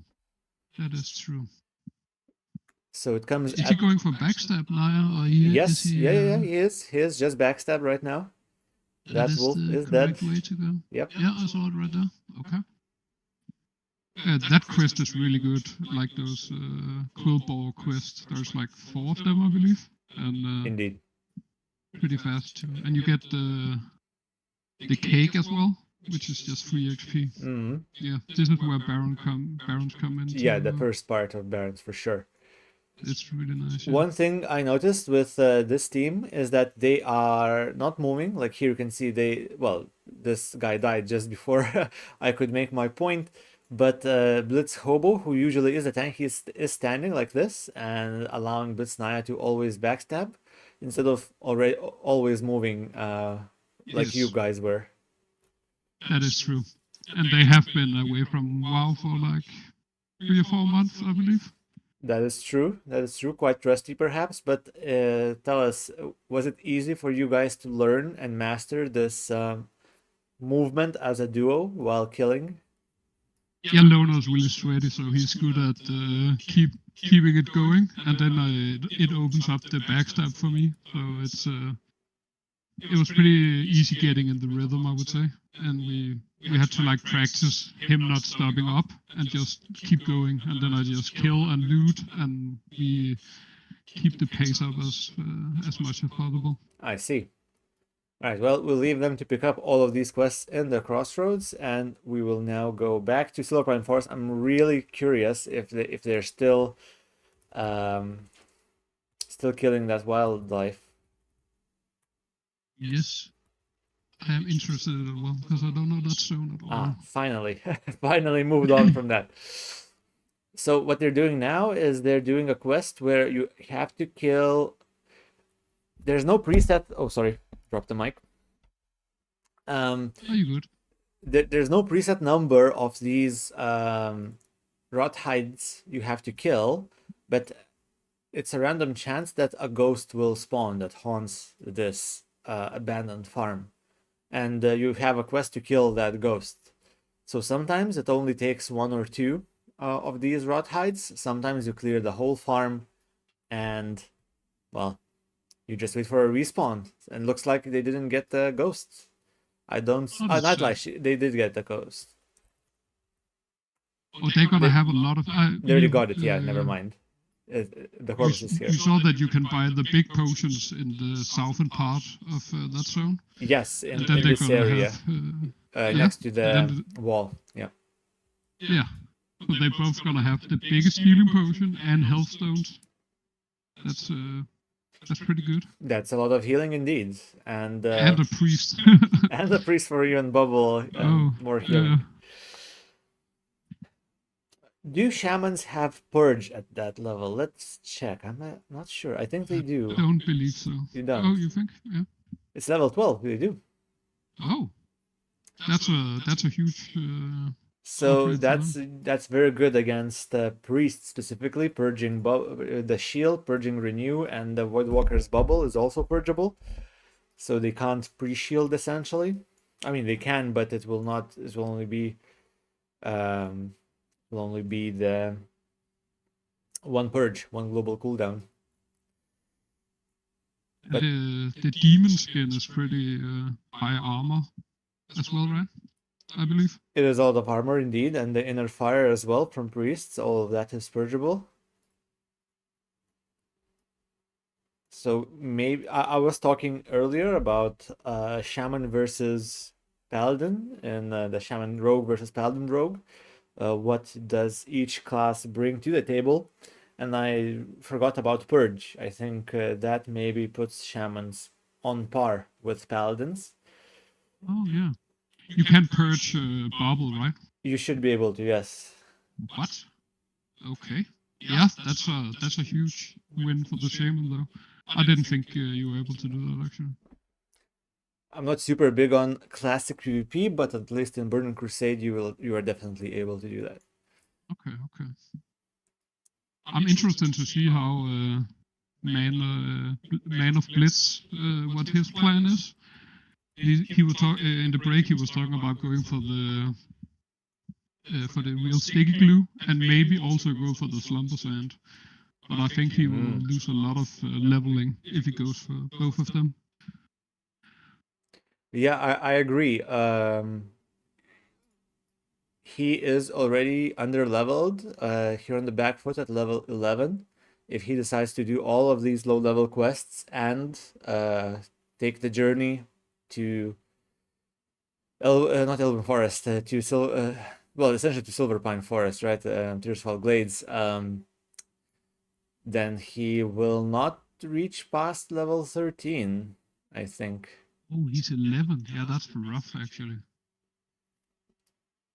I remember when I was doing a similar quest route with a shaman, Tauren shaman, and I was really happy with my result. I was level 12.3 at this exact location. Like, we were logging out after 3 hours, and I logged out like here in this area. And I was level 12.3 after, after 3 hours.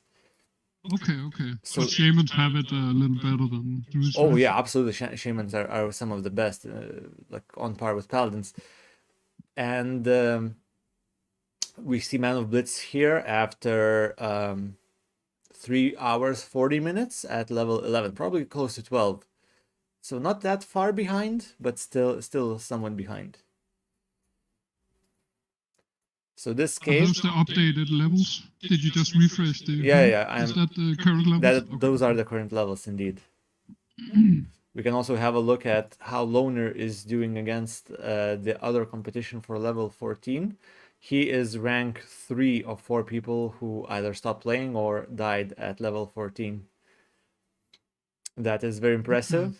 Yes. Very impressive. And you can see the times after him and Shadowlight going down steeply here to 4 hours or over 4 hours. We have Blitz Yoink here on a warrior who died to me on the very first Blitz tournament. And that's my other shaman test that I did, I think.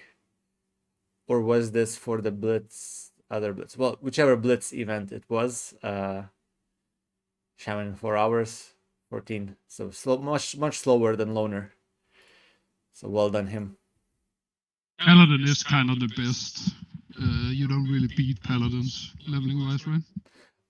I suppose so until some time. Like hunters definitely do catch up because of their pet past level 10. That is true. But it takes time. An event like this, I think. Yeah, Maya did get 17, right? 18. 18. 18. Oh yeah, he got multi-shotted. Yeah. That's dirty, man. You got to 18, so hunters do indeed catch up, but it takes time. I think they catch up by level 16 or so in experience and then surpass. It's actually his fault. You can't go paladin hunter in this event. To some extent, perhaps, but when we introduce these this point-based system, we didn't just think about what happened, but we thought about what could happen, and we wanted to increase diversity in the teams that we would see. What ended up happening is to still have 2 priest warlock combos. We'll see how well they fare. Have you talked about the point system and which classes cost what? Yeah, so I remember stopping at some point. Like I started that just as I started the stream, but I can come back to that as we just see Meryl Blitz finishing this supervisor, and he needs to kill some more of these enemies perhaps, but he'll be fine. Let's go and have a look at Loner again. Auburn, okay. Let's have a look at someone else. Maybe these guys aren't as...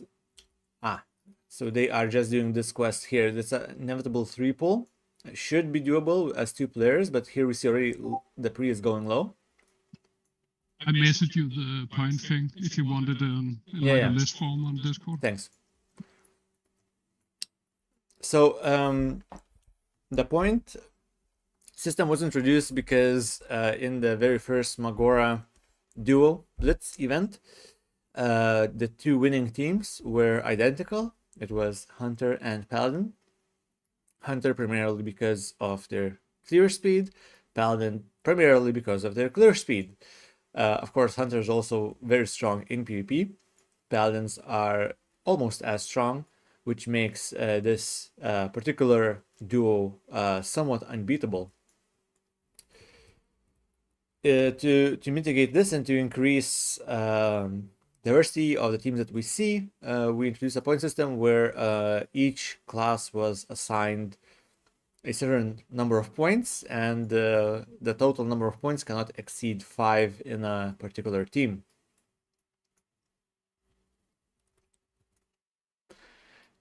Then hunters, as we determined, are likely the strongest class. They got 4 points, and warriors got just 1 point, which means that if you want to play a hunter, then your partner inevitably has to play a warrior, which is likely the weakest. Yeah. I honestly would like to play a warrior. I think I always like playing as the underdog in any game, really. So which warrior would you do? Like, what is your... Well, I haven't theory crafted anything just yet, but if I were to guess, it would be either human or orc. Okay. I would go undead or gnome, just for the escape artist or the Will of the Forsaken. That is also a good idea, yeah. I was thinking more about the damage, maybe, less about CC, so maybe you're right. I just fear like, as a gnome, your levels 1 through 10 would be very slow compared to others. That is true. However, 1 through 10 is not everything, and you would maybe catch up to some extent later on, particularly with the help of a hunter. So I was thinking that, if you're playing hunter warrior, up until level 10, the warrior is like your pet. You send your pet in charge, and then the hunter just gets to shoot, which diminishes the difficulty of playing hunter up until level 8, until you get concussive shot, which allows you to, fight from ranged, pretty much. So having a warrior as your pet would be nice in that regard. Do you know if Naya weaved on his hunter? I'm very confident he did. Otherwise, it would be impossible to achieve that level 18 in 5.5 hours played. It's very, very strong. If I'm not mistaken, it is very close to world record. That's non-hardcore base. Yeah, he's really good at speed leveling. Indeed. So speaking of other classes, as we see these two players coming back into this field for more farming, it seems like they're very fond of farming, maybe farming for some greens. That would be an idea. Let's go back to Loner. I think he should be out of Aberdeen, indeed, farming these Moonkin, which have thrash abilities. They are really scary. Indeed. We kind of went around them on our test runs because they can kill you very fast. Yes, and they enrage at low HP if thrash coincides. And some of those crits could bring you down from half HP even, maybe. You're not a paladin who has the devotion aura and some mail items. He does have a strength potion as well. Armor potion, I mean. Ah, yes, indeed. And strength potion. So here comes the inevitable double pull. Let's see if he does it as level 15, but while we observe him, let me just get a better view from up here. That looked like a body pull, so he should be able to lose leash on the second one as he kills the first one. At least they're not as dangerous before they rage. Yeah, I agree. So the other, there's also the 3 and 2 point teams, so that there's, even though you can play the same class, but that's only for 2 and 1 point classes. So we thought that allowing 2 paladins, for instance, in a team would be a very bad idea, because both of them are very defensive, and of course their clear speed, as we see with Loner, already level 15, 3 levels ahead of the competition, is very powerful. So we decided to give paladins 3 points. Same for warlocks and mages, both of which have a very long crowd control cooldown, making them not cooldown, like a crowd control ability, fear or polymorph, which if landed, can disable one of the enemies for good. And if both of them have it, well, then they essentially control the fight. Also shamans, they are also 3 points. Yes, yes. And lastly, shamans, again, very powerful leveling. And Loner going quite low here. If that was a trash, if this was a trash, no. Oh, he got it. Some misses there, and some unlucky trash could have meant his death. And he has lay on hands, but you don't. You have to preserve it when there's 1 hour left till the duels, right? That is correct. Really lay on hands in the end. You can lay on hands only once. So yeah, so Shaman also very powerful with some counters like to rogues with the totem, the stone skin totem. You also have very powerful interrupts as Shaman. So if we allowed 2 Shamans in a team, they could essentially disable any spellcasters through Earth Shocks alone. And they have very heavy damage, healing, well, just everything. More powerful warriors in many ways. Yes. Imagine 2 shamans with Earthshock and the skull. Then you just both Earthshock and use the skull. Then That's almost almost one shot. Person, yep. I believe. Yep, and purge as well. If their shields first purge, then do it. So very powerful overall. And I think that's all the 3-point classes. Finally, we have 2-point classes, of which you can play 2 of if you so desired. So that's Rogue, Priest, and Druid. So when I was first looking for a teammate for this event, I considered going double Rogue, because then you can control the fight by opening whenever you deem necessary. We have another paladin here interfering with Loner's actions. Oh, he's not going to be happy about that. Yeah. All right, let's go and have a look at likely a Blitz. They seem to be doing something right with the farming, because they have indeed... They're now ahead of the Barons team, both of the Barons teams, in fact. However, we have to remember that Blitz, Naya, and Hobo did go for the Slumber Sand, which they already have. Whereas both of these players do not have the Skull and the Sticky Glue. That is true. And that's... That would be nice for them, but is it necessary when you got double fear is the question, right? I guess if you want to get away from a rogue, you can't really cast fear as a warlock, but you could instant cast... Second? Yeah, the warlock can't, but the priest... yeah, the priest can, sure. Yeah, but having sticky glue allows you to essentially fear him for 10 seconds, fear in quotation marks, not really a fear, but disable him for 10 seconds. And then you can fear him for 10 more seconds afterwards. So even if you get opened on as a warlock by a rogue, you only take the first bit of damage, then you stick a glue, and you're safe afterwards. The sleep would have the same if... Oh, that's a cast time. That has a cast time, exactly. Is it a shared cooldown, do you know? Say again? Is it a shared cooldown, the sticky glue and the slumber sand? Yes, it does. It does. Okay.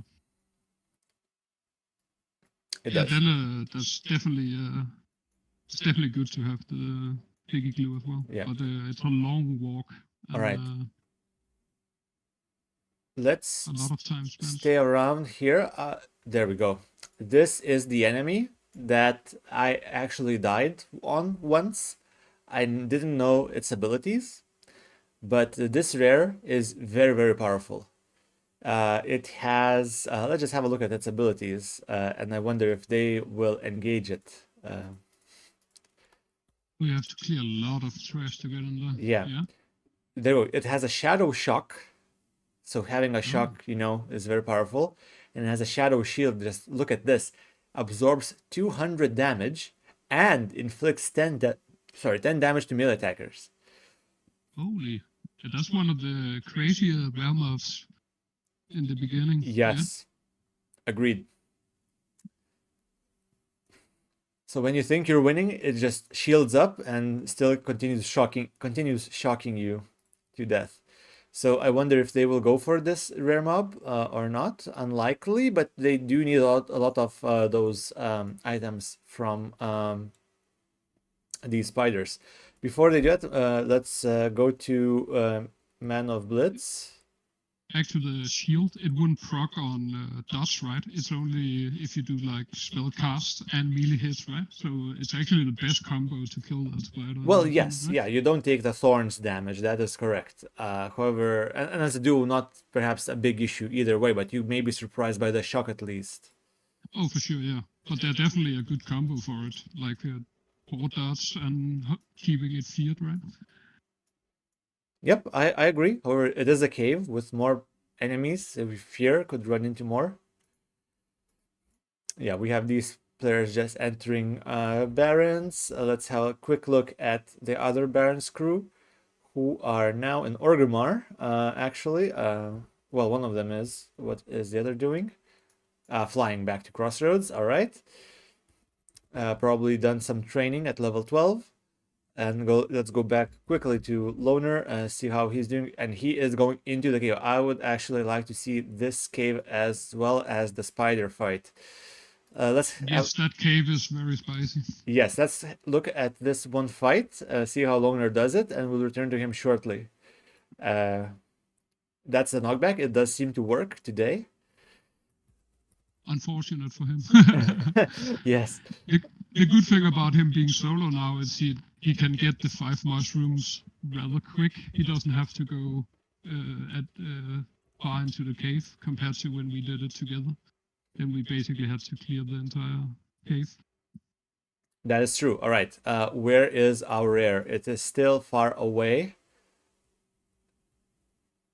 Wait, there we go. Yeah, there. It's still far away. All right, let's go back to Loner. Because here every fight could be lethal. These Wave Riders, there we go, just Loner repositioning, because if he gets knocked back down here, that's pretty much game over. Seeing as he is already falling to 3rd of his max HP from one enemy, pulling 2 here in a cave could be deadly. It is really scary, yeah. Let's look at him fight the Siren. They do have a smite and a heal. He should have a stun ready for that heal, I'm sure. He's getting food buff or one. There we go. Oh, they didn't stun with the heal. Oh, so that's a full health heal. And we have... oh, no, that's not a patrol. It's thought that guy was coming. But here you can see even the casters really bring Loner down. Again, to a quarter even. All right, well, he managed to survive and we'll get this mushroom. Is there... Yeah, there's a death cap. The death caps are harder to find than these Caber stalks. And there's one here, but this could be a double... And he has a rare spawn here. That is not lucky, because this could be a triple pull, which he definitely can't do. Maybe? We'll see. We'll see. All right, let's go quickly back to the team in Silverpine before Loner engages these guys. And yes, they're still 16 rare. Yeah, that's rough. 16, sorry? The rare in the... Yes, indeed. Naga cave. All right, they are still far away from the rare. Yeah, there's still some delay, so I can't really see as fast. Yeah, I tried to fix it, but couldn't. There were some tips, but didn't really help. Maybe if I restarted the stream, but the delay is only like 10 seconds. Can you stream on Discord, maybe? Then it should be... I could try, yeah. Yeah, perfect.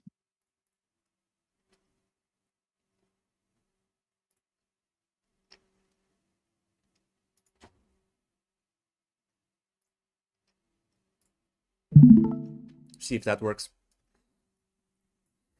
Oh, Loner going low. We missed that. Yeah, that's a lot better, thanks. Loner used bubble and was very low at around 10% HP. he did not seem to realize the futility of going for this death cap, given the rare spawn, and now he's going outside to He eat. might drop the quest actually. Or what do you think? Yeah.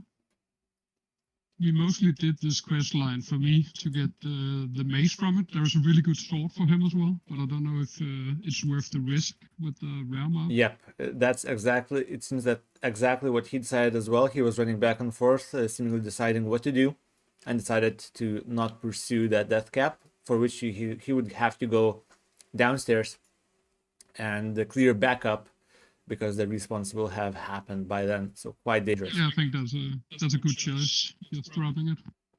That is some wasted time though, going into the cave, but that is what it is. And these guys are already back outside, not venturing too far into the cave. Although they did. No? Did they kill the rear? They did, right? They cleared a lot at least. They must have, right? Yeah, they did. Wow, we missed it. Unfortunate. That's But hey, they survived. And there we go. It's somewhere around here. Yeah, we can there see we go. it, Yes. and the body pile. Yeah. Well, they did survive. I wonder if it was scare or not. But hey, again, they are level 13. Oh, one of them is level 13, and then the rogue is already level 13 as well. So quite uneven ground there. Again, just different consumables, but also different goals, perhaps, as you said. Let's visit the other Barons crew who just started in Barons recently. And here we have the two teams meet. Oh, they are fighting for Muff now. That's interesting. We have to follow this for a while. Who has the upper hand on pulling? Shaman Rogue is pretty good, right? You have Throwing Dagger and Shock. Well, the Shaman is not here. That's the problem. The Shaman is... Oh, I see. Yeah. Even though he is in the Barons, he is not to be found here. He was recently in Orgrimmar. You think he's going for the fire totem then? We can have a look. Seems like they're not competing for spawns that much. It seems like the Priest and Warlock duo is not sending the Voidwalker or like doing Mind Blasts on enemies, so that Naya doesn't get the that. rogue is really... and Naya hasn't got the memo about the front stabbing, which is possible. Ah, perhaps. Right, let's have a look at the Shaman. See that was my plan as an orc, to front stab all the way through. Mm-hmm. Yeah, that does work on 1.12 client. Alright, Hobo seems slightly lost. I actually got it to work on 14 as well. Oh, interesting. You'll have to tell me more. And level 13 as well. Yeah, so it seems like they may... or another Shaman, some more people here. Buff boy? Mm-hmm. So it seems like they are indeed going to compete, because Hobo is going in the same direction as the other comrades. It's interesting he's not using the Cauldron Star, right? He's going with the board. I don't think they've been at Thunderbluff yet, or if they even will go there, because if they indeed manage to kill the Harpy, they will both get their best potential weapons. That is true. No, but what do Shamans get?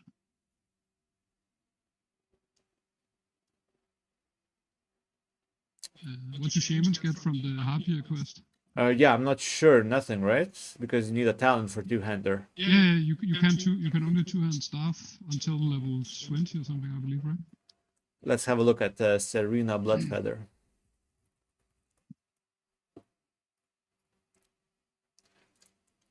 But as a shaman, you can wear a dagger, so it's the same weapon you would take. True. But it has no agility. Yeah, I thought that he could get the axe, but it requires talent. Yeah, perhaps not as good for the shaman then. But very good for the rogue? Very, very good for the rogue, yeah. That's the best dagger you can get in this format, I believe. Alright, we have Hobo coming in. Just as he's pulling the Geomancer, likely needed for a quest, because and reset Oh, the it pull. reset. Oh, sad. And also was trying to pull it separately from this guy. But now they have it. And these Geomancers, they're not very hard. However, if we venture forward, there is another rare elite here, which is super deadly, has killed many people. It does not seem to be up at this very moment. There's... Oh, it's dead. Someone killed it. Is it dead? In the hut? Oh, there we go, yeah. In the hut? The razor snout. Oh, impressive, impressive. That is a very dangerous very dangerous elite. indeed. Maybe it was Buff Boy. We'll never know. True, true. The legend of Buff Boy continues. All right, let's go and have a look at Loner again. It seems like now that he's abandoned the quest for the stalks, the mushrooms. Yes, now he's going with the fanatics. It's a very quick quest. Yeah, but these fanatics do a very nasty curse where you have a chance of healing your target on every hit. The good thing about it is that he's two-hander. So if you're like dagger, I got the curse as well when we were practicing, and it's super sad to get on the dagger. But two-hand should be not as impactful. I agree. It's also a 3-minute duration, so quite long, even after you finish the quest. And we have a rare here. No, is it no, it's a quest mob. Yeah, but he doesn't need it. No, he shouldn't. I wonder if he's going for the relics. You could see the relics behind the... maybe a double pull, no? Yeah, relics would be nice, although he already has a good weapon. No, the relics... Yeah, that's the mushroom cave quest follow-up. Ah, I see. He's not going for that now. Alright, well, this level 17 dude did not stand a chance against Loner. Yeah, Paladin is really strong. Mm-hmm. So what's the next step after he completes this fanatic quest? What do you think? Yeah, it's pretty open now, because this is kind of the end game we planned. So he's gone off script like a lot. So I'm actually not quite sure. Do you think there's room to farm the Dust Devils?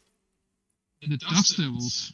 He didn't seem particularly intrigued by the Dust Devils, but maybe. But I know his Hearthstone is probably in Aberdeen, so he has to travel for a long time to start that grind. Indeed. But we did find out that the nettles drop a net, so that might also be a possibility. True, and he's already here in Darkshore. But yeah, I'm interested to see what he'll go for now, because yeah, this is kind of the last or second to last quest we were gonna do. All right. As a duo. Well, it seems like he is about to complete this quest, going to the quest giver somewhere around here. Yep, going straight for him. So we will return to Loner as he completes the next part and then does the impromptu adventure. Now we have this team here in Silverpine. Oh, they choose not to go for this camp. Yeah, that can get scared, but he already killed many Gottens here. I wonder if they mapped the positions of the Sons of Arugal in Silverpine Forest before coming here. Maybe they have a macro. I was thinking about that earlier. You do a macro with a marker, right? That would be the play. Yeah. So you just spam the macro while you're running through. Because if you get caught off guard with... oh, there is one. Interesting. Let me just fly. Should be... There we go. Oh, yeah, it's the standard position, yeah. Is there only one at a time, or? I don't know. I think there's at least 2 at a time. There should be one around here as well. Let's have a look. No, maybe just one at a time then. Oh, okay. Or maybe one. I definitely didn't kill any of them. Yes, or maybe one in the very south as well of the zone. But that's a big chance of death if you pull that guy. That's for sure. Indeed. You do have sacrifice and pre-shield, right? So you should be able to get away, but definitely not what you aim for. Mm-hmm. Looking back at the levels, their level 13 and 12 is quite decent. So it seems like their grinding strategy is, I wouldn't say paying off, but at least is equal to the rest of the competition. I just wonder if they got any green items. Them both being cloth wearers means they share the same pool of items, even if something does drop.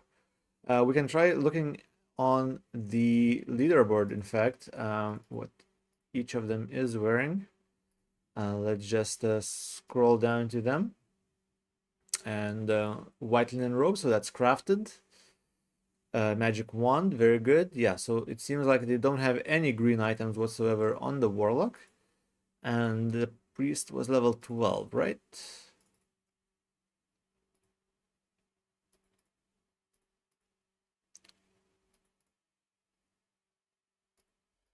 There we go, found them.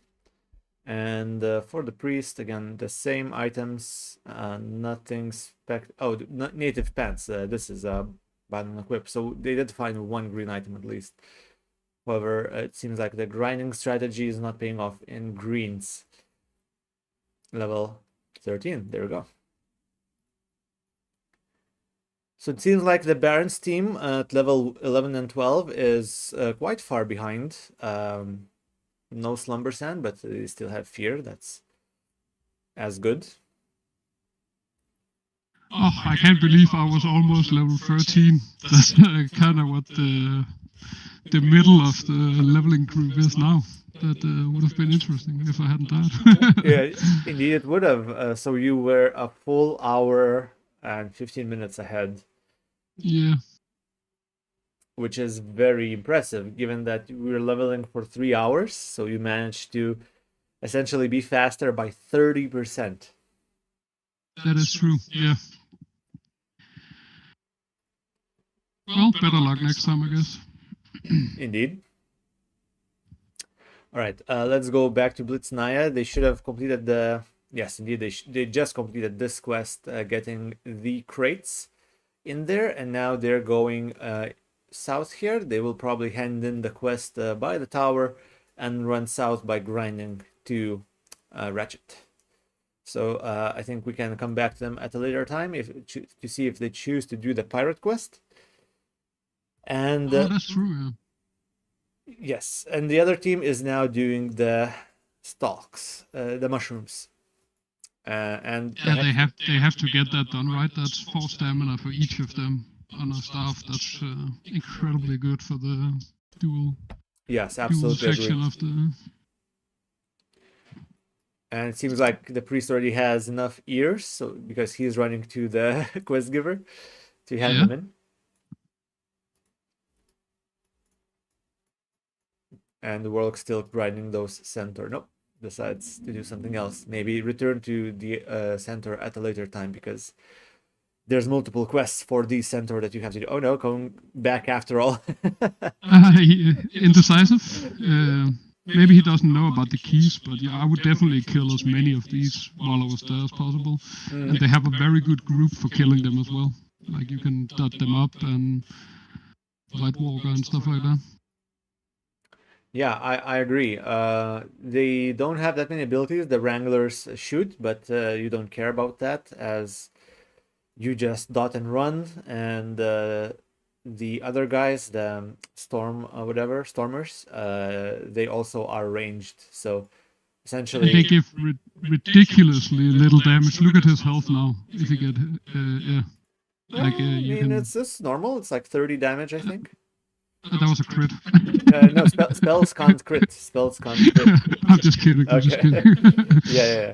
But they do have this lightning cloud ability as well, which you can easily move away from. So indeed, these centaur right here, level 13 and 14, are a good grind spot, particularly if you're looking for those higher level wands for linen cloth farming. I'm surprised he is not setting his White Walker out while doing mushrooms, right? Yes, I agree. Sending out the Void Walker is slightly more optimal. I would usually do a macro so that one button would both send my pet to attack and initiate the cast of whichever spell I was doing. And in solo, at least, as a warlock, I would prefer Shadow Bolt over Immolate first. So Shadow Bolt, then Immolate, because Immolate hits instantly and you aggro, whereas Shadow Bolt still takes time to fly. So by the time Shadow Bolt lands, your Immolate has finished casting as well. That is a really good point, yeah. But maybe in a duo, it's less important and maybe even less efficient.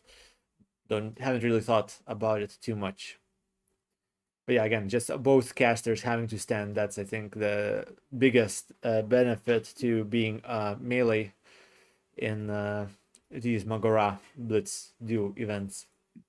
But when you run a dot team, you should always get like 2 mobs, right? If there are enough around, but here you can see that it is very barren, as the zone implies. Yeah. Yeah, it did. All right, let's go back to Loner. I think he should be done with his next quest, and he is. That's. Oh shit! is he an Ogrima? God damn, man. Yeah, Blitz Loner or Loner Blitz. Second time I make this mistake. Anyway, he seems to be getting this other creature. The sea turtle, yeah. These netters are the ones who drop the nets, right? Yes, those are indeed the ones. It's very low chance, so it might be a coincidence he's killing them right now. Yeah, we see him kneeling down, picking up. Yeah, he's leaving that netter in the back behind. Yeah, it's definitely just random. I don't think I think he's too moral as well, because I don't think it's I don't think you're supposed to get the nets as well. I'm not quite sure about that, but yeah, I think you're right, but I never checked. And he's Hearthstoning, so yeah, that's obviously right. That's actually the point where we talked about Hearthing would be the best location for it. So interesting to see what he'll go for. How long do we have left? An hour and 10 minutes. Okay, so yeah. I'm interested to see if he'll make it to 17. I think might be possible. I think he might get 16 from I think it should be possible. Heading in now. Definitely 16, yeah. 17 I think is possible. I remember a level at this well, a full level at this level, that's a sentence, should take around 40 minutes. So he definitely has enough time. The question is, does he have enough quests left in Darkshore, or will he have to go into Westfall? That is true, yeah. You guys have not touched Westfall at all, have you?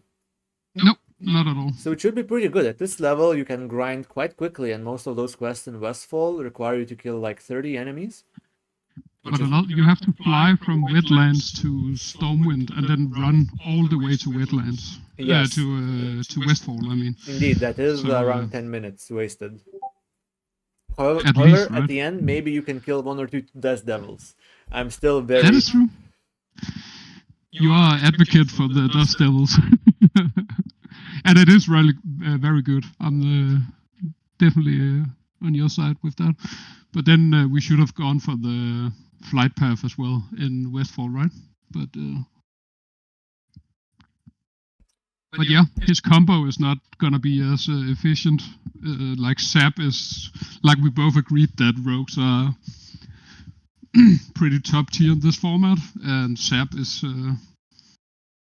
really good. Yeah, and Loner just hit 16, as you said, and the question is, what will he do down? And as I said, like 33 minutes to 16, and I think about 40 to 17 if he has enough quests. And how many quests does he still have to deliver? There was probably one there, the beach sea creature, right? So, but that's not a lot of XP though. But yeah, he's probably going for Merc Deep now. Do you think he can do it alone at level 16?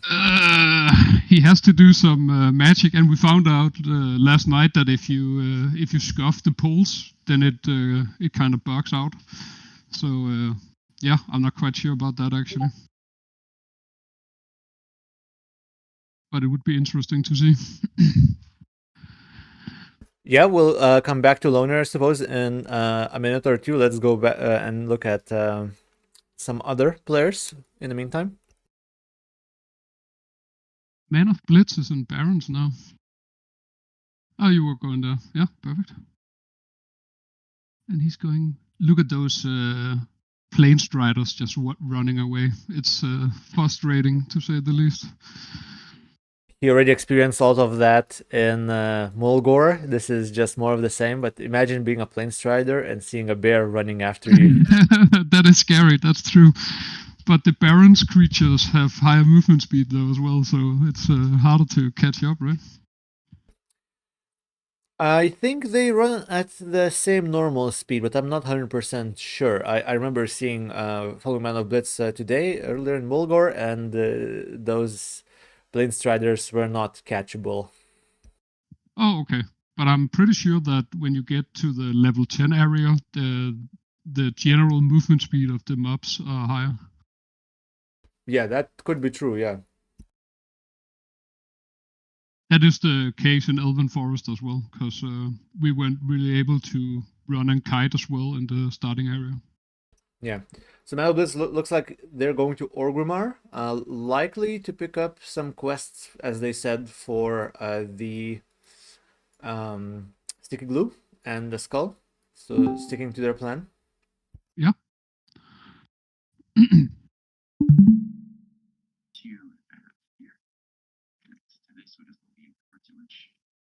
And Loner getting closer to the Murk Deep. I think we'll stick with them for now. No, Murk Deep, where is it? Just further on, right? A little bit further, yeah. I think down there. Yes. Yeah, right there, that camp.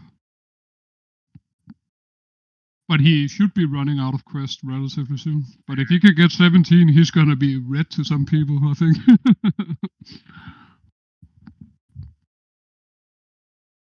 Both players caught in the cloud.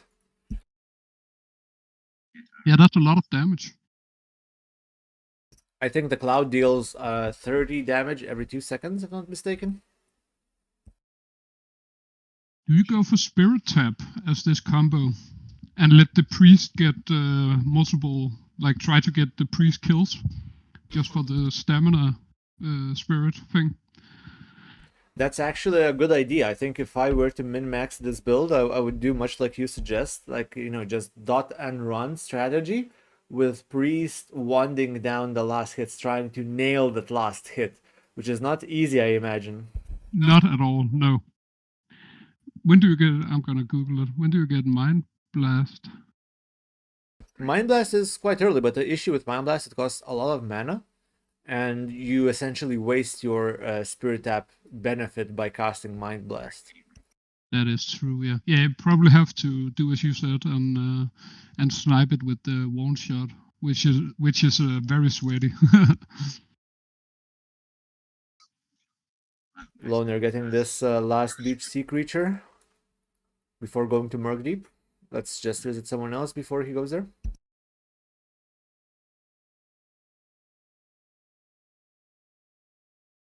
Back in Durotar, so that's a step backwards, right? Oh, it might be because the shaman is going for the flame thing, right? Yes, totem. That could be true, but then they also skipped the necklace quest and now farming those crocolisks, which are green, not very efficient. And it's really hard to get. It's very low drop chance, the crocodile necklace thing. Wow. Yeah, he's going for it now. He's been herfed to Razor Hill, and now he's running to the mountain thing. Yeah. To get the flame thing. I don't know. I don't know if I agree with that, but that's definitely a way to go. And it might be good in the PvP section. It is like 25 damage per hit or something. Oh.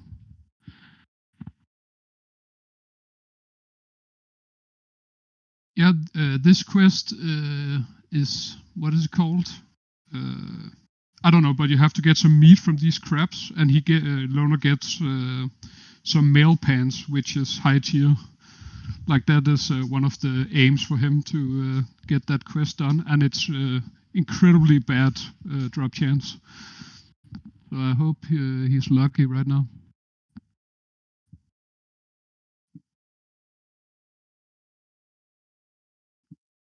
Looking for that waste.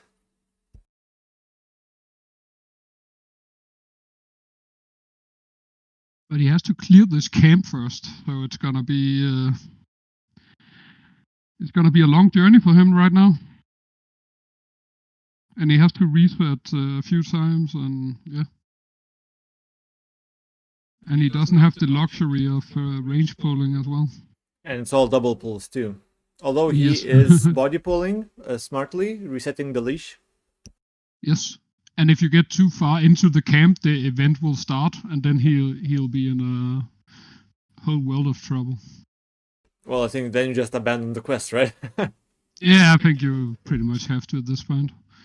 But I don't know if he has anything good to do right now. I think maybe he could go in the southern part. There's like 3 or 4 beach creatures in a little bit further down, yeah. And that's we weren't gonna do that because we were 1 level behind at this point. But he might be able to get some quick XP from that. And there's netters down there as well.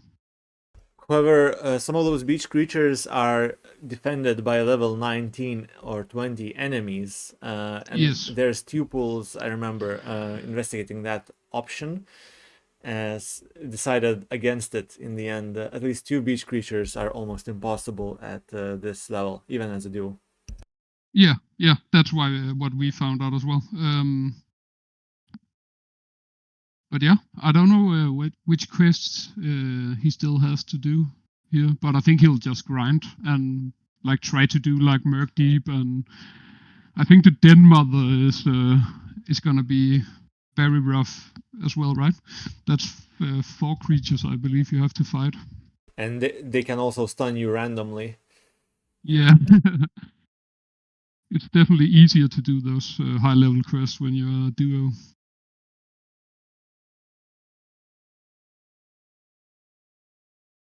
I think if you have the bubble ready, that mother should be possible if you're lucky.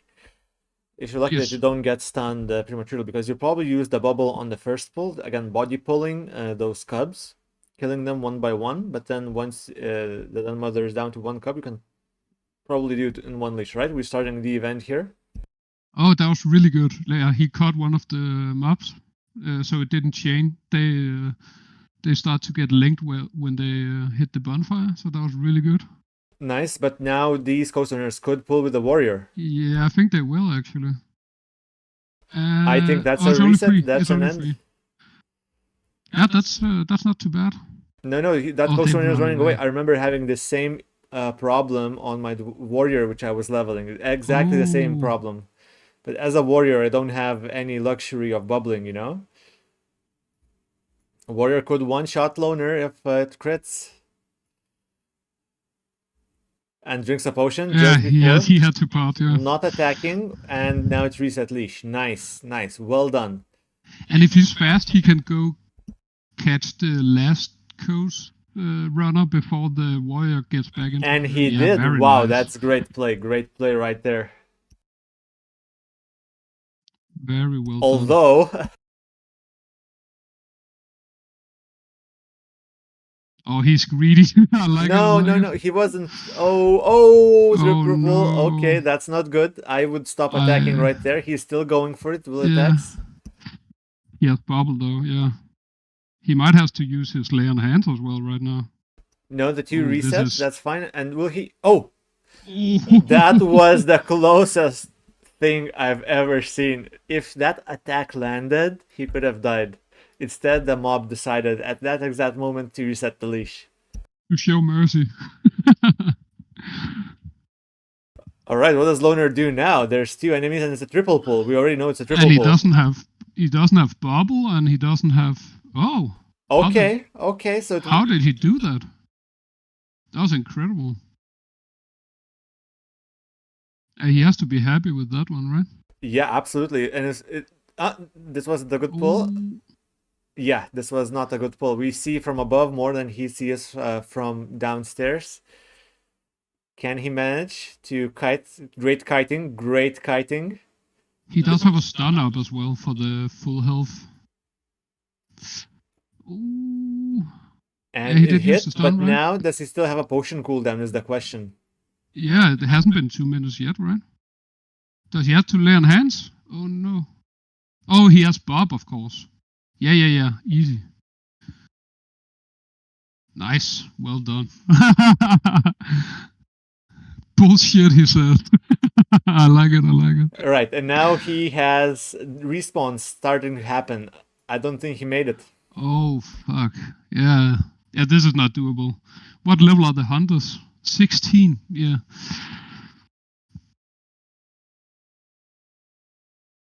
And 19. Oh, yeah. Yeah. He's giving up on it. Perhaps for the best. He's not happy right now. They just stick around in case he decides to do something that's not very smart. No, he does. I think the correct play right now is just to go and find some easy to kill mobs and just bunker down and just kill as much as you can make before the timer ends. Seems like that's what he decided as well, just farming these reef crawlers. All right, so he probably still need the quest. Yeah.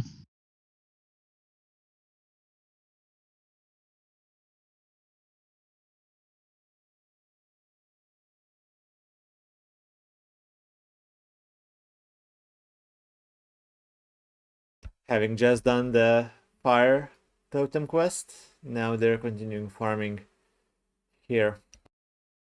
And the chain pulling has increased. Yeah, but still almost immobilized while they attack. A stark difference from you guys. That is true. I think the rogue has a good way of like keep pulling, because it takes like 1 second to throw a dagger, and then you can regen energy while you pull the next mob, right? So you basically don't have to stop dealing damage at all. Yeah, I agree. If there's an enemy within shot range, you can do that. Or again, not moving makes enemies slightly further apart than necessary. There we go. That's completing the fire totem quest. And all right, let's go and have a look at Loner, what he's deciding to do now that he had to abandon the Merc Deep quest. Just farming some cats for the quest, right? Yeah, there's 2 quests actually. He might be able to finish with killing these. There's both the pelts and the fangs. And the fangs, as I mentioned earlier, we decided not to go for because the drop chance is horrible. The pelts are actually decent. But yeah, they are high-level desires. They're like 18. Indeed. And I remember one of the follow-ups from these quests also gives you a cloak, a back that has 3 stamina, which is better than anything you can find from quests at this level. He does have a 2 stamina cloak at this point though, so it's a small upgrade, but it's definitely still an upgrade. I wonder if it then makes sense to start fishing. Yeah. I think he's just going hard for the leveling thing, yeah. But you might be right. It's 5 stamina for the Ramsey, which is huge as well. Right. Yeah. Did I just catch person AFK or is he flying? Oh, Deceit. I see. Oh, that's sad.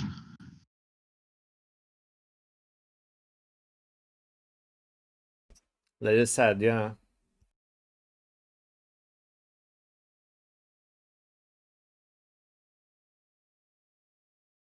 All right. Well, we'll come back to them once they're back already.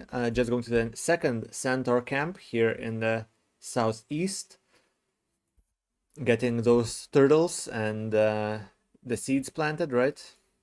Yeah, the turtles are 16 though and have a miss, 50% chance of miss, I believe. So they're really rough and they hit like a truck. Ah, but it seems like they're going along the road instead, going for that Okay, state okay. from the staff. A long trek to Mulgore. Yeah, I don't know. Yeah.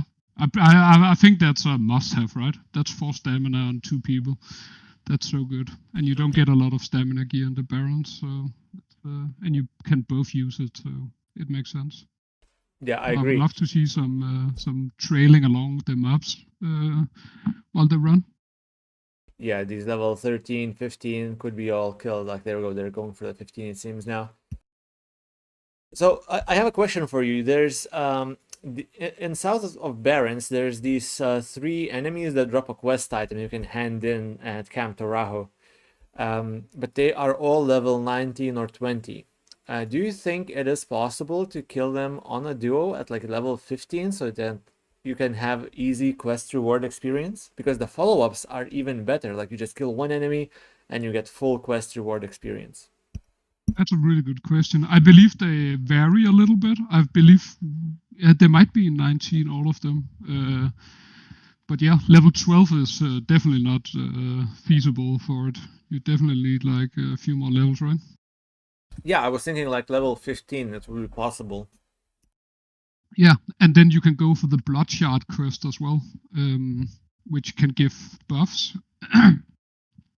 As double caster, I don't know if it's that great because you can't get stamina. You can get intellect, and if you're very sweaty, you can get movement speed right before the. We talked about that, me and Lona, going for the movement speed buff right before the duels start. Then you get 40% movement speed in the duels. That would be pretty great. We have Doka in the chat saying that one of the code was actually 22. So that is indeed not possible even as level 15, I think, even with the best classes like Hunter or Warlock or something.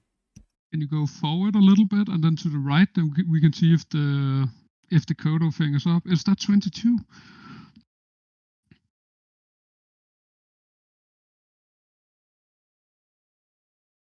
There's a quest right in this house. That's pretty decent XP as well. Like the. Did you see Mankrik's wife? Yeah, precisely. Yeah, it has a pretty big area of. Yeah, might not be there. Well, somewhere anyway. For sure, yeah.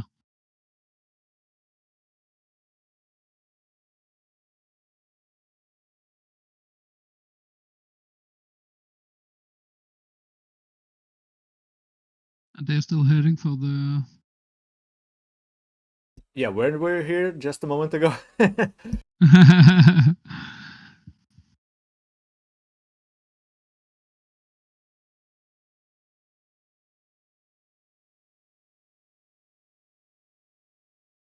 It's like everyone is in the same spot right now. 2 All the people hot in players. Undercity, 5 in Barrens, and Loner alone in Darkshore. In fact, the only Alliance player remaining. Yeah, it's true. I was a bit surprised that no one else was going for the Alliance, because Elven Forest should be the best starting area, right? Like the fastest 1 to 10. Absolutely, no question. You guys showed how it's done. And Durotar is like, it's so bad. I tried to do a solo rogue there, and it was incredibly slow compared to. And there's a lot of running, and yeah, you do get Slumber Sand and the Skull, which is really good. But I think if you can out-level people by 3 levels, then it doesn't really matter as much. Yeah, 3 levels, I agree. However, if it's just 1 level, then I would take the consumable. For sure. Always.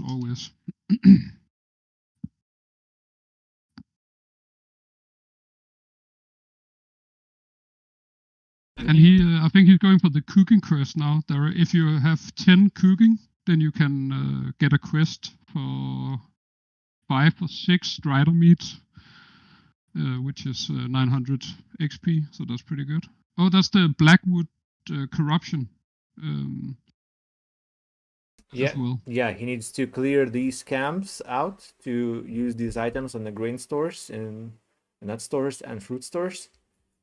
So he's definitely completing this one. I think that's a great decision. It's a great quest. Some enemies to kill here that are of his level. All single pulls as well. And then maybe he will consider returning to the cave of the Naga for that last mushroom.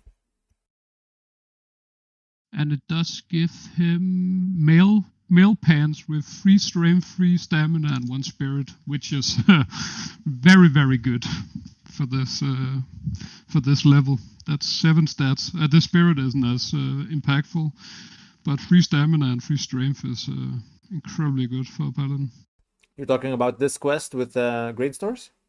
Yes.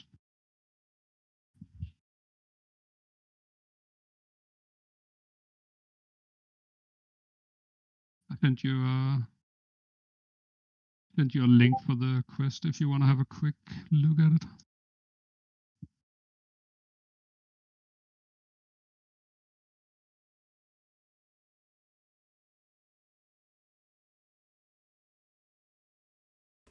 Yeah, 3 strength, 3 stamina. That's amazing, yeah. Yeah, you don't get much better than that.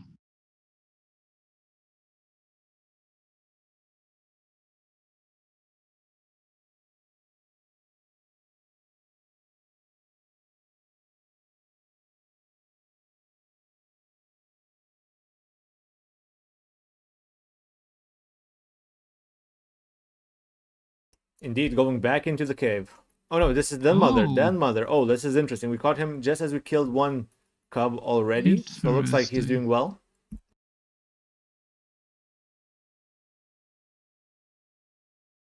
And look at that back jumping. It's really good, really clean.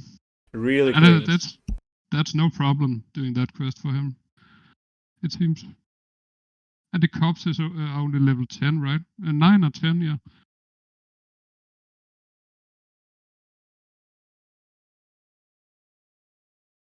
Still probably has to kill the cub because it does have a stun.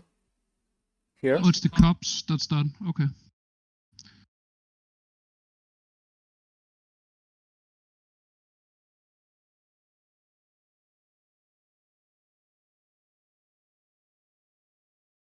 I wonder how many potions he has left.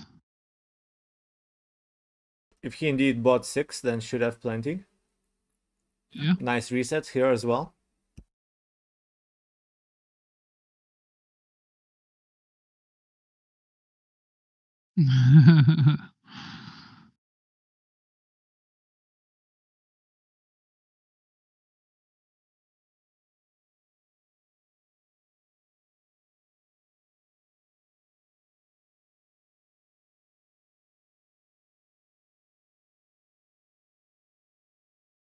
But it's 3 levels above him, right? So it's no joke. Likely a Blitz just got 14, but he is 3 levels ahead of the rest of the competition indeed. Very well prepared, very well executed, but here Den Mother with a stun as well. Oh, yeah. Missed the stun. Oh. No! We just witnessed the spicy death. That was too spicy for me. Didn't he have he might have used the lay on hands earlier. Yeah. As I said earlier, he should probably have gone for the safer farm and just killed mobs. Well, as you can see, kids, preparing doesn't always pay out, I guess. Pay off. Damn. Yeah, I wonder whether he had lay on hands. I'm sure Loner will join us in this chat shortly to explain what happened. We missed the first pull of the cub, so maybe that's when he used lay on hands. But maybe he was out of potions as well. Yeah, Den Mother really not someone to mess with. All of the cubs do have a stun ability, and even though they were dead, we did see that Den Mother alone, level 19 against level 16, is enough to murder.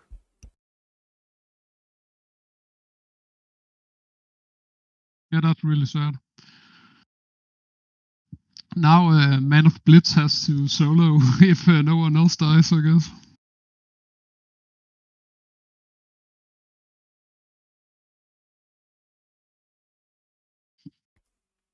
Yeah, it's just now Blitz found a teammate and then lost him the next hour.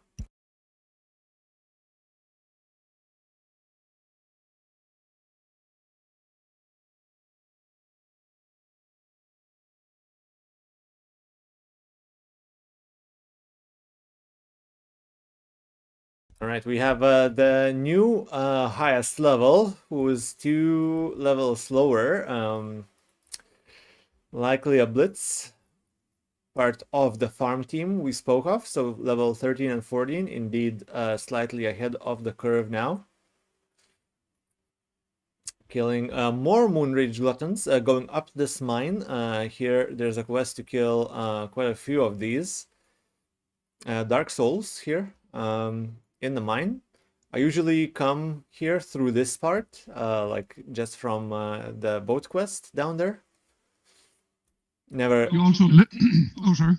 Continue. No, just I never went through this this route.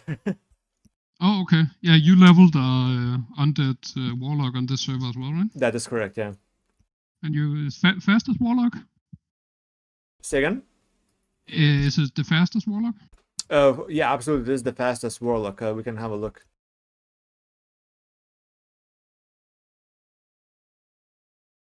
And you did how much of this zone did you do on the warlock? Because when I play, I've played a few undead characters, but I go straight for barons. Like I maybe do like 1 or 2 quests, and then I go straight back to barons. So I actually only thought about doing a speedrun after level 35-ish, when I actually saw that I'm doing great on time. Initially, when I was leveling my first alt character, I tried leveling a hunter, but then I died to a computer crash and no recording was saved. At that level 45, and that was a speedrun, the proper speedrun, arrow shard. We can look at my maybe 45 then, maybe 44. There we go, 44. So level 44 in 1 day, 14 hours. I think that's reasonably good. That's really good. Yeah, not solo self found, but you know, tried doing something similar now with a druid at the same time, but level 43. However, this one is solo self found, and the hunter wasn't. So still doing quite well, I think, on time. Exactly the same time, 1 day, 14 hours, 20 minutes. Just 1 level lower, solo self found. That's really good. Thank you. But the warlock itself was not initially a speedrun, so I don't think that my route was the best. So you weren't even trying. I was trying after level 35. However, we do see Naji here with level 60 below 24 hours played. Now that's really trying. We don't talk about that. Well, then we can talk about his next character, who is also ahead of my warlock. But yeah, I think I did do this part so that I wouldn't have to return to it afterwards, because if you do skip to straight to barons, you do end up having to return here either way according to the leveling add-on that I'm using. True. Yeah, okay. That makes sense. It is a scary zone though, right? Yeah, well, to some extent, like as we saw, there is that rare elite, but if you don't pull it and you know where the Sons of Argal roam, it's not that scary. I do skip those Fenris Isles here altogether because that is super scary. I don't do any quests there. And besides that, you just do the stop part and some of the mages in the southern part, and then you go back to barons at level 13 or so. And you're quite set to finish barons there with some stone talon thrown in so that you don't have to go anywhere from barons. You can complete Camp Toraja as well while you're there. Okay. What's your prediction for the winner of the tournament? Is Naya and his brother gonna take it once more or what? Good question. So now that we know that one team is out, there's 3 teams remaining. we have 2 priest warlock teams and 1 rogue shaman. So I guess we can't really predict what the priest warlock versus priest warlock will be like. It's a mirror. I think the undead have a huge advantage in that. However, we can talk about how the shaman rogue versus priest warlock matchup goes. I think that having a shaman with purge is very good against both priest and warlock. Can purge all the important buffs before even engaging with the rogue, with the sap. The question is whether perhaps, like, if for some reason they get lucky by seeing the rogue in stealth. I wonder if Blitz Naya is taking talents that improve his stealth. I know I would. So yeah, that's definitely the play. That's the thing I was going for as well. I was going to respec. I had opportunity for like 20% backstab damage, and then I was going to go for the more stealthy. Yeah.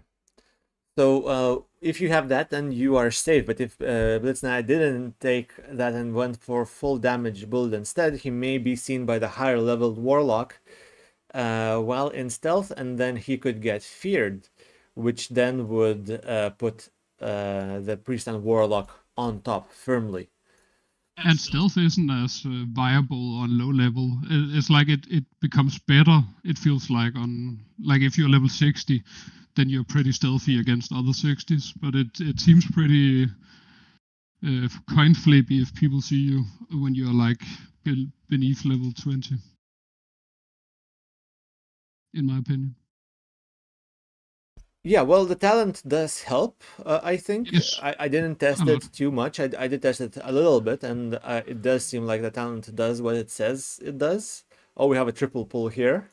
Although these enemies are of similar level, and Hobo is stunned. Oh, there's... Uh-oh. Drinking a potion. And Blitz Naya continuing to DPS, so that means that Leash is not reset, and Hobo is running without healing, and I think he will die. He will maybe... Oh, still use the scroll. Nice. He scrolled. Nice. And that's rough, though, not having it. They should have stopped attacking, and Naya should have maybe gouged, if possible, and reset. Yes, I agree. There was some miscommunication between them. However, they did survive, showing their skill. Did use some consumables, yes, but they survived, and that's most important. Still, Blitz Hobo. Oh, reset. Okay, great.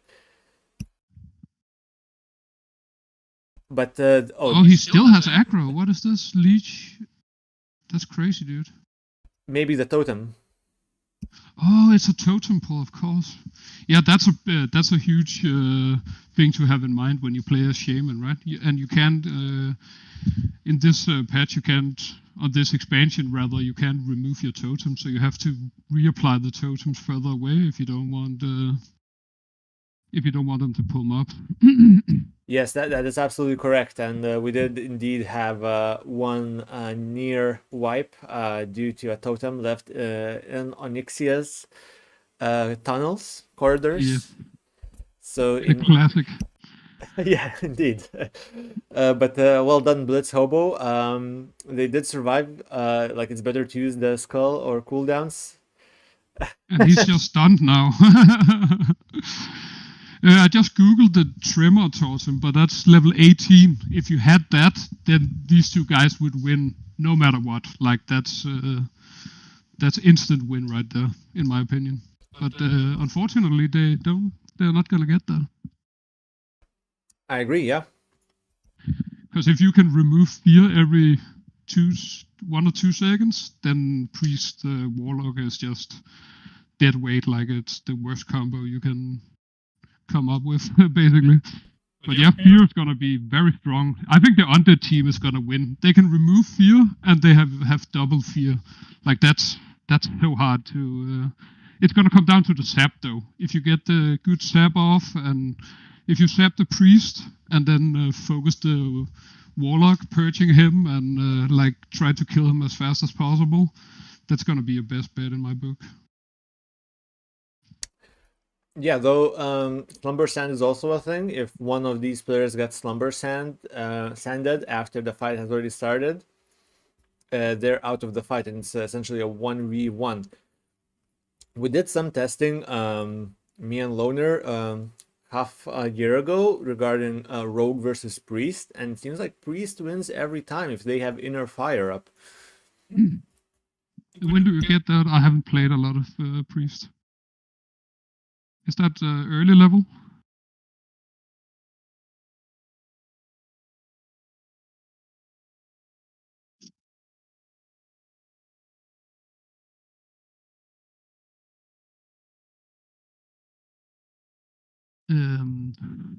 Level 12, yeah.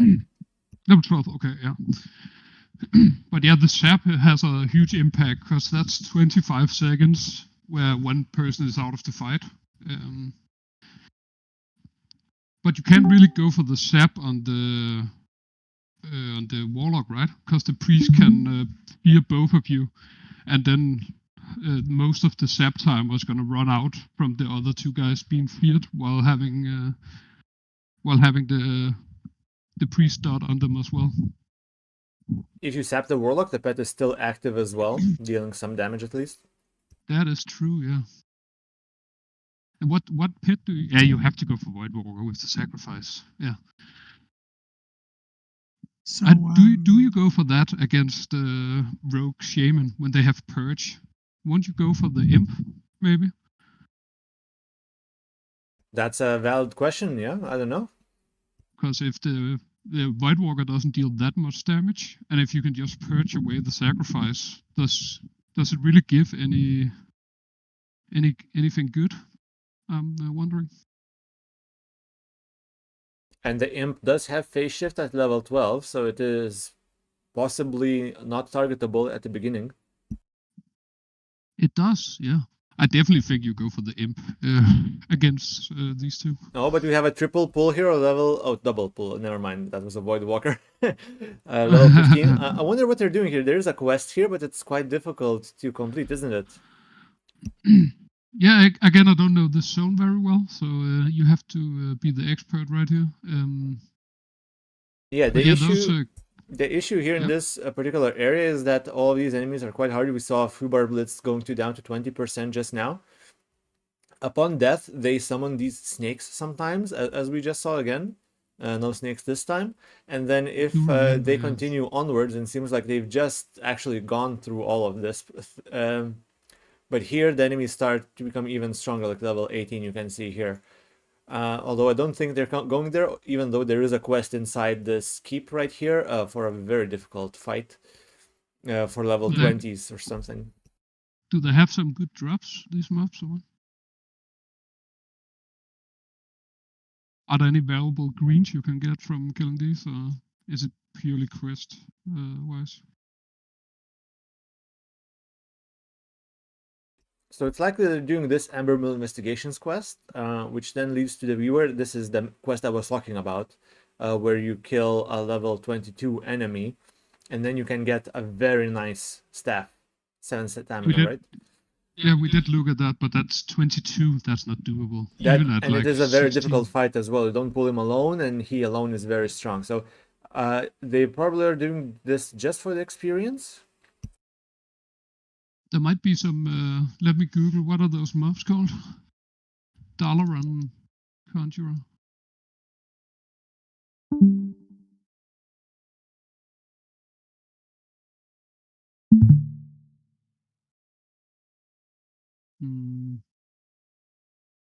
Well, they seem intent on farming everything in their way, and so far, again, maintaining not a lead, but the same level as everyone else in the game so far. Perhaps speed is not everything then, right? You can get a very powerful wand from these guys. Like 12 DPS. I linked it to you if you want to have a look. Alright, it's a Blazing Wand, right? Yes. Is it better than the one you get from enchanting?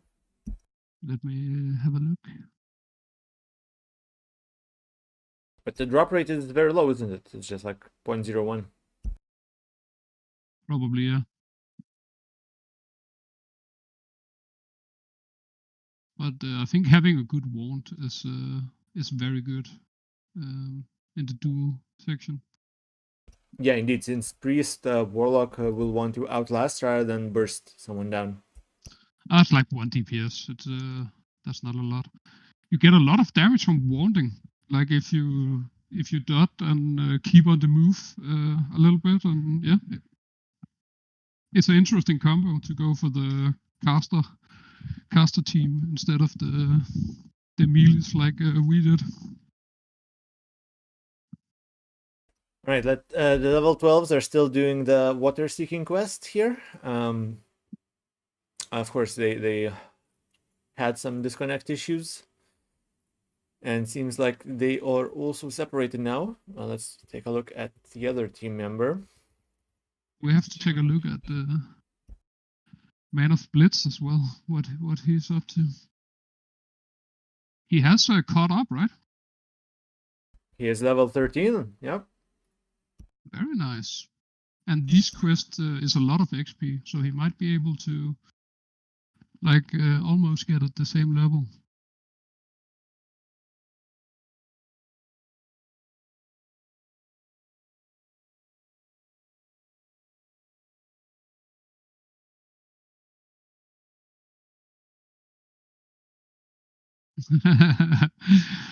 Yeah, all those warriors in the Mak'gora tournament, you have to include them.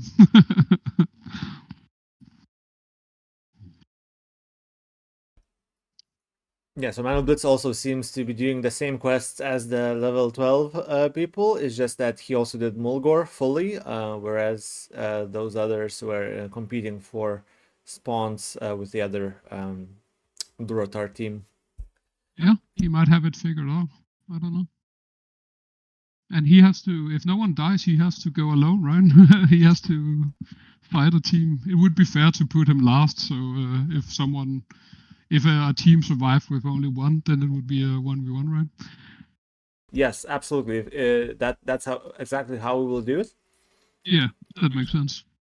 If you put him first against the highest team, like what is he supposed to do?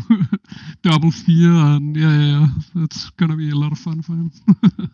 Yeah, indeed. If the winning team survives with both players intact, then Man of Blitz may live to see another day. Oh, can you inspect people, by the way? I haven't thought about that.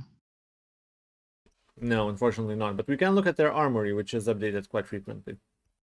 If you go further, like just walk right beside him and then right-click inspect, is that not possible? Oh. Yeah, maybe No. not. Okay.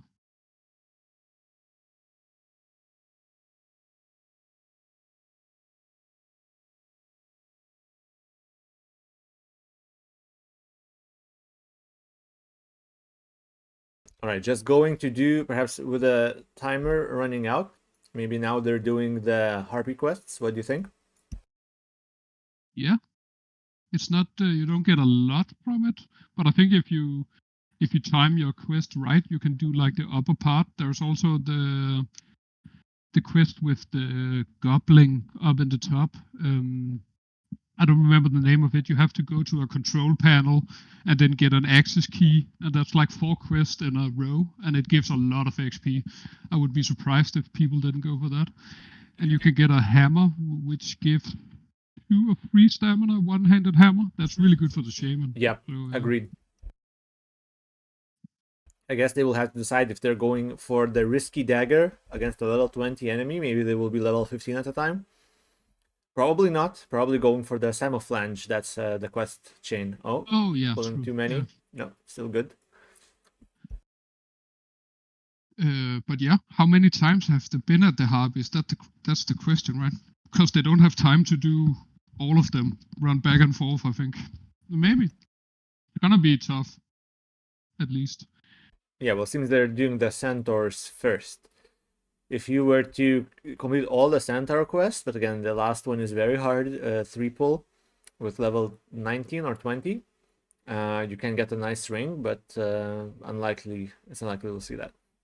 But I think they're going for my tactic, the thing where you grind for the key, because you can get, of course, you can get very unlucky, but if you get lucky, you can get some very good items. Yeah, you can go.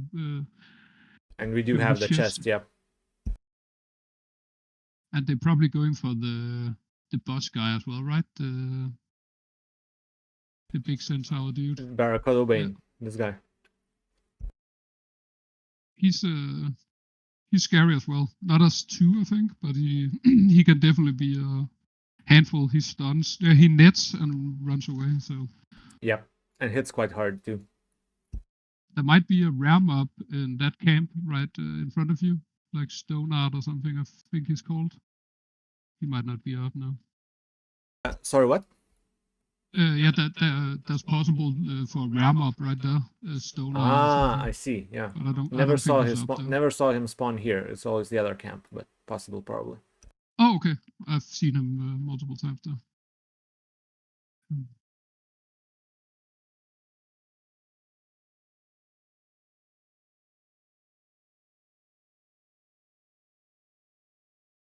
It's really close on the leveling.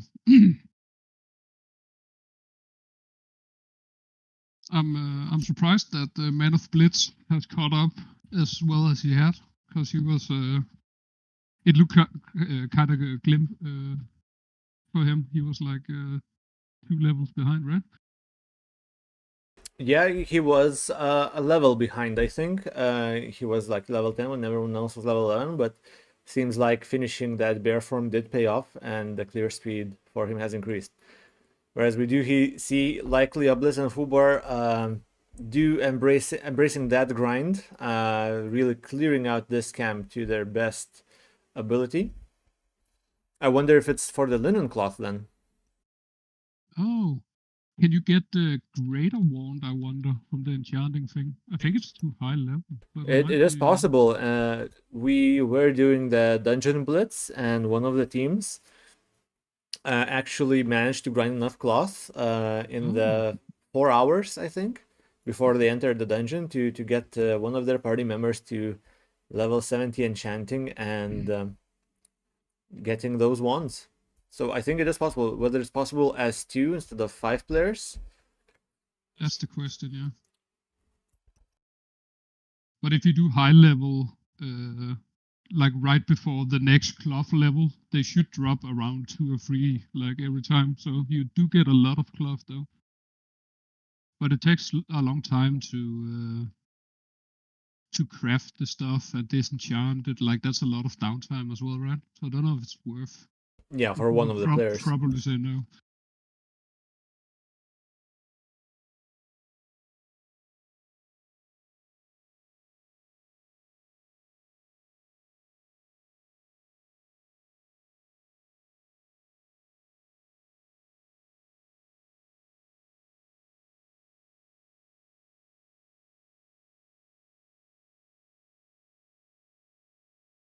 Congrats to Ferber.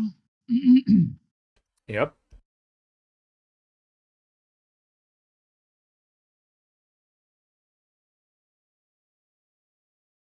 Yeah, it must be because they know either for the club or for some kind of drop that we don't realize.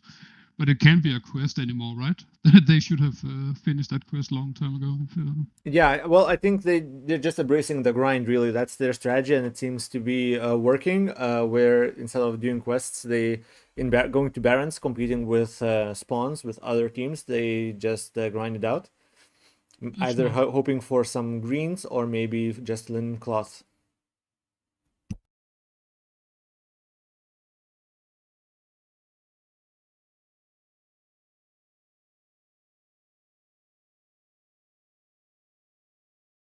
I wonder how good a Night Elf druid is, because you can hit the Darkshore thing like relatively quick, and like the first couple of quests are pretty easy. And the flight from Moonglade the flight from Moonglade to Thanatos is very short compared to the one Horde has to take, where you have to fly for like what feels like 40 minutes. It's not 40 minutes, I know, but the other flight is very quick, so you get the bear form thing quicker, plus you have Darkshore to level in. So yeah, Alliance Druid might actually be goated in this. That was a nice try, dude. You played very well. I was just super greedy. I felt behind. Yeah, we were talking about that the best thing for you to do was just to grind, like find something easy to kill and then just grind. But I know when you sit in the No, I was aware. I was not completely sure I could get to 17 just grinding, but I should have just gotten I could have totally gotten just the Blackwood thing, and then I had actually got all the chunks. So I had both I would have the boots and also the legs, or the pants or whatever. Yeah. Yes, I would have been really strong, but we wouldn't have won. Like, there's no way a paladin druid is gonna beat that shit. So I was like, fuck, I'll just take risks. It's a bad combo. Yeah, I agree. It's terrible. So I was like, I'll just take risks. Yeah, well, that does make sense. I think that a very high level, which you would definitely have had, I think you had a good chance at 17 against a competition who's currently just 14. Maybe someone will reach 15 in the next 17 minutes once the leveling time will be over. I think you definitely had a chance to just out-level with stamina. Yeah. Yeah, I agree. That's what I was trying to do. But I've never done the Den Mother thing. I didn't know the stun was that soon or that frequent. And also, I was not used to playing Paladin. So I forgot about the debuff. Otherwise, I could just pot it. Like, I had like all the outs. I was just spam. I was like, for like a second, I was like, oh. But you can really see that Naya knows he knows Barons better than anyone on the server, I would dare to say. And he's definitely going for the thing I said earlier with the keys. There's just trying to kill as many Reckless and Stormers as possible. Nice. Unfortunately, they don't have any male users, so they can't use all the gear. That's true. Which makes that strategy a lot less good. Yes, that is true. So I'm not yeah, really sure we did talk about it, the two of us, that if I went Orc Rogue and farmed those for a little bit, then and you went Paladin and just like leveled on, then we might be able to goad you up a lot, right? Yeah.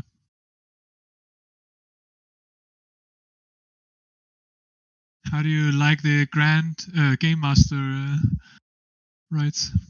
Well, I don't have all the rights. I only can become invisible and teleport to someone's location and modify speed and do this. Can you take my shaman into Blackwood Lair afterwards and clear it? No, I don't think so. On the PTR, yes, any day. PTR, yeah, sure. Oh, it's the man himself. Oh, hello, man. Truly the man. I got Bash now, so it's on. Oh, nice. Yeah, we did talk about if no one dies, then the other people duel first, and if there is a team, you might have a chance if a team survives with only one person, then you might have a chance to win it still. I don't care for the winnings. I just want to bash the winning team after it all ends.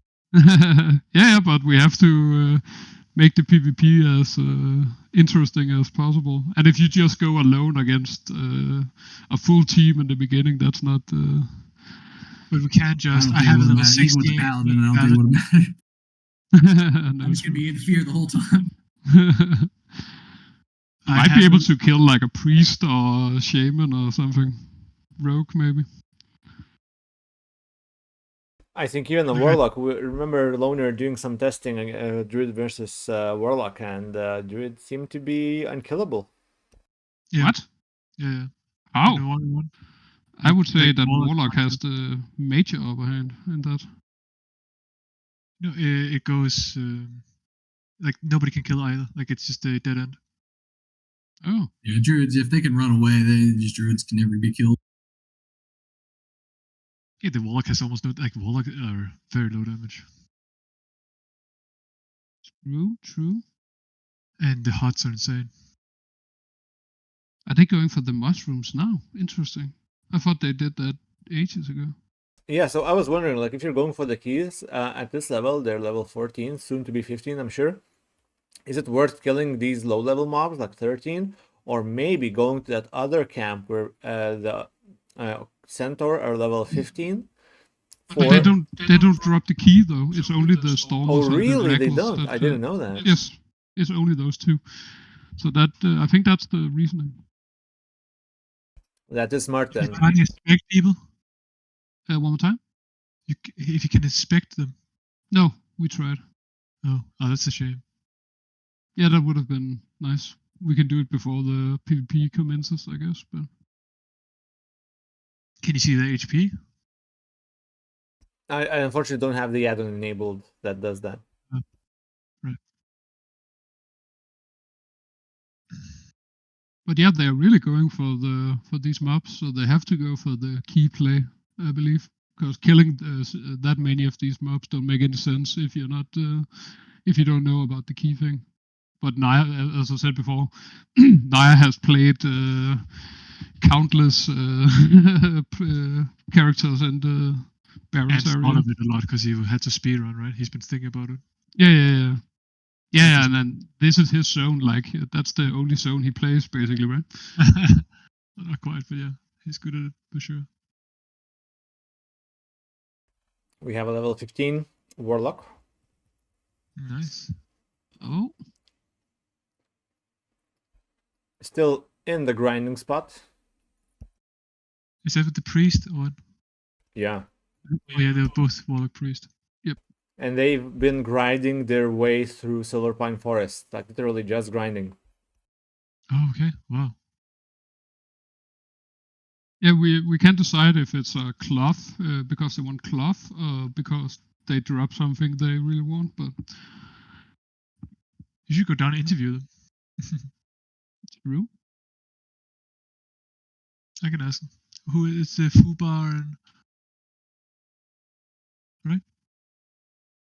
Fubar and Likely? Yes, exactly. Right, I'm gonna go down there and ask.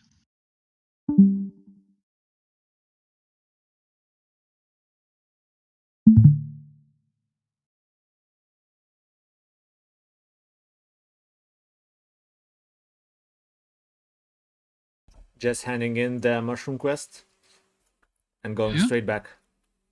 You think they're going for the swiftness potion or the, like I said earlier, I don't think swiftness is that good because you can't use healing part, but you can get the fortitude potion, which is high value, I think. And you can actually one go for the fortitude potion and the other one goes for the both healing and mana potion for the shaman. That might actually be very good. Looks like they are indeed flying to Thunderbluff. Yeah.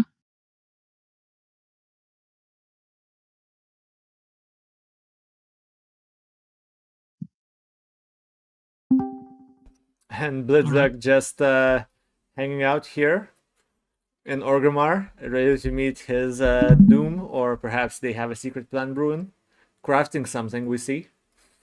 Yeah.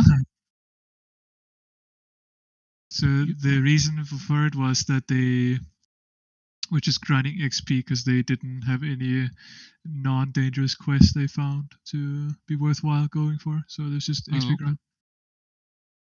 Interesting, because we were discussing that earlier, that they could have chosen to go to Barons, but then they would have a lot of competition because other teams would be found in Barons. Yeah. And you have to run a lot, right? You have to run all the way from Orgrimmar all the way to Crossroads. Shut, watch me. Is he going to consume 5 Dark Runes now?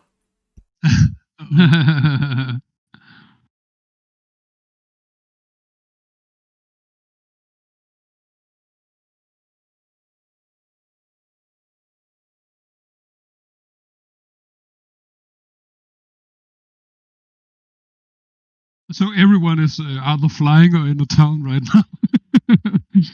Well, it's nearing towards the end. Man of Blitz training some first aid. That's smart. Yeah, we decided against that. But yeah, it might be the play. The way to go. Unfortunately, I will not pop 5 Dark Runes. Fortunately or unfortunately? Fortunately or unfortunately, I don't know. Whatever you think. I'm wondering why he then keeps grinding. Or did they split up? Grinding defense skill. Okay. But wait, didn't we say that? Didn't we understand that in PvP only your max skill matters? not your Yeah. Yeah, you don't. Yeah, we have to tell. He's probably watching the stream. But yeah, you always have your maximum in PvP, so it doesn't. Like if you level up, you get more defense, of course, but you don't get like your current skill doesn't matter at all. Yeah, sorry.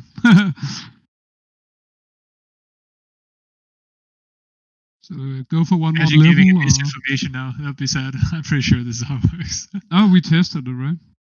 Yeah, true. Not defense skill, but weapon skill, yes. And now we have 4 people in Orgrimmar, 1 in Thunderbluff, training first aid, and 2 people here just finishing their last quests in Silver Pine Forest with 7 minutes left to go.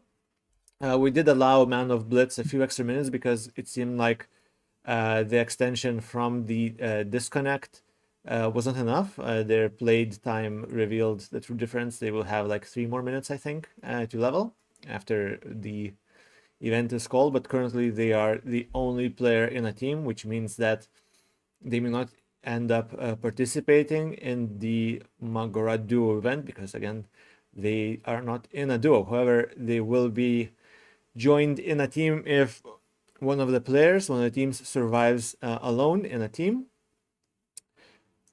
So we'll see if Man of Blitz gets to fight in the arena shortly.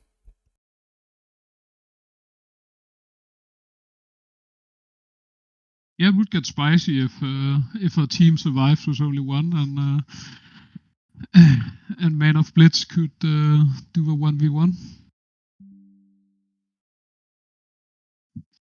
That'd be cool as fuck. So I guess 15 is the maximum. So yeah, we were only gonna be 1 level ahead in the end.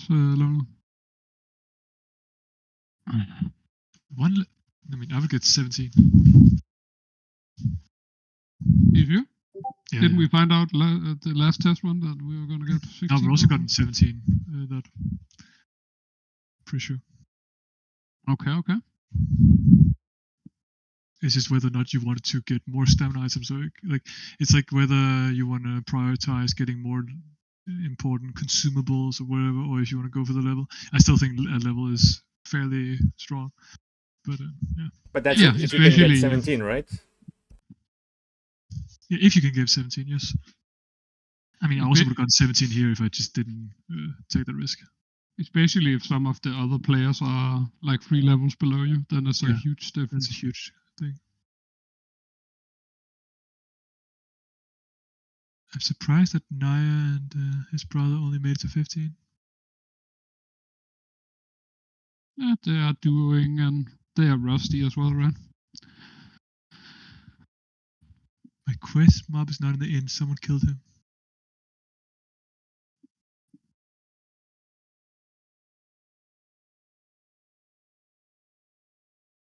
That's curious. I didn't know Gammon gave any quests. I thought he was just there to be killed. Let's have a quick look. No quests, yeah? Which quest then?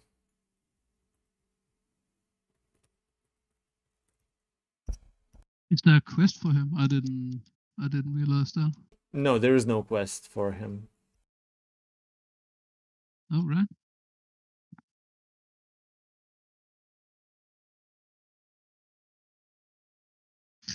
Oh my god, people are excited about it in the world chat. I love it.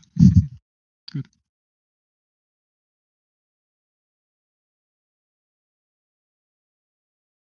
I'm stupid that I took that risk. Oh well.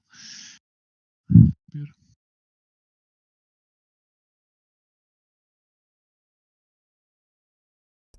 Right, so we just have Doka is saying that there's a rogue quest that you have to pickpocket Gammon, it seems like. Well, that's unlucky, I suppose. That's a shame.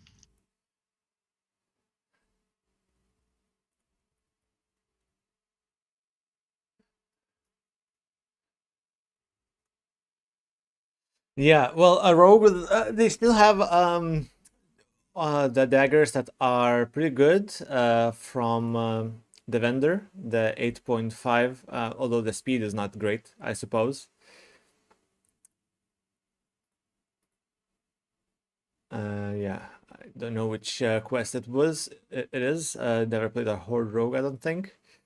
But regardless, we have 3 more minutes before people are expected in Stranglehold and Vale. We have more than half of the players already there. Fubar is likely just flying to Undercity to learn some new spells, level 14 Priest. Ah, yes, the Cunning Dagger. However, the damage is 9 to 18, whereas here it's 7 to 15. It's not that different, and the damage per second for the white is much better. To agility doesn't change that much.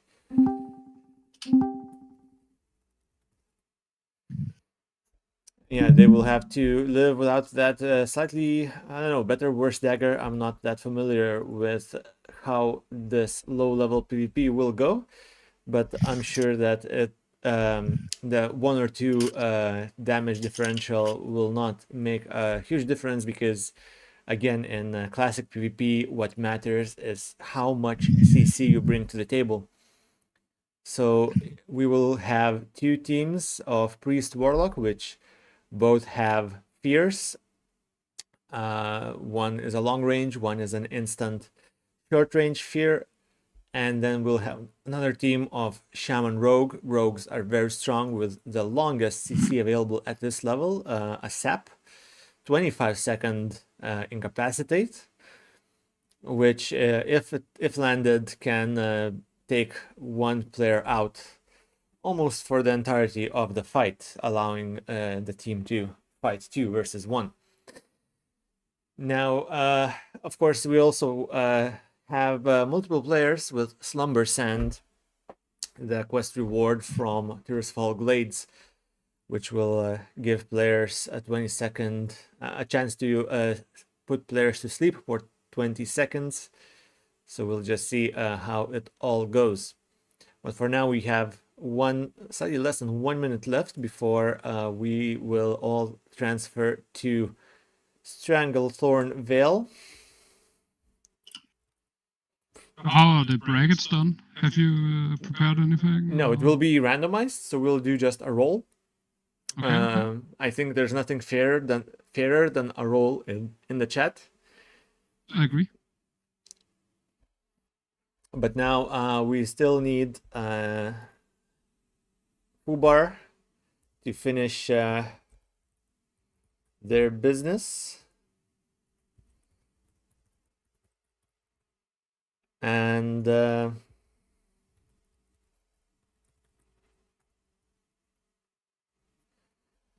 once they are in Stranglethorn Vale, we will then begin the attend. Excellent. Danger, enter at your own risk. And we do enter into this wonderful arena made by New himself. Last DC's incredible. Yes, they do. Not made for sitting, made for standing, I'm sure. Now, this arena, unlike in previous fights, will have a line of sight. So players can use it for various purposes to avoid getting feared, slumber sanded, or otherwise incapacitated. Yes, you can apply the armor kits.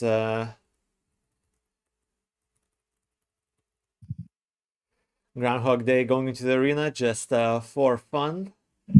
Right, let's now give everyone a few minutes. So we'll start the actual event in 4 minutes.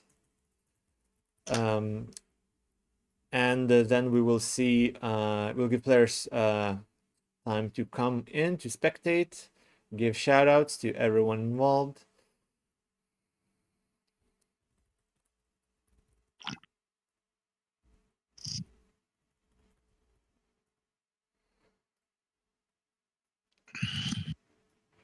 And we'll have 3 teams participating and 1 person on the bench in case the winning team has only 1 survivor. They will be able to take over. We do have 2 teams, 2 priest warlock teams, and 1 rogue shaman.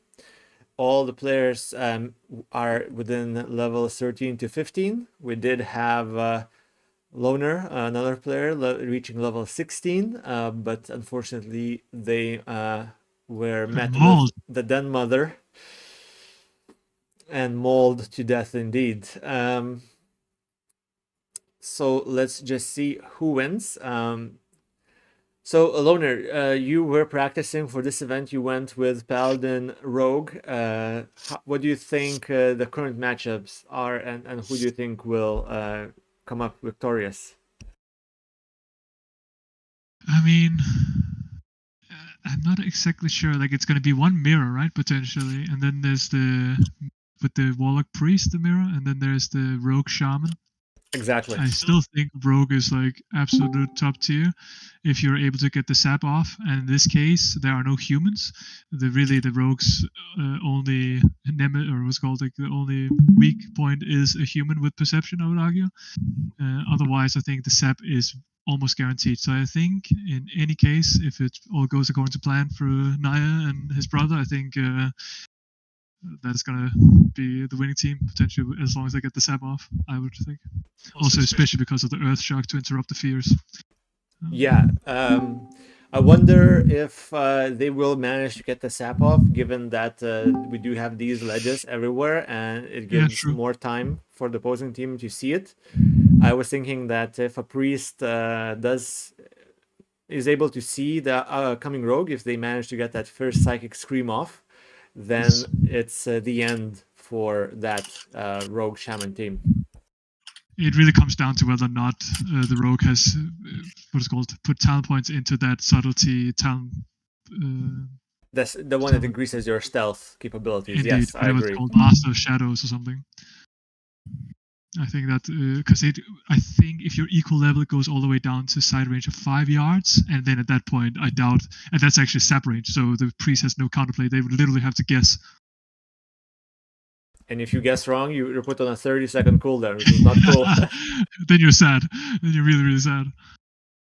I guess there's also always the possibility of a sap heart beating, right? So, and if it does heartbeat and the warlock is not dead yet, with both Hellstone and the healing potion, maybe the priest fear can make them stabilize, both shield while the priest is running into them towards the warlock. I guess the warlock should actually stick around the priest so that if it heartbeats, then the save is close by. But who knows about the fear interaction if they're on top of the platform and so forth. I'm not sure how that works. I agree with you. That would be a great plan for the warlock to stay next to the priest so that the shaman can't even place a searing totem in case it breaks the sap. True. All right, so Nova totem. We'll see whether our assumptions are correct shortly. We are now 15 minutes after the intended start because we had a server crash, but we are back online and we are ready to start. So again, 3 teams. 2 priest warlock teams and 1 rogue shaman team with a druid on the bench in case someone falls. We will assign 1 fight for the semifinals, and 1 team will immediately go to the finals. Lucky, I suppose. I guess we'll just have to see who gets that roll of the die. So now I will assign each team a number, and I will roll until I roll 2 numbers, and that's those teams fighting in the semi-finals. The team that will not be rolled will be going directly to the finals. So we do have, again, 3 teams. Blitzmon and Blitzzug will be 1. We have Fubar and Likely a Blitz 2, and Blitz Naya and Hobo a 3. And I hope people in those teams are listening to me right now because the rules have been explained. Yes, hello Willie. And so let's do the rolls. Before we do the rolls, Those are not the final rankings. No fighting needed. Make peace. We just roll die and then. Yeah, before we start the fights and roll to see who fights who, are there any questions by any of the participants? I think I'm good. All right, we'll just give them just a to be minute. sure. Mhm.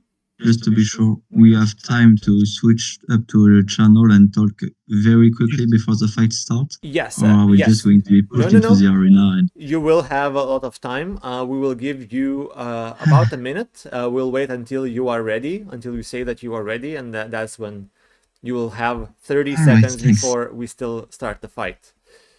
So there will be plenty of time to prepare, to calm your nerves, and give us a good show. Again, just to remind every spectator that if you jump into the arena, your life is pretty much forfeit.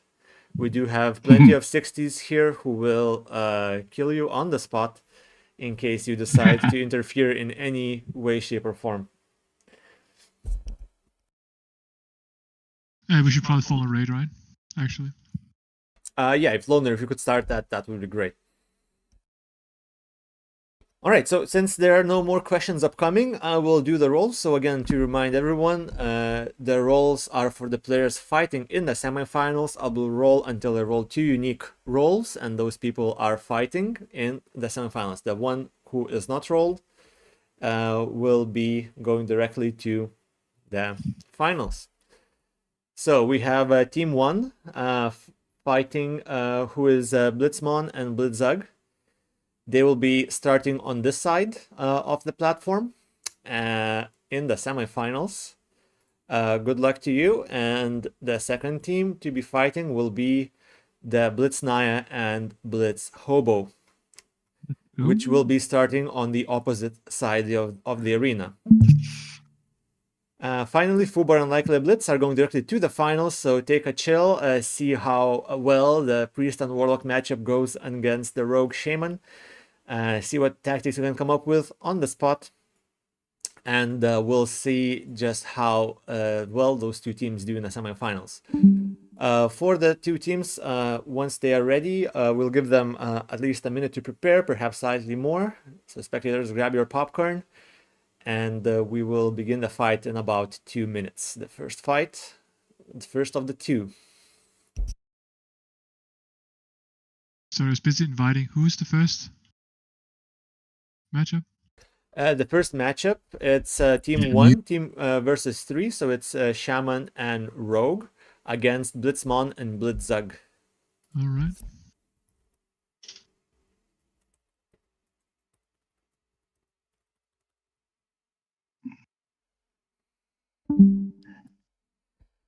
All right, so I'll try to get a good look of the fight from above for those watching the stream. Team 1 is ready, just waiting for Team 3 to notify me that they are ready, again giving them plenty of time to discuss tactics. They pretty much knew that they would be facing Shaman, Priest and Warlock, because we have two teams, and Blitz Naya team are ready as well. Very well. Fighters, enter the arena.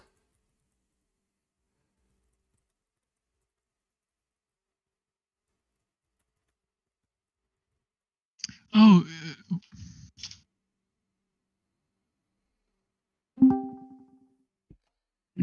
Oh, can you do a quick spectate first? Oh, you can't. I forgot. I don't see fighters jumping to the arena yet. Maybe I was not clear. There we go. We have two people in the arena.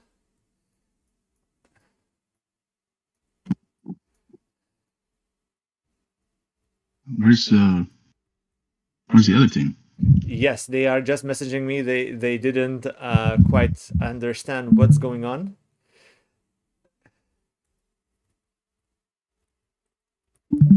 There we go. Blitzug and Blitzmon are here. Nice. All right. All right. People are in. Everyone is clear on what's up. And we will start the fight in 30 seconds.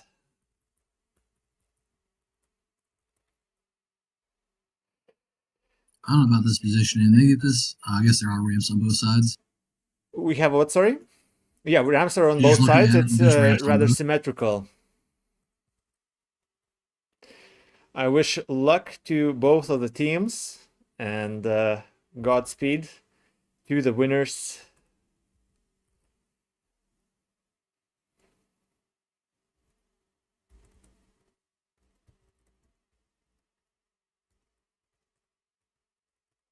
All right, and we are off.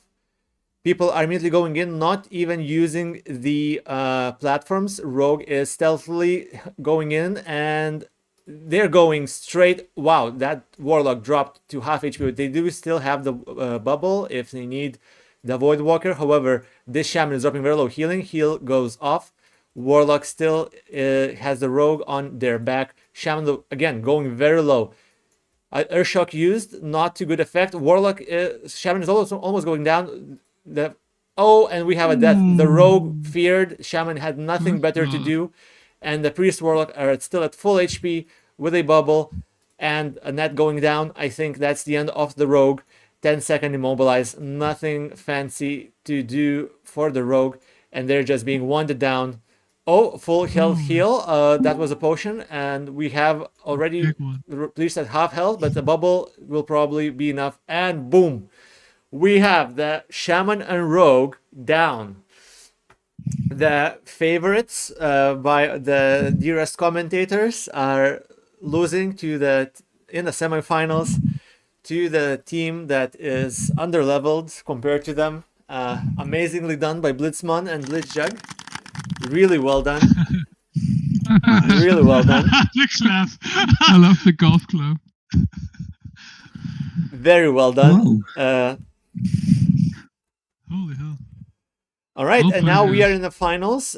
May the other team take the opposite corner from Blitzmon and Blitzzug right now. We will give them 2 minutes to recover their consumables and their cooldowns. I don't think and Warlock... Their sanity. And their sanity, indeed. Prepare their new strategy. Oh. So because they got fizzled first. Double undead, though. God damn. Yeah. Yes, indeed. So now we have on the opposite corner from the winners of the semifinals, we do have double undead indeed, which will be immune to any and all fear effects of the team on our left right here in the spectator mode. Yes, and we do have also the people who grinded those levels also are out-leveling the people from Durotar. It seems like grinding those levels in Silver Pine Forest did pay off in the end, giving them level 15 and 14 versus double level 13 for Durotarians, which is quite impressive. While we were spectating, we thought that that grinding could not pay off in any way possible, but here we are in the finals with them outpacing their opponents. So, Loner, again, do you think that the team Durotar, the level 13 Priest and Warlock, have a chance against the Undead? I do not think so. It depends on how many consumables they used. If they used the skulls and the other guys... I don't know if they went for skulls. Do you know? Yes, they did. They should still have skulls if they have not used it. They definitely used the nets. Yeah. But I'm talking about the undeads. Do they have skulls? No, they do not have any skulls. They were not in Durotar or... it's going to be spicy. I have no idea. I don't know. All bets are off. We also have an interesting... they chose to do imp the undeads instead of the Void Walker. So they are planning to go on the offensive and not be... it's interesting. They should probably focus the priest then. So maybe... I think Will of Forsaken will carry a lot of weight here. Yeah. And especially also the Slumber Sand, right? Also the Slumber Sand, and the Warlock. And then focus priest. I think that could be scary. However, the can get out of both fear and sleep, right? It's Do you need the slumber sand when you got the fear, though, is the question. The slumber sand is longer and preferred. Also, I would say. it's 30 yards. It's much stronger. It's 30 yards, oh my god. Yeah, sleep is quite weak. Sorry, fear is quite weak. You can't deal damage, you can have dots while being feared though. Alright, we have the last fight happening in 5, 4, 3, 2, 1, go. Alright, and we have the team on the right going immediately for it, and they are indeed casting Slumber Sand, it seems. However, that and the Void Walker. The Void Walker is, yes, on the Void Walker. That's smart. That's smart. And the Undead Warlock just use Will of the Forsaken. Warlock, one team is going for the Warlock, the other team is going for the Priest. Priest goes outside of line of sight. That's very smart use of it. And then the other team also thinks of the same. Oh, he got the speed boost. Holy shit, he's speeding. He's speeded backwards, frontwards, every waywards. He's not sure where he's going. Seems like every team is slightly damaged. Actually, it's anyone's game at this point. Fubar Blitz Undead is going down. The other Undead is feared now that they have used their Will of the Forsaken. They cast their own fear, but the Priest is very low. They're casting a heal. They got a heal off. That's nice. The Warlock is very low. The Priest is feared. Do they have a potion is the question. Priest keeps healing themselves now. And the Warlock is going low. The fear should end any moment. They did get a heal off and another heal. And the Priest is still very low. The Warlock is very low as well, probably out of range of the... DC'd. DC'd?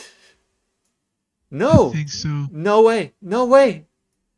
Did we get the finals decided by a disconnect? Fubar Blitz just died here. Wait, Fubar Blitz died? Yeah, so we... Oh, he's back, dude. It's a 1v1. It's a 1v1. It's anyone's game. Oh my god. Keep going, guys. Keep going. Holy shit. A Priest versus a Warlock. I think this could go towards the Priest. They have more healing if the Warlock cannot interrupt that with... Oh, that's a crit potion, though. That's huge. That's huge. And the Warlock is going low. They don't have a Void Walker. Drain life. Drain life. I never seen that used. And the Warlock did not get a crit on their potion. The Priest is going quite low. Are they going to heal? They got feared. And they're being bandaged. Clutch bandage, yeah. Interesting. This is still anyone's game. Priest is at half HP. Unfortunately, I don't see their mana. Priest seems to be 80% mana on the Priest. Oh, so they are in the lead, I think. They have a good chance. Especially if they can land that fear. If they could get in melee range to get that... Oh, going quite low. There we go. Oh, yep. Heal back up. That Shadow Word Pain doing work. And... What? Oh, that was a health potion. That was a health potion. Health stone, right? A health stone, I think. Oh, he's trying to reset. The Priest resetting with the net. Yeah. Very nice. They can maybe even eat, but no, Imp will prevent that. Imp is firing those fireballs.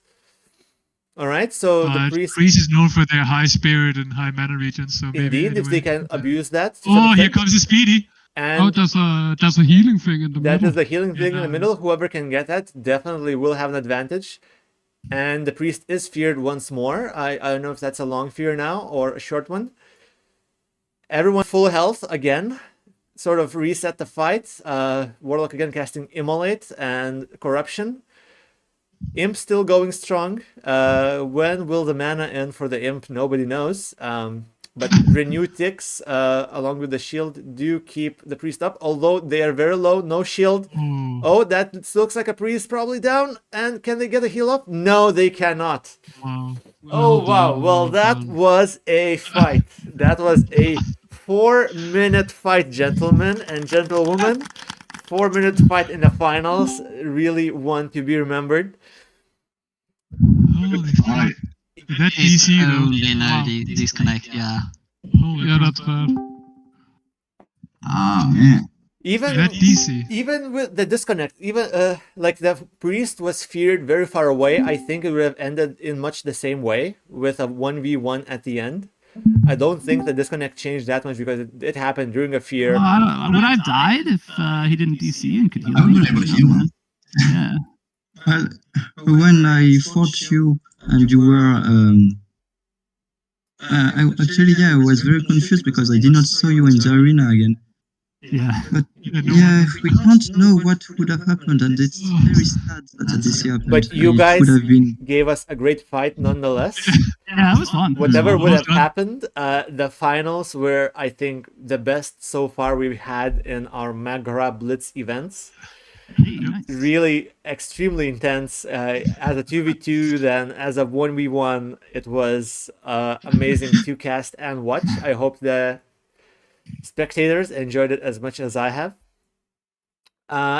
Yes, indeed, if the players want, they can now fight with the druid. It's entirely up to Likely Blitz. They have already been crowned champions. So Likely Blitz and his teammate, who I conveniently forgot the name of. Yeah, you want to try against Fubar, against Manoff.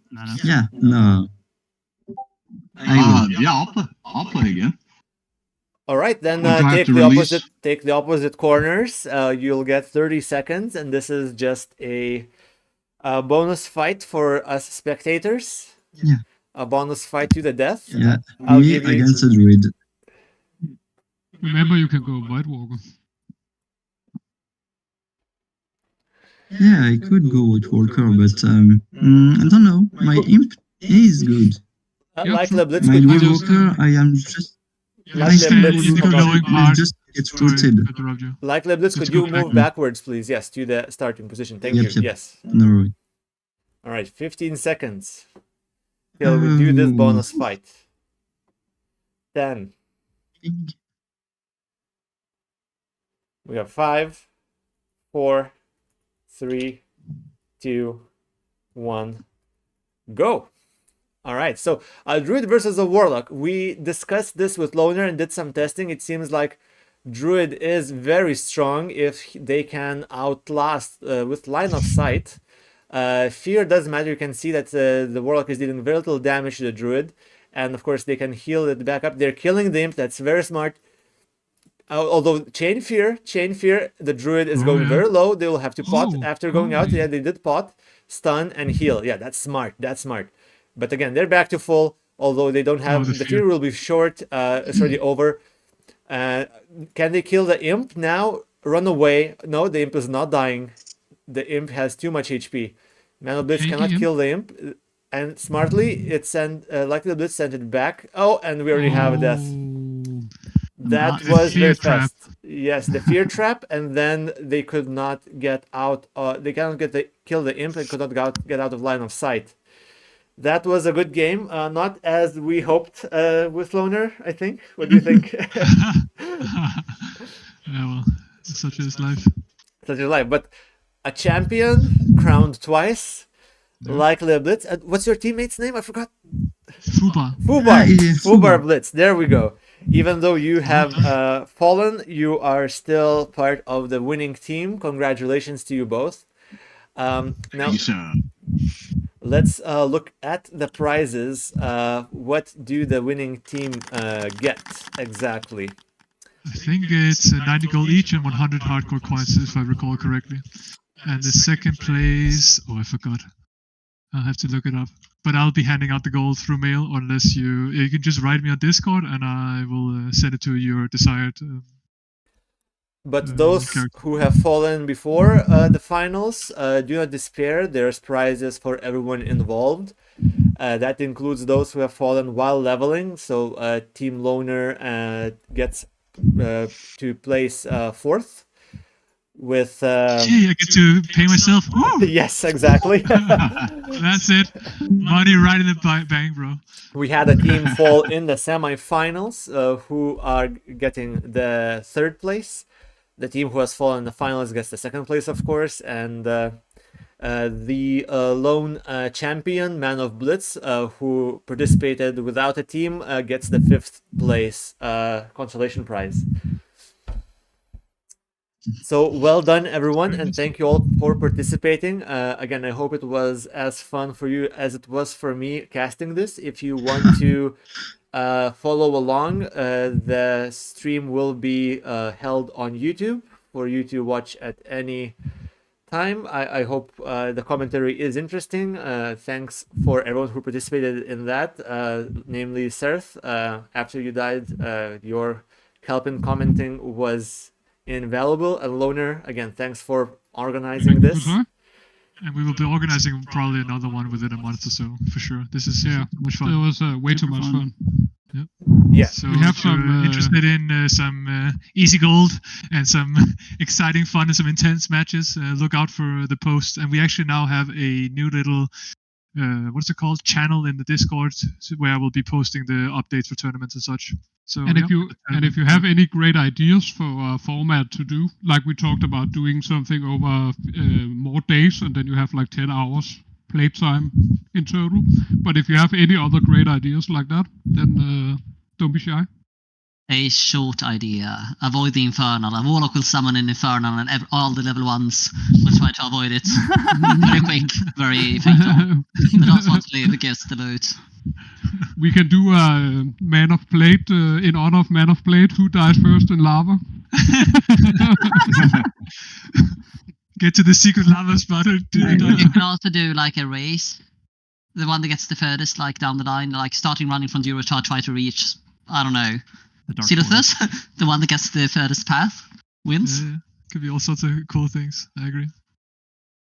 Yeah, put those ideas in writing, and we can definitely discuss and see which ones appeal the most. But let's try having an event a month. We've had many Blitz Mak'goras with great success.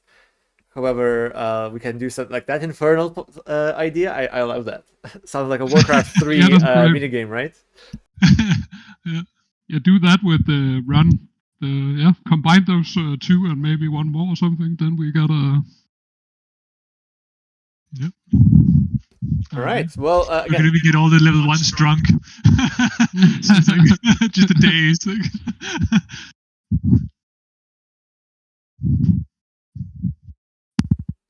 all right. Yeah, this was fun. Even though the disconnect was kind of sad, but it is what it is. The drama. Yeah, I actually knew we were going to lose. Intentionally disconnected. Griefer. Well, yeah, it does suck that a disconnect happened, but it was still a good fight. Yep, it was. Very good fight. The best one we've seen. It's very interesting. I'm surprised. Did you see if in the Naya duel if they actually got the sap off? I didn't notice.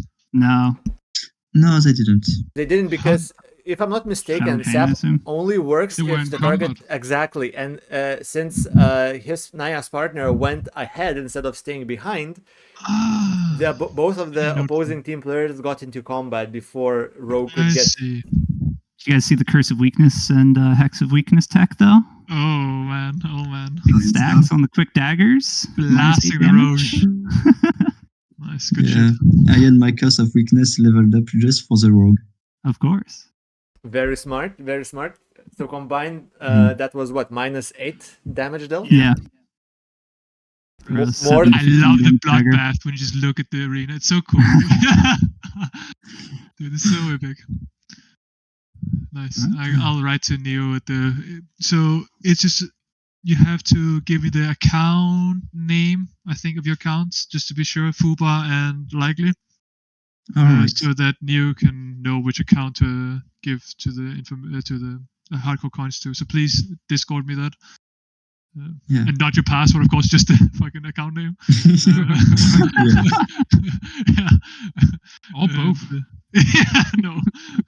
And I'll be sending you some gold in the mail. You can send me the account name and the character you want the 90 gold sent to. Yeah. Well, since my luck is still alive, I am going to level it up. Yeah, maybe one day. You can join Blitz, Loner. The only survivor so far that have gotten to 60.